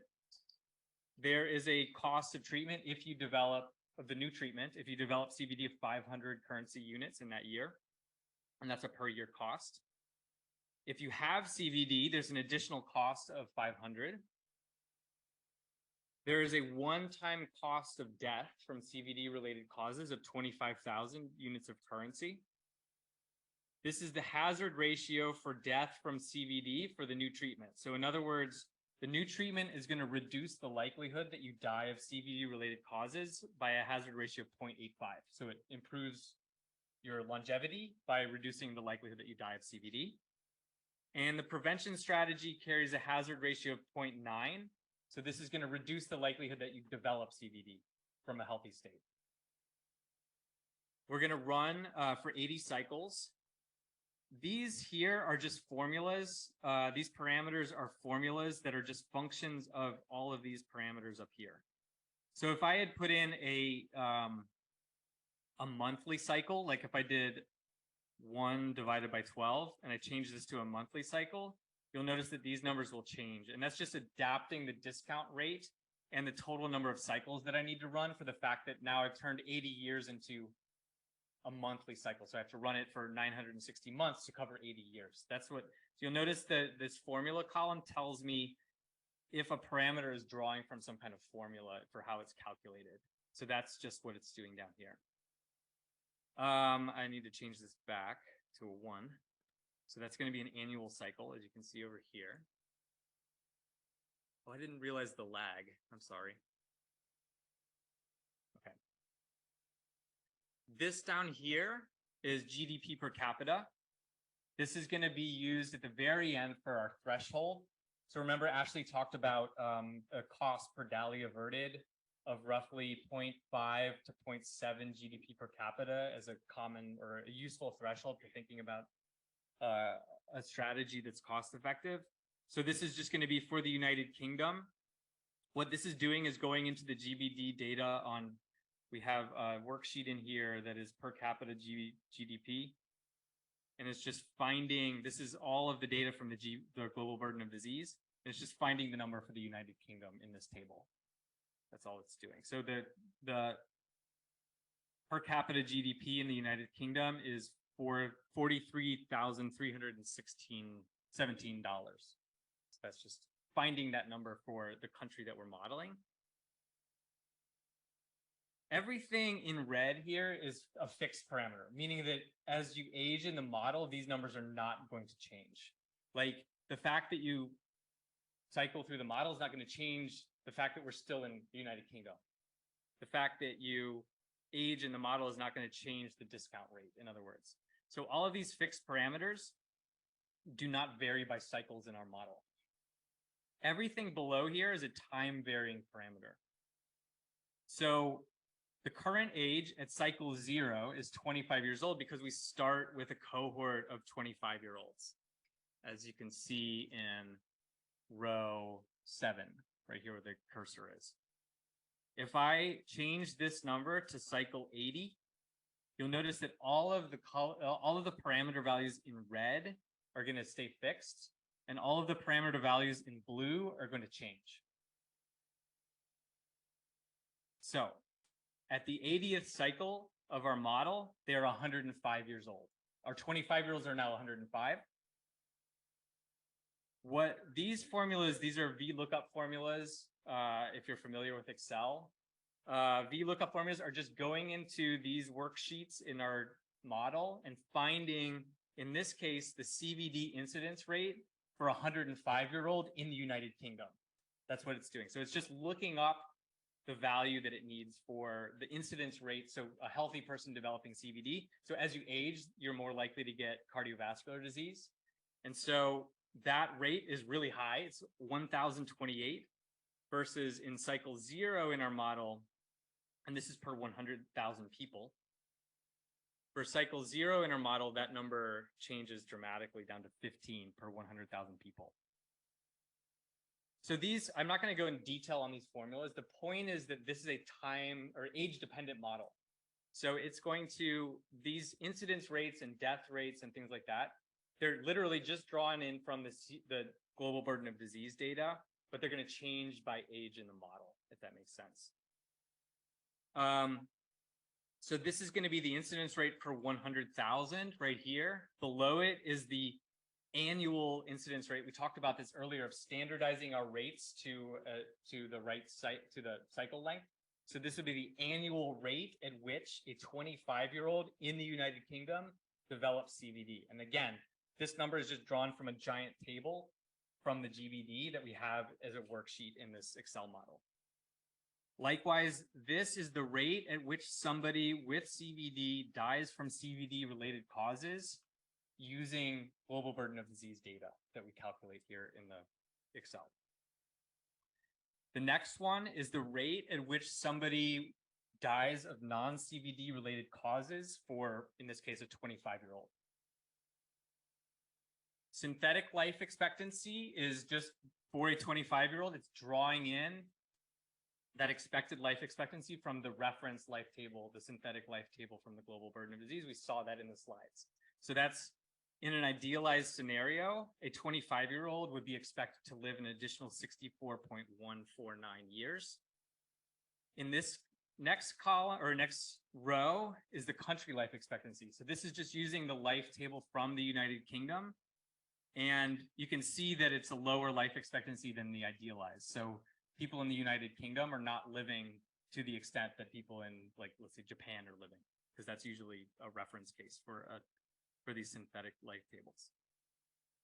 So you can see here, because we've included all of the global burden of disease countries in here, I can change this to South Africa.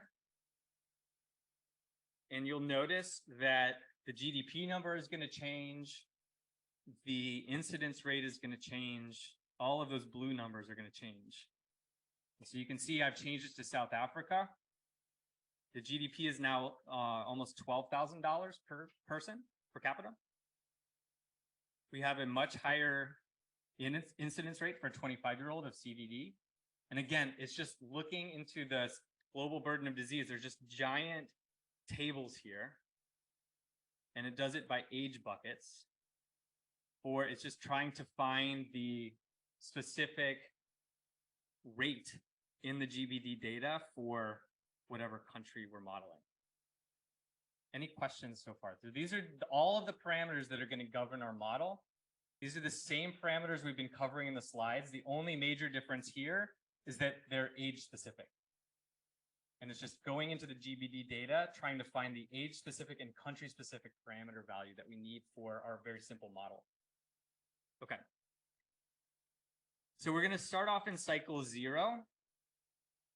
And the next worksheet over is our rate matrix, our old friend, the rate matrix. So this number here is, we're going to have 4 different strategies: a natural history model in which we don't apply any of the new treatment or prevention strategies, a prevention strategy, in which case we apply the new prevention strategy, which, remember, reduces the rate at which people who are healthy develop CVD, a treatment strategy, which only applies the new treatment, and this one should be MR prevention treatment. So this is a joint strategy where we implement both the new preventive treatment and the actual treatment at the same time. So what have I done here?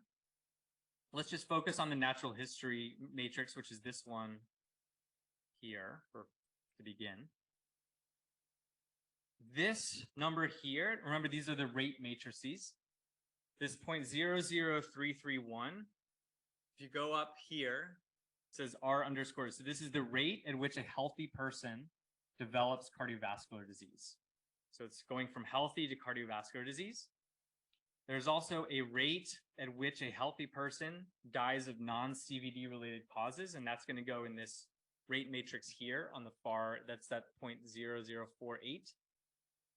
We then have a rate at which an individual with CVD dies of CVD related causes, and that's going to go here. That's that point, that's in scientific notation, so that's a really small number.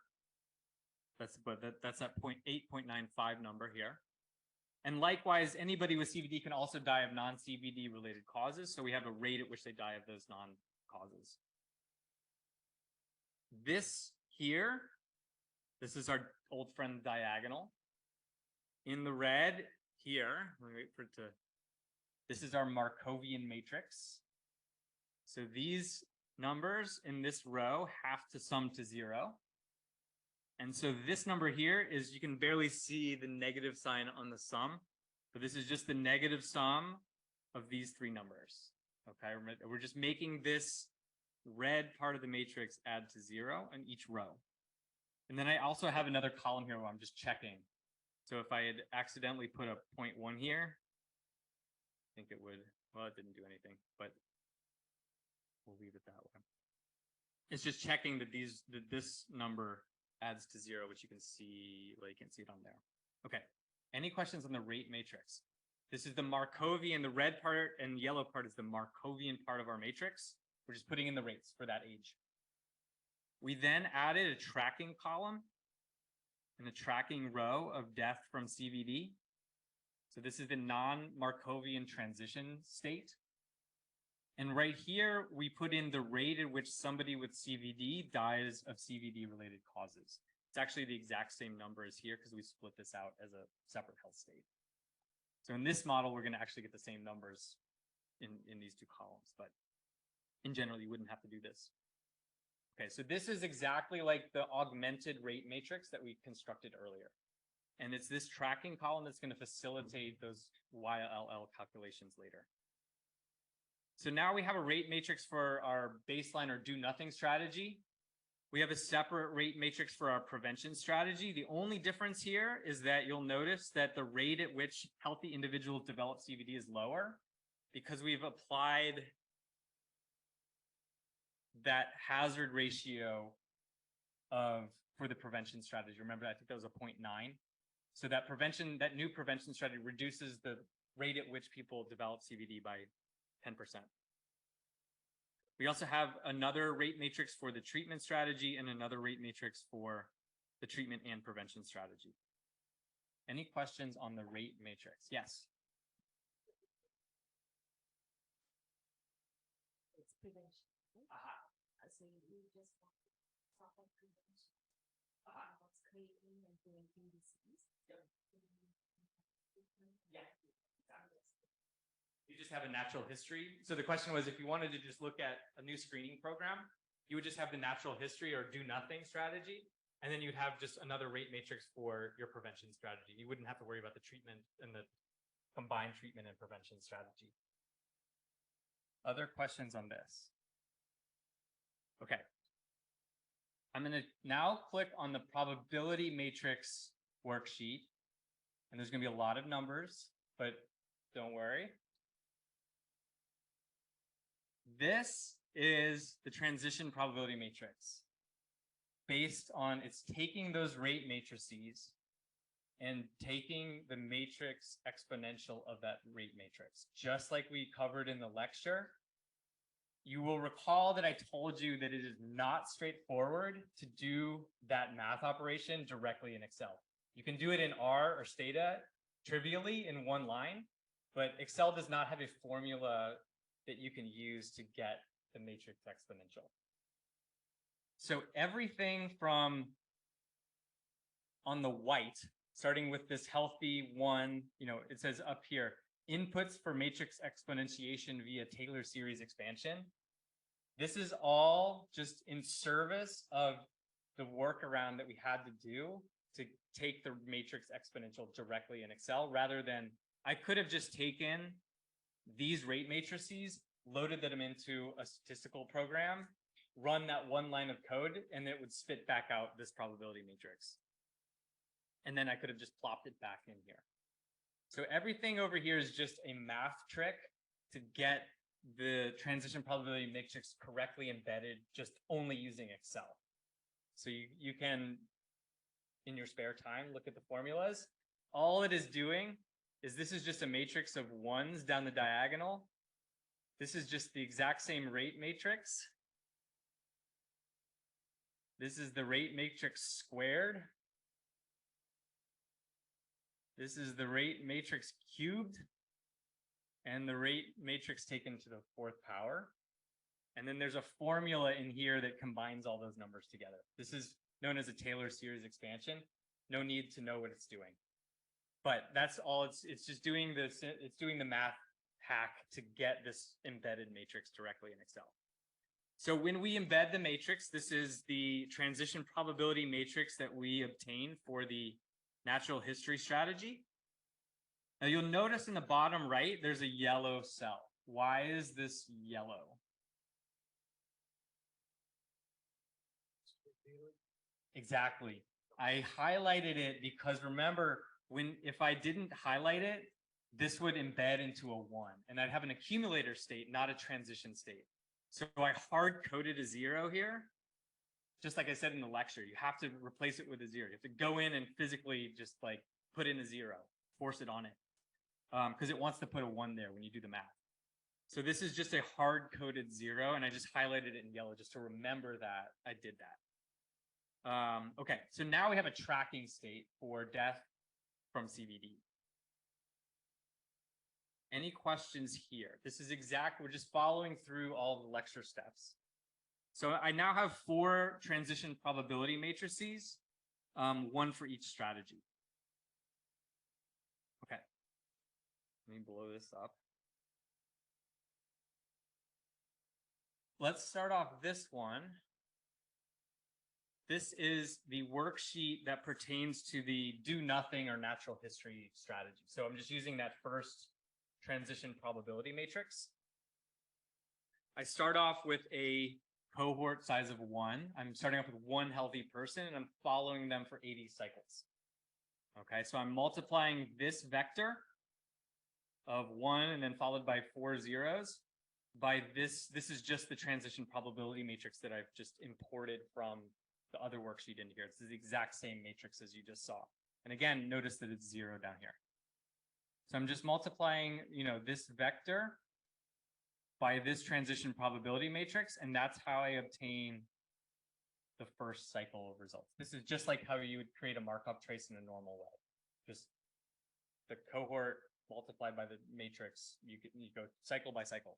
Now what this Excel model is going to do is there's a macro that is going to go cycle by cycle and do this and increment the age at every cycle. So you'll notice here that there's a very high probability of remaining in the healthy state. Remember that our cohort starts off at age 25. So 25-year-olds are pretty healthy and they have a very low likelihood that they're going to develop cardiovascular disease in the next year. If I go in and change this cycle to cycle, let's say 70, these numbers down here changed because I have an older group. And you're going to see now that the transition probability, this is answering your question of you would actually have a different transition probability matrix in every cycle because as your cohort ages through the model, it's going to change it. Uh-oh.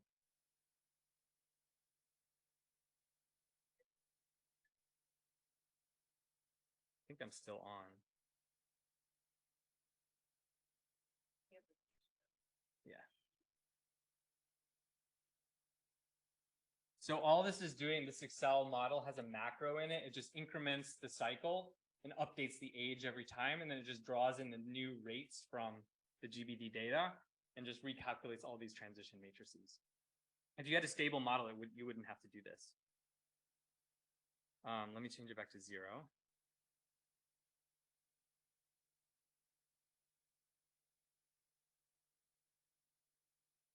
Okay.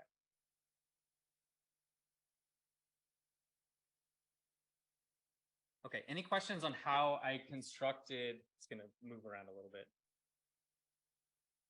Any questions on how I constructed this Markov trace?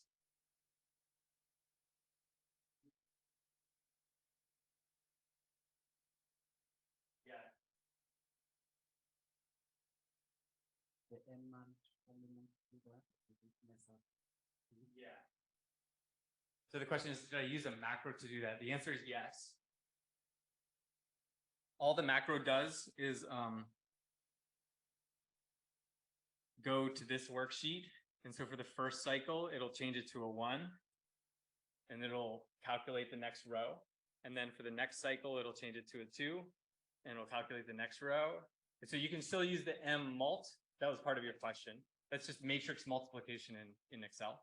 It'll still use that to calculate the row values, but all the macro is doing is just incrementing cycle by cycle, allowing the model to update the parameters for that particular age.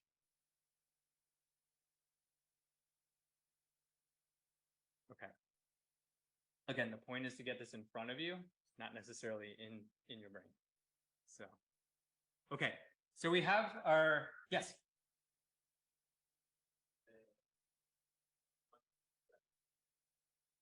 So maybe I'm missing something. That I was expecting the column K and M to have the same values. Great question. So the question is, why is column K different than column M? Anybody want to try a guess? They're tracking the same thing.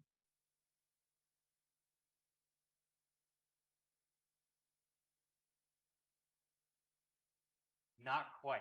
So column K is an absorbing column, right? So let's look at the transition probability matrix. Once you're in the CVD's death state, you remain there because there's a very slow lag.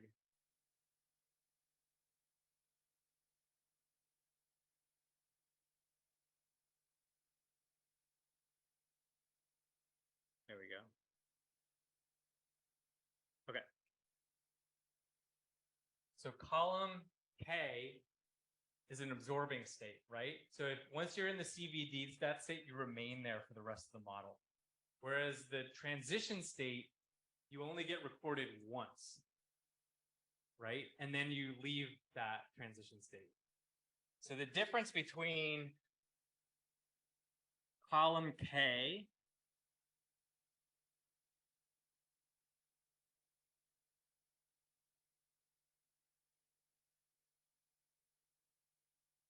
and column M, you'll notice that in the first cycle, they're identical, right? So if I wanted to do this, because I've split out death from CVD as its own health state, I could actually, I didn't even have to use the transition, but I'd have to get the difference between cycles. So if I do, let's say I go down here. So I go over to column K, and that's these are all in scientific notation. So these are really small numbers, 2.36, right? So you can see that here. So if I did, so at this point, there's this many people in the death from CVD state. In the cycle before, there's this. So if I took the difference between these two numbers here, it would be this number here. And I will show you, this is why I did this deliberately. So you teed up my thing. So I'm going to do equals this minus this.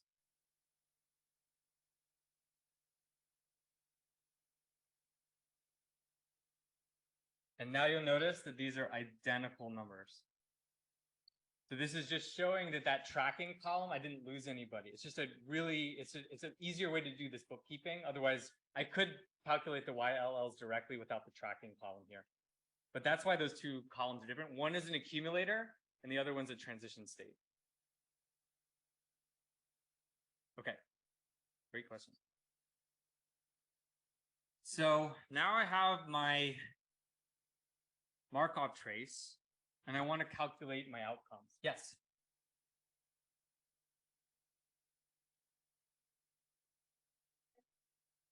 We start with one.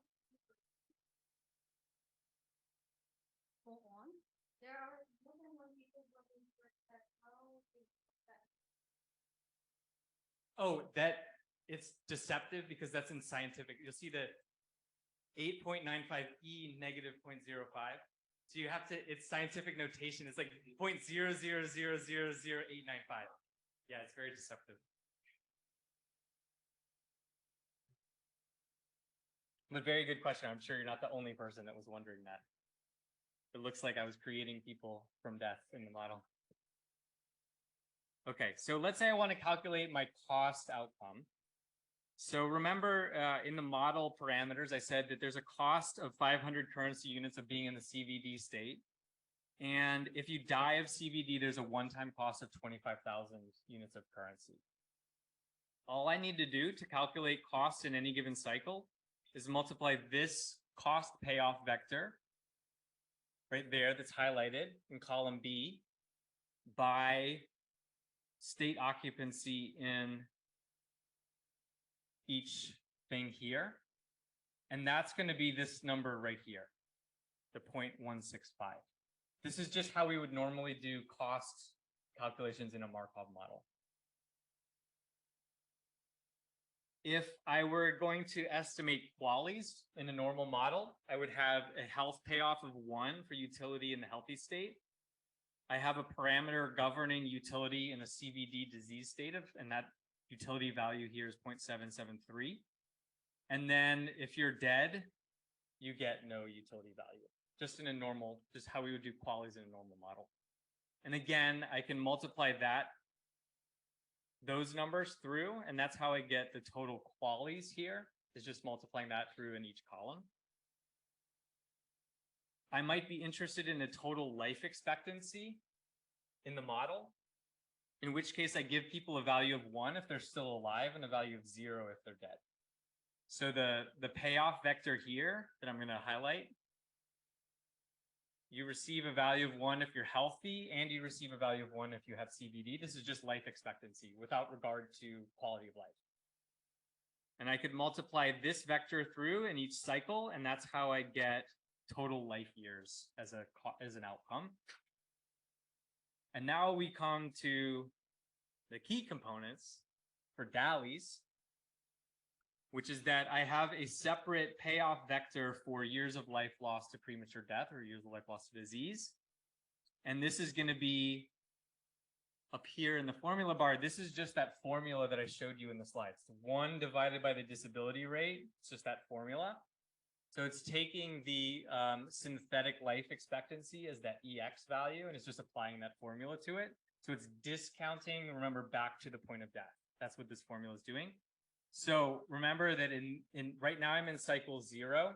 So I have a 25-year-old.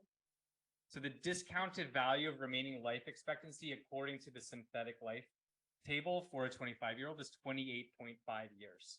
And that's the value here. It's just applying that formula to the synthetic life expectancy. If I increment the cycles, if I went up to cycle 80, this is going to be a much lower number because it's going to be the synthetic life expectancy value discounted for a 105-year-old person. So this is going to change, and I can even show you that. So YLL in cycle 0 is going to change depending on what cycle in the model. And so for this to accumulate YLLs in our model, we have to run the macro where we increment age by 1 year every time. So if I change this to 80, so my synthetic life expectancy unadjusted or undiscounted is 5.92 years. You'll see at the bottom here. And then what you'll see in the Markov traces, this is the discounted value. It went from 28 down to 5. So this is going to be age dependent. So we have to run a macro that just increments and then multiplies each row through every time we increment the age. But it's the same idea as you're multiplying this payoff vector. In this case, we'd be at the 80th cycle. So all the way down here. So it's those numbers multiplied by these values in our Markov trace is how we get to, I believe this is the YLL column, that number there. So I'll go back up to the top. A lot of numbers. Likewise, we have a disability weight of 0.04 something. The formula up here in the upper left is showing, we're just applying that formula. It's just making a slight modification to it. And that's how we get this payoff for years of life with disease. And I could even define a payoff vector here, as you can see on the DALYs, where I'm just going to calculate everything together. Okay, so then we multiply it through. Doing well on time, so that's good. And so now I have my usual thing where I have total cost per cycle, total qualities per cycle, total life years per cycle, total years of life lost per cycle, total years of life with disability, and total DALYs per cycle. If I added these two numbers together, they're going to equal the total DALYs number, but I just did it separately because a lot of times you want to report them separately. I then have discounting. So this is now getting to your question directly. Remember that we discounted back to the point of disease and death, but not all the way back to the beginning of the model. So we usually have another column where we apply the discount factors. So, you know, in cycle 1, it's 1 usually, and then it's 0.97, 0.94. You're just applying that usual discounting formula for each cycle. Whoops. And so I had, in principle, you can use different discount rates for health outcomes and cost outcomes. So that is why these are split out. So I'm using the health discount rate for DALYs and QALYs, and then I'm using the cost discount rate for costs. I then have a cycle adjustment column, and many of you will probably be familiar with the half cycle correction. We're using a slightly different one, but it's the same idea. It's just a cycle correction. And then what I have is a total adjustment column, which is just for costs, it's the cost number multiplied by the cycle number. And that's how you get this. So 0.9708 multiplied by 0.333 is 0.3236. This is just the total adjustment factor that I'm going to apply to each of these outcomes. So this is, again, the usual discounting and cycle adjustment that you do in a Markov model. Nothing different here.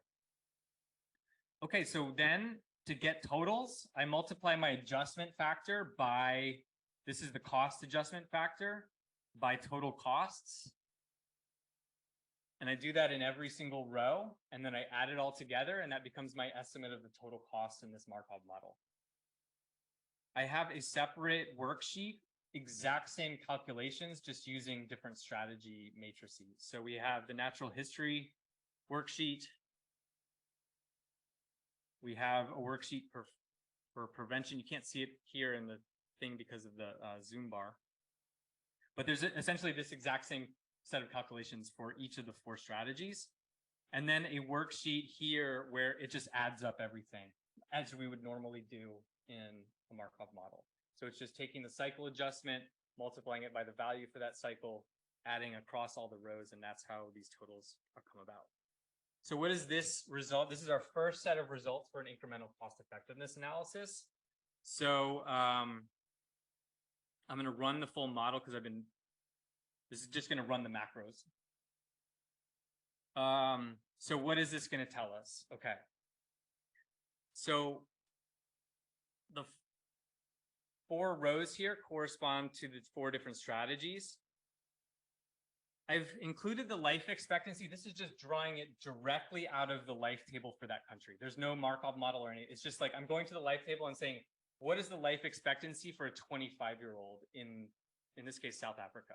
And that's 44.07 years. In an ideal world, the life expectancy that we get out of our model is going to be very, very close to the actual life table if we're modeling the population correctly. In this case, we're off by about a year because the global burden of disease, we lost our Zoom again. It doesn't matter for this, but we're off the life expectancy that we calculate from our model. Remember, that was with a utility payoff of 1 for all of the alive states. Is close, but it's not quite on the dot because the life table data in the global burden of disease is very chunky. They go by like 5-year increments. And so within 5 years, you're using the same value for, let's say, a 5-year-old as you're using it for a 9-year-old, in terms of like the death rate or something like that. Whereas we know that death rates are continuous, so they increase over time. So we're using, because it goes in 5-year increments, we're using the same value for an 80-year-old as we would use for an 84-year-old, when in practice, it would be higher for the 84-year-old. So that's the primary reason for the difference. But the point here, and I want to get to our panel here because we're right at time, is that we've now included all of the components in our model that we need to calculate both components of the disability adjusted life year and to calculate DALYs directly. And then we would take this table of results with the totals, and we would do incremental cost effectiveness analysis, calculate ICERs in the normal way that we would always do it. But I hope with this resource, you can play around with it. You now have at least a basic sense of how you would directly calculate DALYs in a cost effectiveness model. Yes. So if you go to the course website, and if we can go share the slides again. And I'll bring it up as our panelists come up here. If you go to the course website,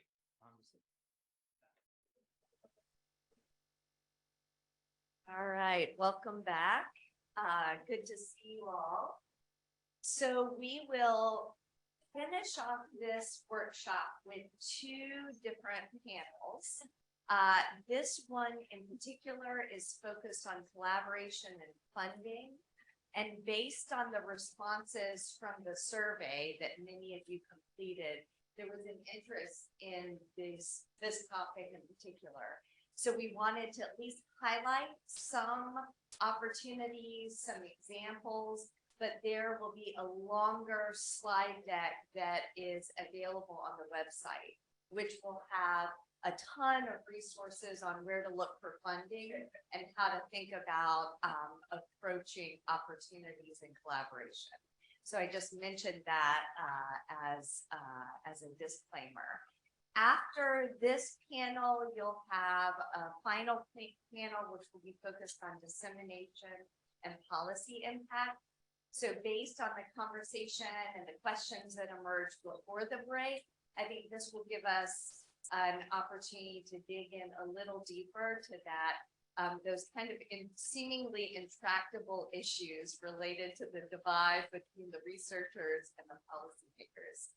So we will start with a couple of questions that Emily and Nande and I will at least provide examples for, but we would love to hear from you too. So if there are examples that you'd like to share that can highlight for the group, some important takeaways and strategies, then we would really appreciate that. I'll let each of my colleagues introduce themselves briefly as they answer 3 specific questions. So why don't we start with you, Nande, and the first question. So as mentioned, I'm from Zambia. So I'm coming from the National Health and Safety Authority. I think this organization is not common in most countries. Zambia would be one of those countries that has a national health research. So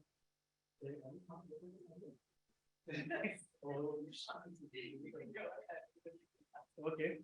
So coming from a background where research is for business, we've seen a lot of examples of Zambia. I would be specific about them, where academia, governments, and academia governments have collaborated in such a way that the outputs from the collaboration has started products which have informed decision. So one of the examples I think of right now is there was a study which was done by an organization in Zambia, that had to do with the qualification of the product. So that we can prevent the death defects. The name of the death defects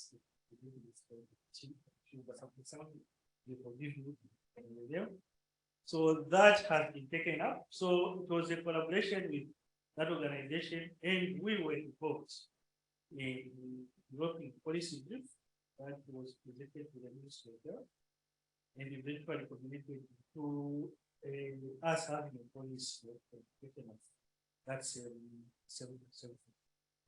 Other examples were on COVID. There were a lot of studies which were done on COVID, which also from the academic part, which also were culminated into having policy groups to facilitate the So those are the examples of people as the examining codes.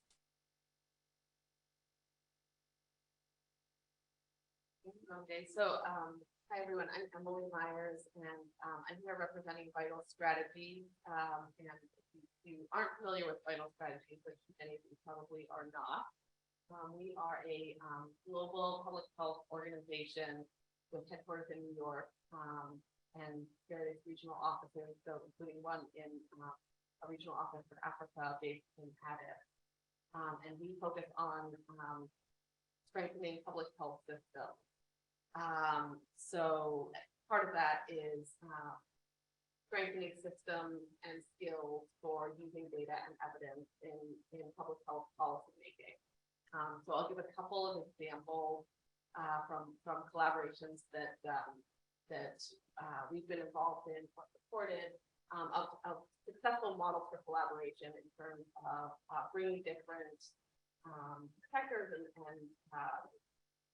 stakeholders together to do analysis that has made a difference in policy. So one example is from a policy project that we worked on in Colombia. My colleague Melissa Cordova-Frias is on the Zoom, was actually involved in this analysis. So this was a really interesting collaboration because it brought together several government agencies. So they were tackling the issue of road traffic fatalities in Colombia.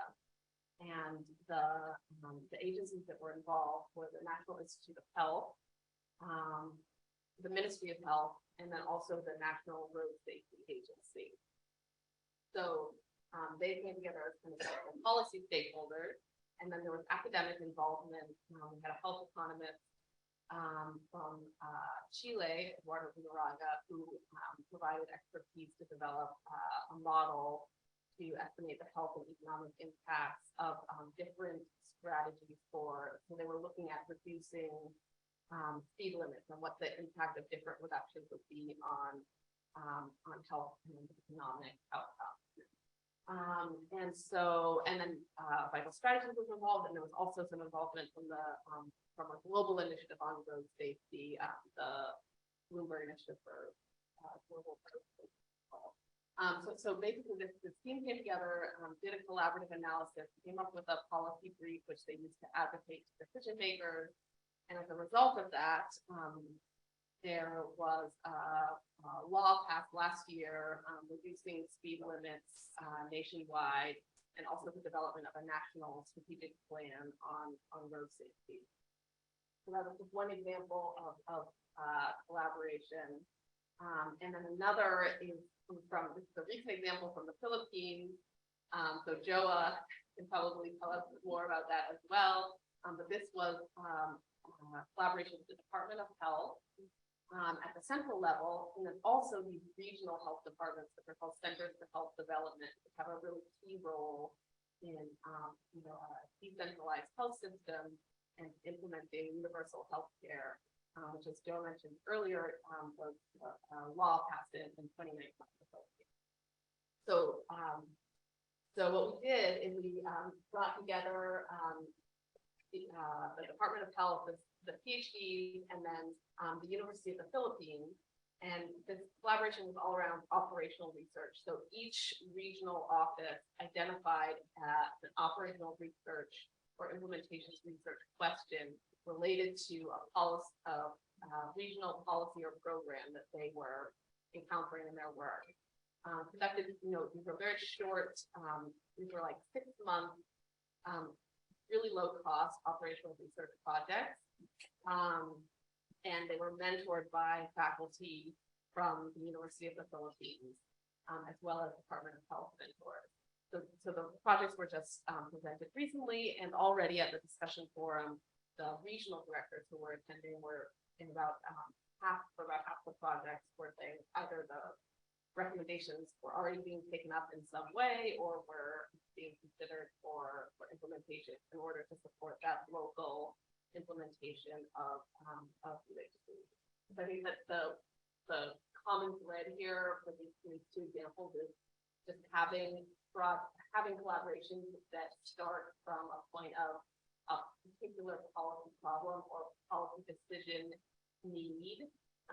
And then, building a collaboration around that, bringing in the academic expertise that's needed to complete the analysis, and then the road to impact is kind of already there on the setup. And I might deviate from my slide a bit because just the conversation about Zambia reminds me of a recent project that we had related to increasing awareness of hepatitis B in Zambia. We were funded by a foundation called the End Hep 2030 initiative, which was a very wealthy benefactor who had been impacted by hepatitis B and was really concerned about hepatitis B policy globally and making sure that that bridge from evidence to policy took place. And so one thing to build off Nonde and Emily's examples, that funded initiative brought clinicians to the table along with Ministry of Health decision makers to tackle the issue at hand, but also form a task force specific to hepatitis B.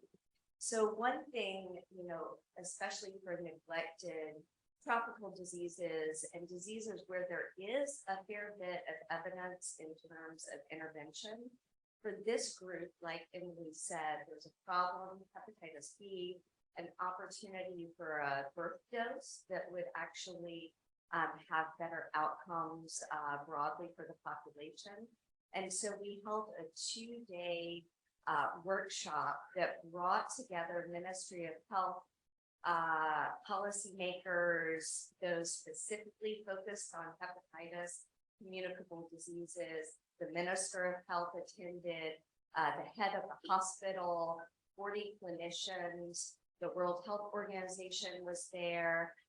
We had other stakeholders, and the end result of that meeting was a task force that was formed to really inform policy development. And so just as an additional example of what it looks like to actually bring stakeholders to the table, I love the other example from Zambia, where the policymakers were involved in the economic analysis. So they understood it, owned it, and could really operationalize it. So those are at least some examples. And really quickly is a second example from one of my colleagues, one of our colleagues at Vanderbilt, who is a medical anthropologist by training. There's a lot on this slide, but suffice it to say that this is an example of a researcher in academia who was funded by different research mechanisms through the NIH, the National Institutes for Health, along with PEPFAR. And the results of her clinical trials and unique studies, a lot of qualitative work, actually resulted in national policy change. And that included tools, but also the kind of normalization, if you will, of male partners being engaged in the health process. So this is an example of a researcher at a U.S. institution that worked with the Ministry of Health, funded by multiple research grants that really could be taken up by policymakers and implemented. So one thing to keep in mind, because this is on collaboration and funding, many of you all have mentioned that you're interested in additional funding mechanisms to actually propel forward your own work, right? Especially as you're thinking about enhanced capacity within your organization, as you're thinking about leveraging additional resources to either build skills in costs, in any kind of economic modeling or other related skills. The NIH Fogarty Center, so this is one of the many centers at the National Institutes of Health, is a place that I would recommend you exploring if you haven't already. There are specific funding mechanisms for low and middle income country researchers. your institutions don't have to have had funding for some of these different opportunities. But the Fogarty International Center in particular is really focused on training individuals, cadres of independent researchers who are set up for successful careers to really tackle unique burden of disease, questions that even are cross-cutting globally, and strong mentorship both within countries and from U.S. partner sites in particular make those kinds of research opportunities unique. This is an example of a continuum. Many of you in this room are already down this continuum, so I won't belabor the early part. But just to say that there are a number of different training and career awards that can help you move from one phase to the next, depending on where you are. Just as an example, this Emerging Leader K43 award, I was just talking with someone at the break about this award. So it's really an exciting new initiative that requires mentorship, but in a value-added way to advancing the kinds of questions that we have. There are also research awards, depending on what your level of interest in straight research is, but certainly applied research as well can be done in this context. So I just wanted to mention that. This is the K43 mechanism that I just mentioned, so a really exciting opportunity for some of you in this room. And once again, these slides will be on the website, so don't feel like you have to document everything now, but this is a nice opportunity to slide in some funding options. So just want to pause. This was the question that prompted our initial conversation. And so if there are other examples or other highlights or questions that you all have, would love to give you a chance to either comment or ask a question before we go on to the next.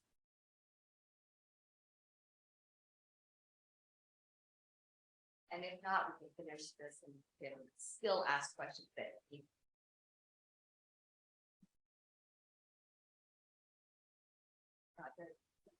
Thank you. I'm Roderick, from Ministry of Health in Uganda. So I just wanted to ask, we have usually a lot of influence with the development partners and the donors who are most times funded by a private sector to push for specific intervention. So you find that it is common that we, the private sector, the people who manage those funds, influence decisions in our countries.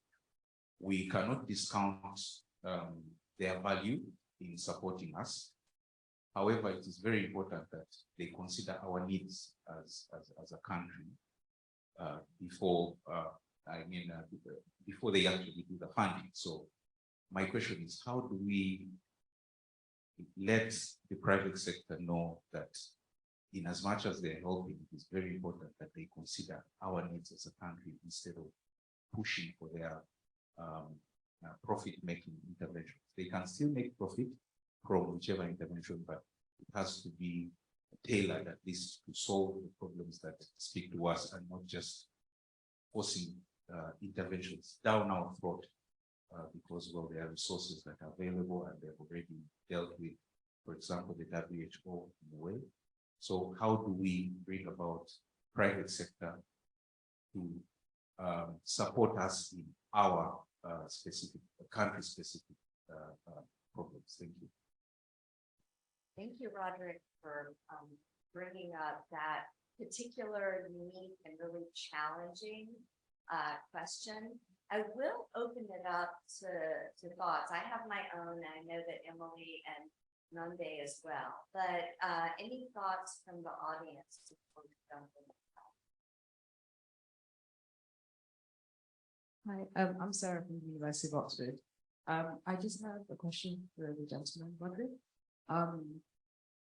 In your experience of working in the Ministry of Health in Uganda, to what extent does the Ministry of Health get involved in financial ownership of those types of grants and programs. So, you know, with grant programs, you have instances where there will be like a private funder, you're saying, that's providing you with most of all of the funds.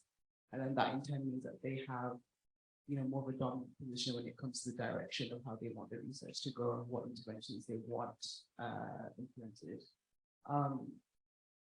But there might be some instances where you find that if the Ministry of Health has buy-in or ownership over the, like financially, over the direct or the aims of the program, they have more of a say. I mean, obviously the research is what, you know, it's supposed to be focused on, so that's what influences the outcomes, but they kind of help, they work together as equal partners in driving the agenda and the aims of the project. So it would be interesting to hear from your experience in the Ministry of Health in Uganda, to what extent the actual ministry does that, and does it work or does it not?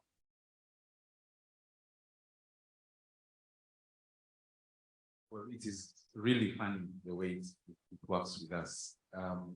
Usually they have this counterpart. Well, they give us a specific percentage and say, well, if we are bringing in some resources, whether it is research or the rest, they will say, well, we are giving you money, but you have to contribute something very small.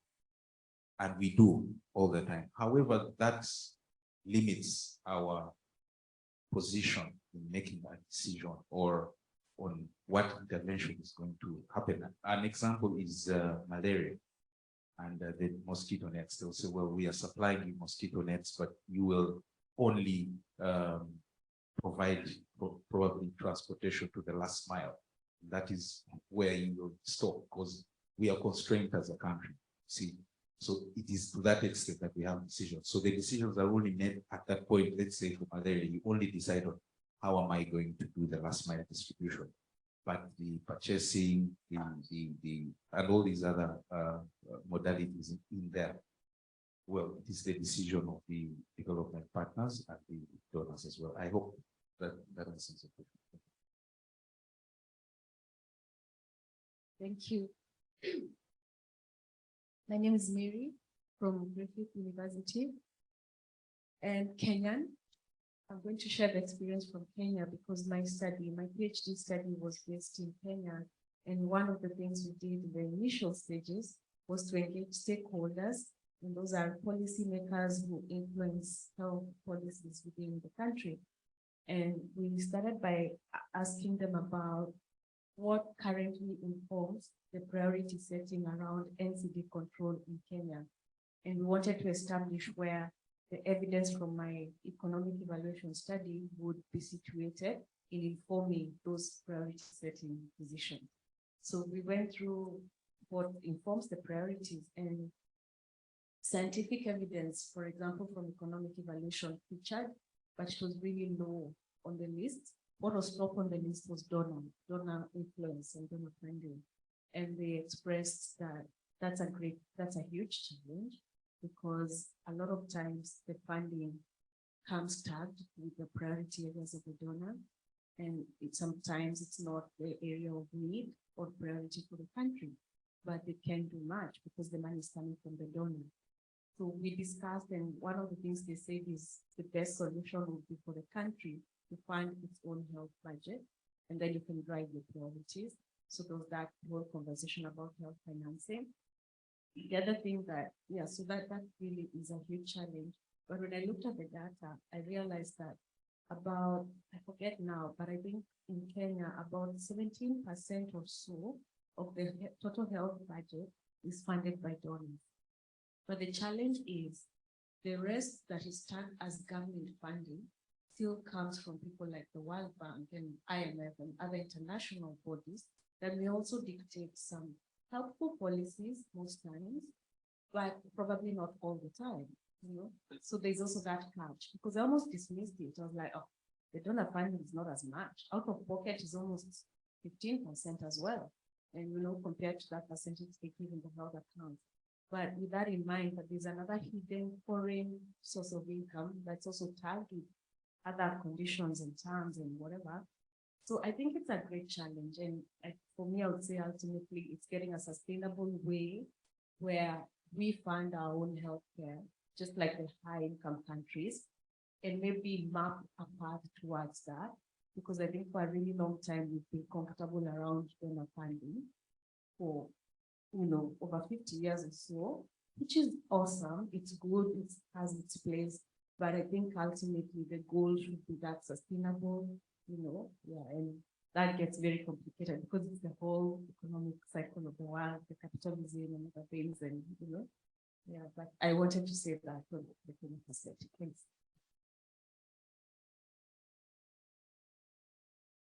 Right. Thank you. I think I'm going to pivot a little bit and talk about some successes, at least what I consider to have been successful. So I'm a part of this study, this implementation research study conducted in sorry, my name is Kasusu from Tanzania, Muhimbili University of Health. So in this particular implementation research, we were trying to ascertain factors influencing successful implementation of the community-based health program. So there have, some guidelines were developed in the year 2020 and was being implemented using community health workers. And we're trying to ascertain the issues of mentorship and on-job training as far as those community health workers are concerned. Remember, these are community members or individuals that have undergone some basic training in order to provide or link their communities to health services provided within their communities. So in this particular research, MOHAS as an academic institution was supported by UNICEF as far as the funding is concerned to implement this study, which touches upon the functions of the local government. So that is the regional government, but also the Ministry of Health in a way, because they were the ones that developed these guidelines and policies. And I would say it was fairly successful. And to answer the question directly, what are the reasons or why do I consider it to be successful? One, similar to what my colleague from Kenya started with, is the engagement of all key players from the outset. So before we even rolled out anything, we had this learning agenda setting workshop or an inception meeting, whereby we sat down, we said, okay, so what is on the table? What are the issues? And there was mentorship, on-job training, the issues of finances, how are they linked to the sectors? And we said, all right, so out of these 4 issues that we consider to be crucial as far as the implementation of the CBHP program is concerned, what should we prioritize on? So getting that buy-in from the very outset of all the key stakeholders, I think it's crucial that alignment, I think I would say that is the cornerstone of any successful collaboration, that everybody who has a stake feels as if they were part of the decision towards implementation of a specific intervention, program, assessment, or evaluation. And immediately after the conclusion of the study and obtaining the results, it then became very easy to feed back these recommendations onto the key stakeholders and actually implement course corrective measures, which was successful. So in that very small example, a period of 2 years, I would say that my key lesson here was that alignment is crucial, and for everybody else to feel as if they own that process. And because at the end of the day, you want whatever findings that you have to change something, then you need to be involving them throughout, such that whatever findings that you have, it's not a new thing. It's not like saying, okay, hey, we have some recommendations here. Please implement so and so. And then the question is, why? Why should we do this? They weren't part of the conversation from the very outset. So that was my little pivot. That's great. And maybe just to build up that, and I certainly want everyone to be able to share their thoughts, but love the example, Suzu, of alignment and ensuring that collaboration happens early. Roderick, back to your really important point, because collaboration can be positive, and we have it here, right, as a positive thing, but it's a double-edged sword. And when there are power differentials at play, especially where resources are concerned, it can yield really inequitable outcomes.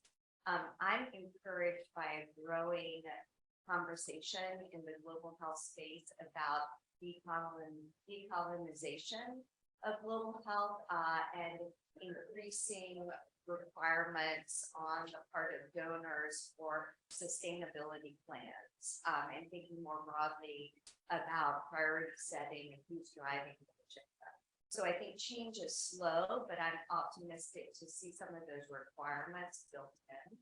I will say from a country level, and I would say also from the donor level, a lot of this also goes back to good leadership as well, right? So if you have problematic leadership who are not really interested in moving the needle, or they have other motivations, harder to change, right? But if you look at next door to Uganda and Rwanda, and their former Minister of Health, Agnes Imulaho, you know, one of the things that she did following the genocide was she told any donor coming in they had to abide by the stipulations that were set forth by the Ministry of Health of Rwanda. Otherwise, she didn't want the money, right? That's a bold move. It's really risky, right? It worked out for them, but it doesn't necessarily mean that it works out for everyone.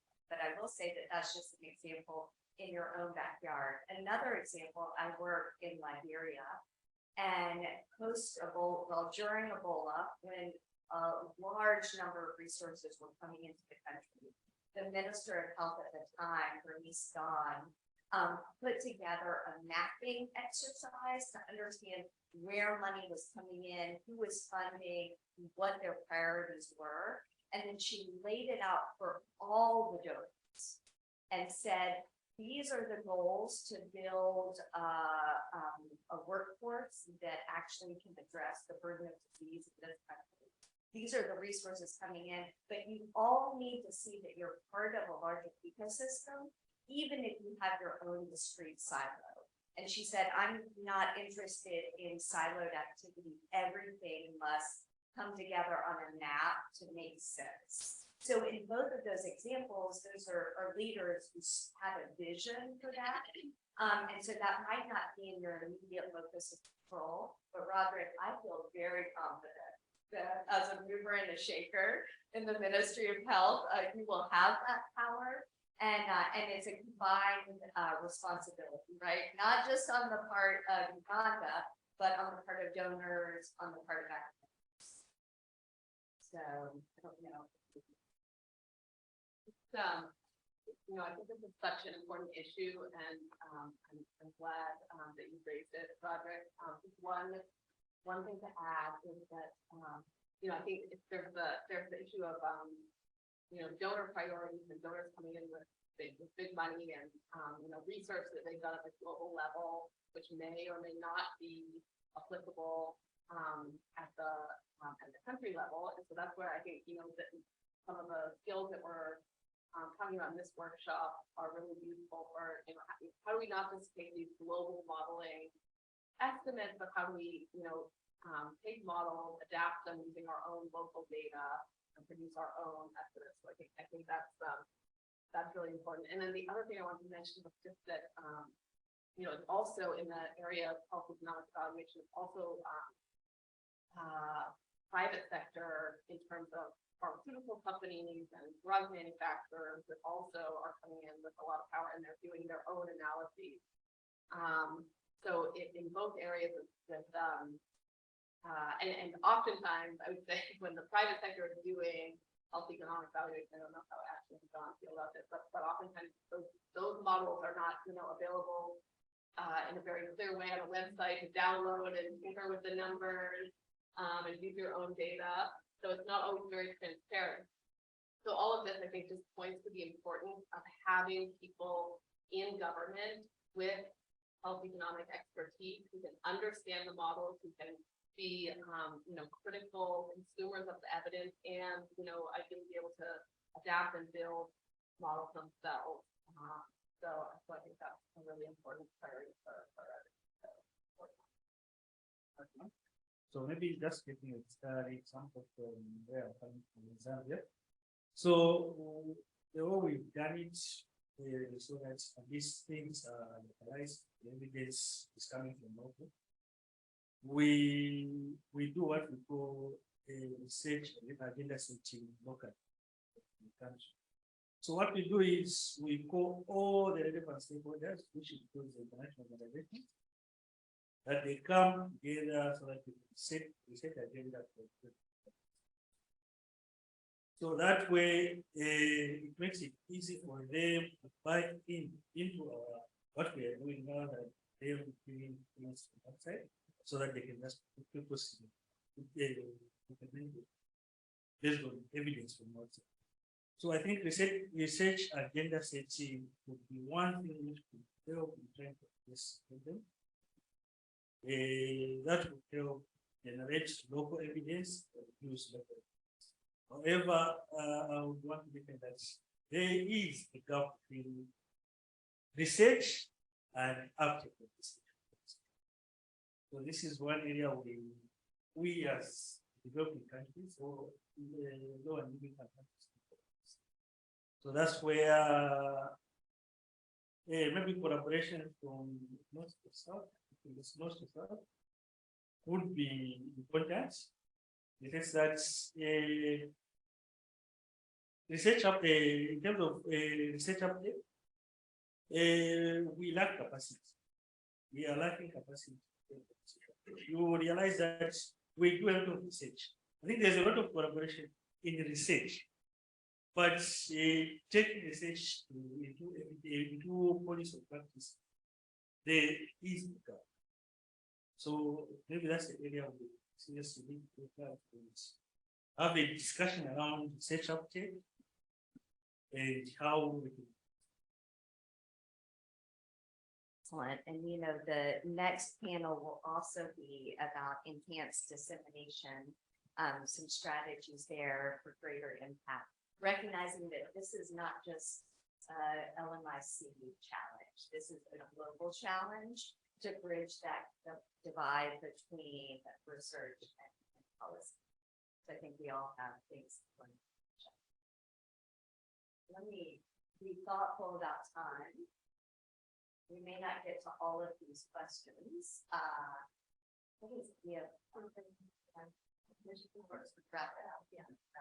All right. So one of the things that we can do is leave these slides up for you. There, as I mentioned, are some examples, and actually to Nande's point, we were funded by a USAID mechanism too, actually, that are very much focused on utilizing research for policy and programmatic impact. So for those of you who are not aware of the PEER program, the Partnership for Enhanced Engagement in Research, that's another opportunity to think about utilizing your research findings for development and policy impact. So we've used this mechanism in Liberia. That actually led to a larger USAID grant.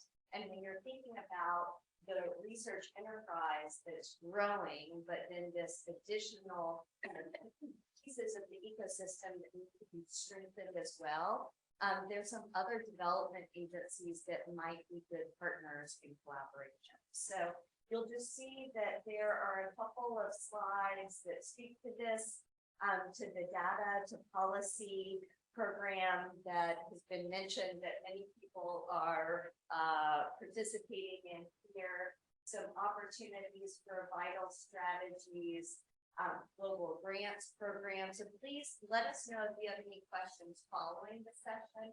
We'd be glad to answer any of those. But this kind of leads me to believe that there should be a standalone session just on collaboration, partnership, and how you can really maximize that at a future idea workshop. So maybe with that, I'll go ahead and let my colleagues close this out, and then we'll have the next panel.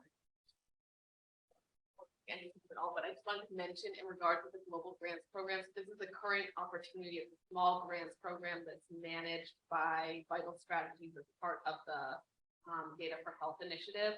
And it is, there are usually about 2 rounds per year And it's an opportunity where if you have a collaborative research project with government, so there needs to be a government agency that's essentially involved in the research or, using the research finding.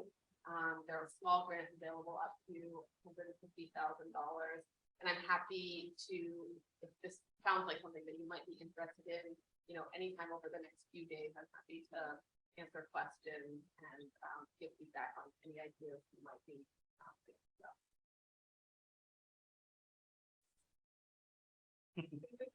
So maybe for me, in closing, health economics or economic evaluation, most likely in our context, and law and legal it's inference.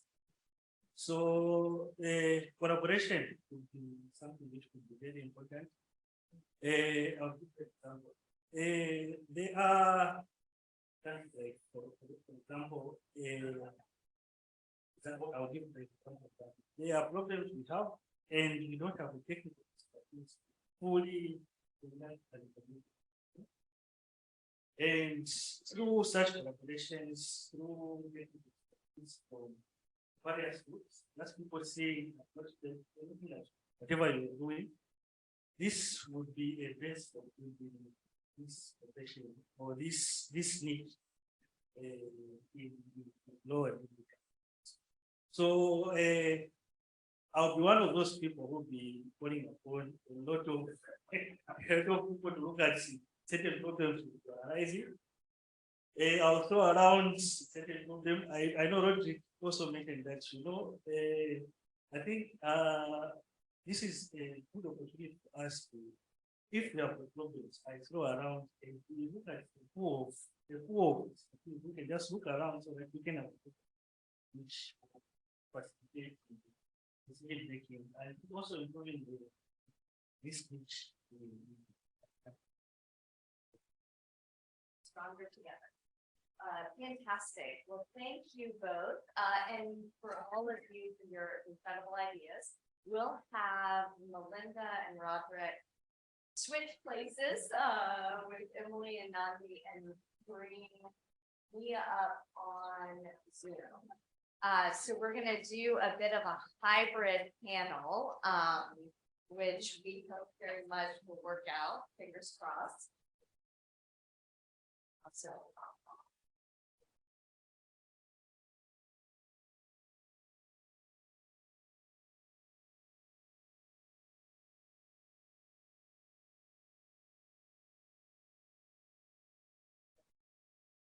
Bring up,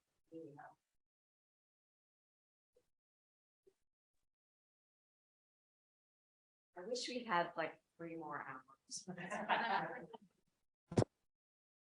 Not as sure everyone else could. The workshop that we mentioned doing was an expanded version of this for a week, so it's 5 days, and it also didn't feel like enough time. So maybe that's the solution.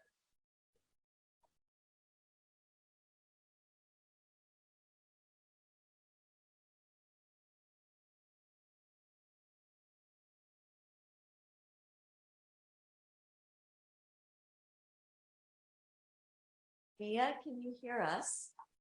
Yes, I can. Wonderful. Should I put my video on or off? Perfect. Look at that.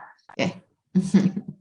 Things happen. So we have another fantastic panel. This closes out our 3rd panel for the day, which really offered, I think, some opportunity to expand on the fantastic concepts and skills that you've been exposed to with John and Ashley today.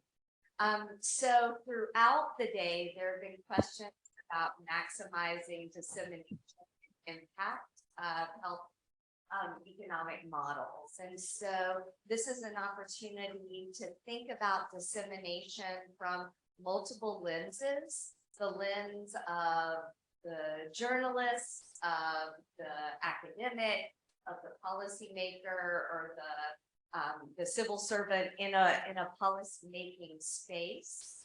And really think about a couple of specific questions that can guide the discussion, but again, you all in the audience have amazing ones and amazing comments as well. So I want to make sure that we have space for that as well. So I'll start us off with a couple of questions. We'll start with Mia in the hopes that technology is our friend. No load shedding for the next hour. And so what I'll ask each of our panelists to do is just provide a brief introduction of who they are. And then Mia, I'll ask for you, not to steal your thunder, as a health journalist, what do you see as the role of media in bridging this gap between research and policy? And can you give us potentially some examples from South Africa or beyond that would highlight those? Sure, thank you so much for those questions. And to introduce myself, I work for a media startup, which is a weird word in the media world because it doesn't mean that you've just started. It just means that you're an independent small media organization. And my organization's name is Bekisisa, and we do health journalism. And we're about 10 years old. We started off as the health desk of a newspaper in South Africa. And then just before COVID, we moved away to access more audiences. So we have that luxury at Bekisisa where we don't have to follow the daily news, and we have enough time to make sure that we get things right and make it interesting. So when it comes to what is the media's role when it comes to research and policy, the aim, in my opinion, is obviously to reach a wider audience than what you would ordinarily be able to reach just as a researcher or a policymaker. And the way to do that, our jobs are centered around two things. The one is to make it easy to understand the data, obviously to get it right, but there's no sense in getting it right if it's not easy to understand. And then to make the data meaningful. So to make the public understand why they should know about the information and what kind of impact it will have on their lives. And the most recent examples that we can think of, all of us, I'm sure, is actually from COVID, that the media played quite an important role in both communicating both science and policy when it came to vaccines, for instance, about side effects, about how effective they are. And there were many ways in which the media did it, and also scientists and researchers themselves that we hadn't really saw so much before. We saw people using social media directly, releasing results on social media of studies in the form of Twitter threads, because that was the way how people accessed information during a pandemic. And that is a very, very important thing, to use the channel that people, a particular population group, would use to access information. So young people would use social media, and if you're not going to use the social media, you're not going to reach them, no matter how good your information is. So to give you an example of a story that we've done and how we made that information meaningful and easy to understand, was a couple of years ago. There's a large township here in Johannesburg called Diepsloot. And a local research organization did research in this township to look at what the impact of damage or abuse during your childhood, or if you were neglected, was on what kind of behavior you would have later on in life. And they specifically wanted to look at, the township had a very, very high prevalence of rape, and still has, and wanted to see, is there a link between children being neglected, especially boys, during childhood and when they grow up as men, because they didn't have access to services to help them process that trauma? What is the likelihood of that? What is the kind of link between that and the high incidence of rape? So when that study's results came out, and it showed that there was a very direct link between it, most of the men who say they had abused a woman, about 85% had been abused as a child or neglected. What we did was we went into the township and specifically found victims of child rape. It was shocking how easy it was to find them. They were just everywhere. And we then told a narrative story around it. And by narrative, I mean using narrative journalism uses the techniques that people would use in fiction, so that you would find in a fiction book that you write. And we told their stories with those techniques combined with not just the research that those Diepsloot researchers did, but combined with other studies and also in other countries that have found the same things. And we then used infographics to summarize some of those results, because you can't follow a story. A reader can't absorb all that data if you put it into text, no matter how interesting you make it via case studies. And so we had 2 infographics in that story as well that we also used widely on social media. And the impact of that, obviously the aim with publishing that research was to influence policy, to get services available for children, to get investments in the township, to help children process trauma, but at the same time also to have organizations who help people who have been raped and to help them process that trauma. And as a result of this story, the very informal organization that helped people but didn't have any funding, that helped victims of rape, received free legal help. They could then construct a board so that, and then become a non-profit so that they could receive funding to help people in more formal ways. And we then got funding for an app that we called Vimba. One of the challenges in the township was that people didn't know where to go to if they were raped in the middle of the night, where to go to for help, or how to report a case at the police. And that app then, you didn't need data to access it. We paid for the data. And if you then went onto that app, it would immediately tell you how to report a rape case. What is the evidence that you need to retain? For instance, you know, don't go and wash all your underwear immediately, so that you have evidence. And we had a United Nations delegation, actually, as a result of the story, visit the township. They specialize, it was a special commission on gender-based violence, and then also incorporated some of those findings into guidelines for countries in general.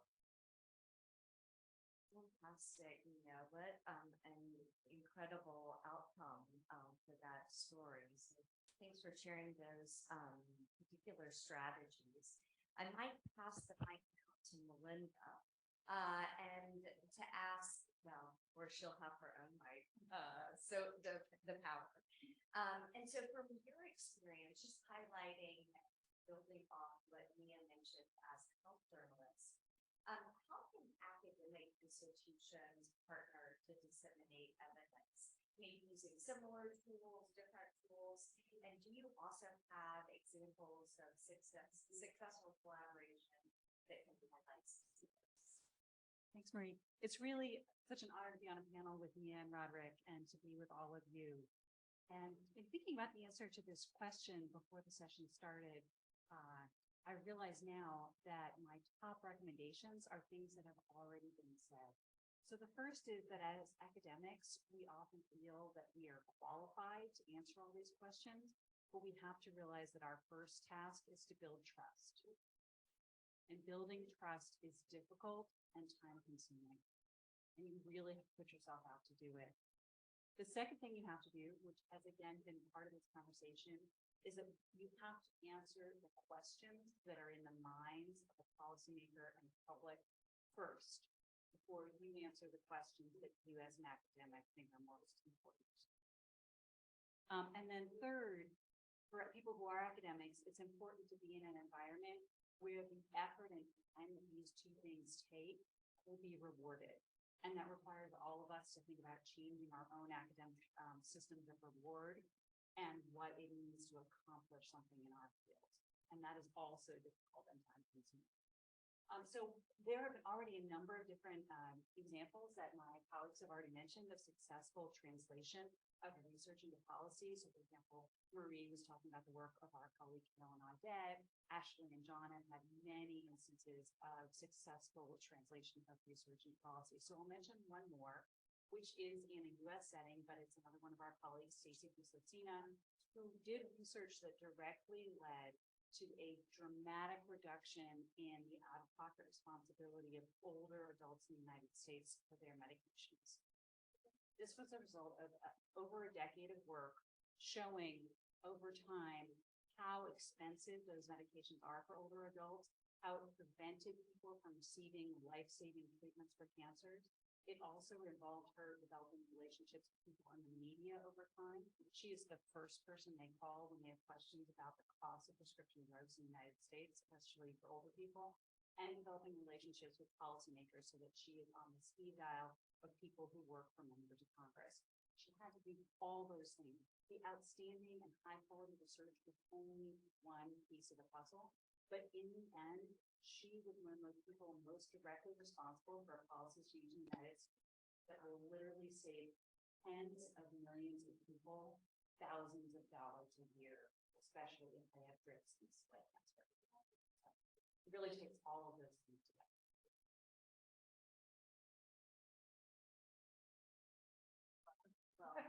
Okay, perfect. Collaboration. So fantastic. So building off that, Roderick, thinking about these examples that Melinda and Mia have shared, and also your own challenges that you voiced from the audience that are valid and can be real obstacles. Do you have ways that that you or you've seen others communicate findings from economic models that have resonated with policymakers, or takeaways from conversations that you've had or seen that even you think if there had been a slightly different approach, there would have been a different outcome? Thank you so much. Thank you, Mia and Melinda. I'm grateful to be here. So I'll just give a few examples of things that have worked. Well, for me personally, I work with the Ministry of Health as a senior policy analyst, but deployed there by the cabinet office and the president. Now, the first thing that we usually what we have, what we do to communicate is we prepare cabinet papers or cabinet memos. For example, during COVID, we had an issue with the emergency with ambulances. For example, there were very few and not a lot of attention was given to those.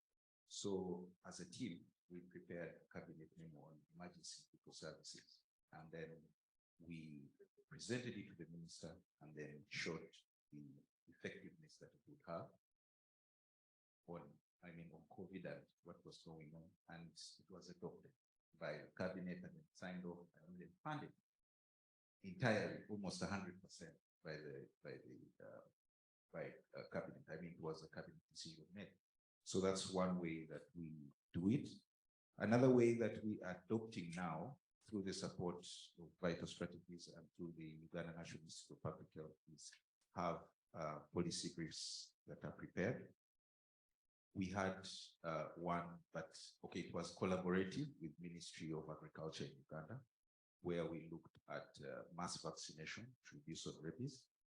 We prepared a cabinet paper on that, and then it was also successfully adopted during the World Rabies Day. So it was a collaboration, but something that we pushed as the policy unit in the Ministry of Health. So for further communication, I think there are two issues that we would think, from what I've gathered in this conversation, we would think of two things. And this comes from Dr. Kasusu's point of having stakeholders involved. So one takeaway that I have is during these processes, when we are actually preparing these papers, we have to have as many stakeholders, key stakeholders as possible, so we can have buy-in. That is very, very key. These interactive sessions help us to people to appreciate the process, to appreciate why we're doing these evaluations and the outcomes that will come through. And another one is having working groups in the Ministry of Health. For example, if it is non-communicable diseases, usually I think that the best thing would you engage the Department of Non-Communicable Diseases, and then you have a small working group that is connected. It's strange with us in Uganda that we have We already have working groups and a governance structure on how decisions are made. However, the biggest working group is 60% donors, and then 40%. It's called the Health Policy Advisory Committee. It's like second tier to the top management. So it usually pushes or influences policy. But from this conversation, I think having smaller working groups that discuss at departmental level, also including other departments, will be of a lot of help. And then the last issue was on policy advocacy. This goes to, especially now that I usually deal with the minister, is we inform them early.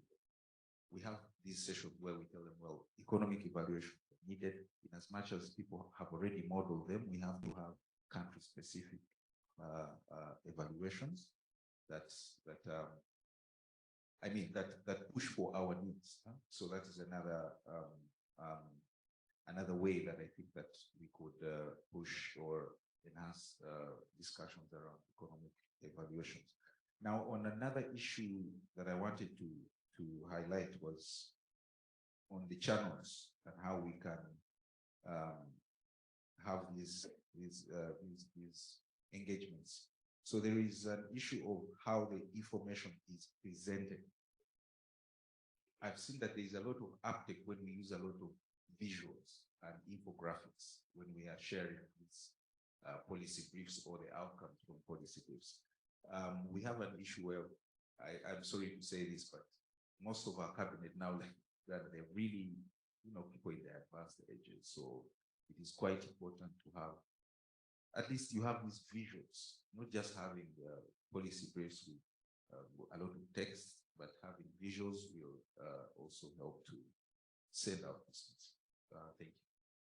Fantastic. And I think that sets up MIA for kind of continued exploration of these tools and packaging of information for advocacy efforts. And so, Mia, I wonder if you could just elaborate a bit. You had some great examples, but maybe if you could provide just a couple of takeaway golden nuggets, if you will, of how packaging evidence and data that resonates with various stakeholders, understanding, as Melinda mentioned, what are the motivations of the audience that you're hoping to impact?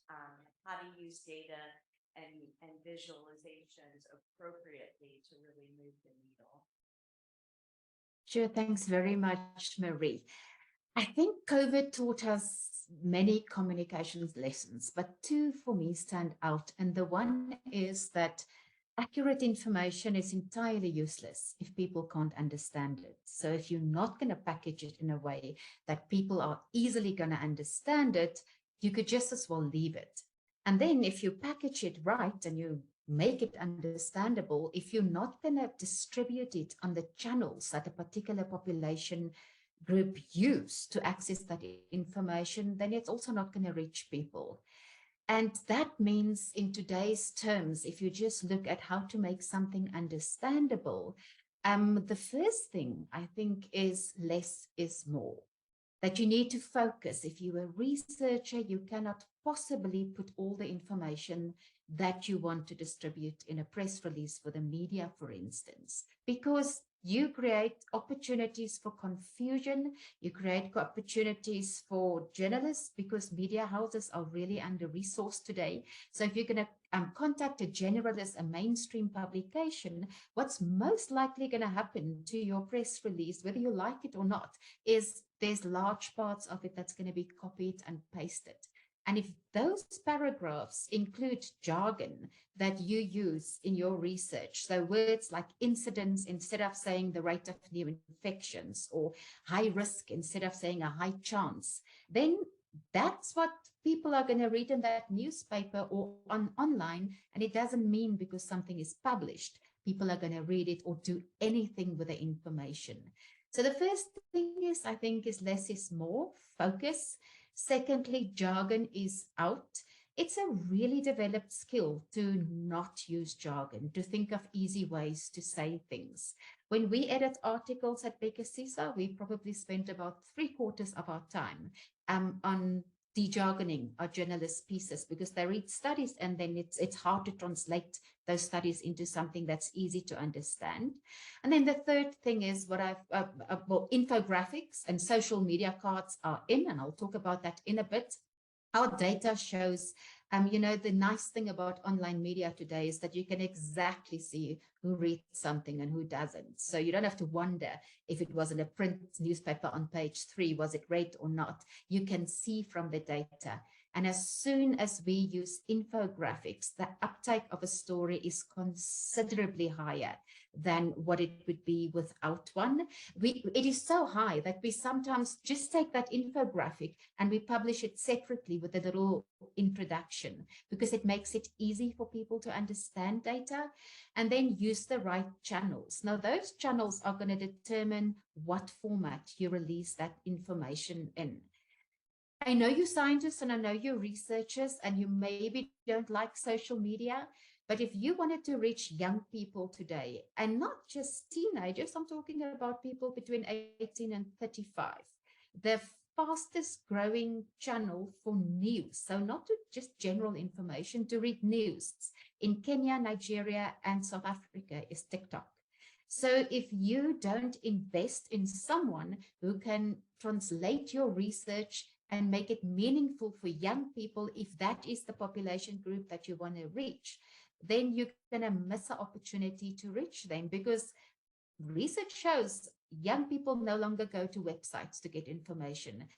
3/4 of them, a recent study showed that social media is their first point for accessing information. Then I've mentioned generalist media, because they're under-resourced.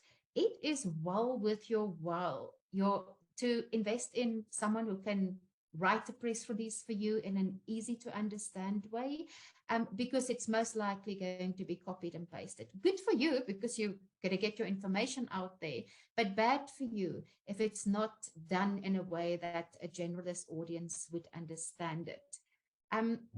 You know, if I can think of an example, for instance, our government releases pre-exposure prophylaxis, the HIV prevention pool data every 3 months. And it's not necessarily accessible to everyone. It's not that they don't want to, that they won't give it to you if you ask for it, but they don't publish it every 3 months. So something we do at Becker CISA is to take that data and then make very interesting graphs out of them and things that are easy to read.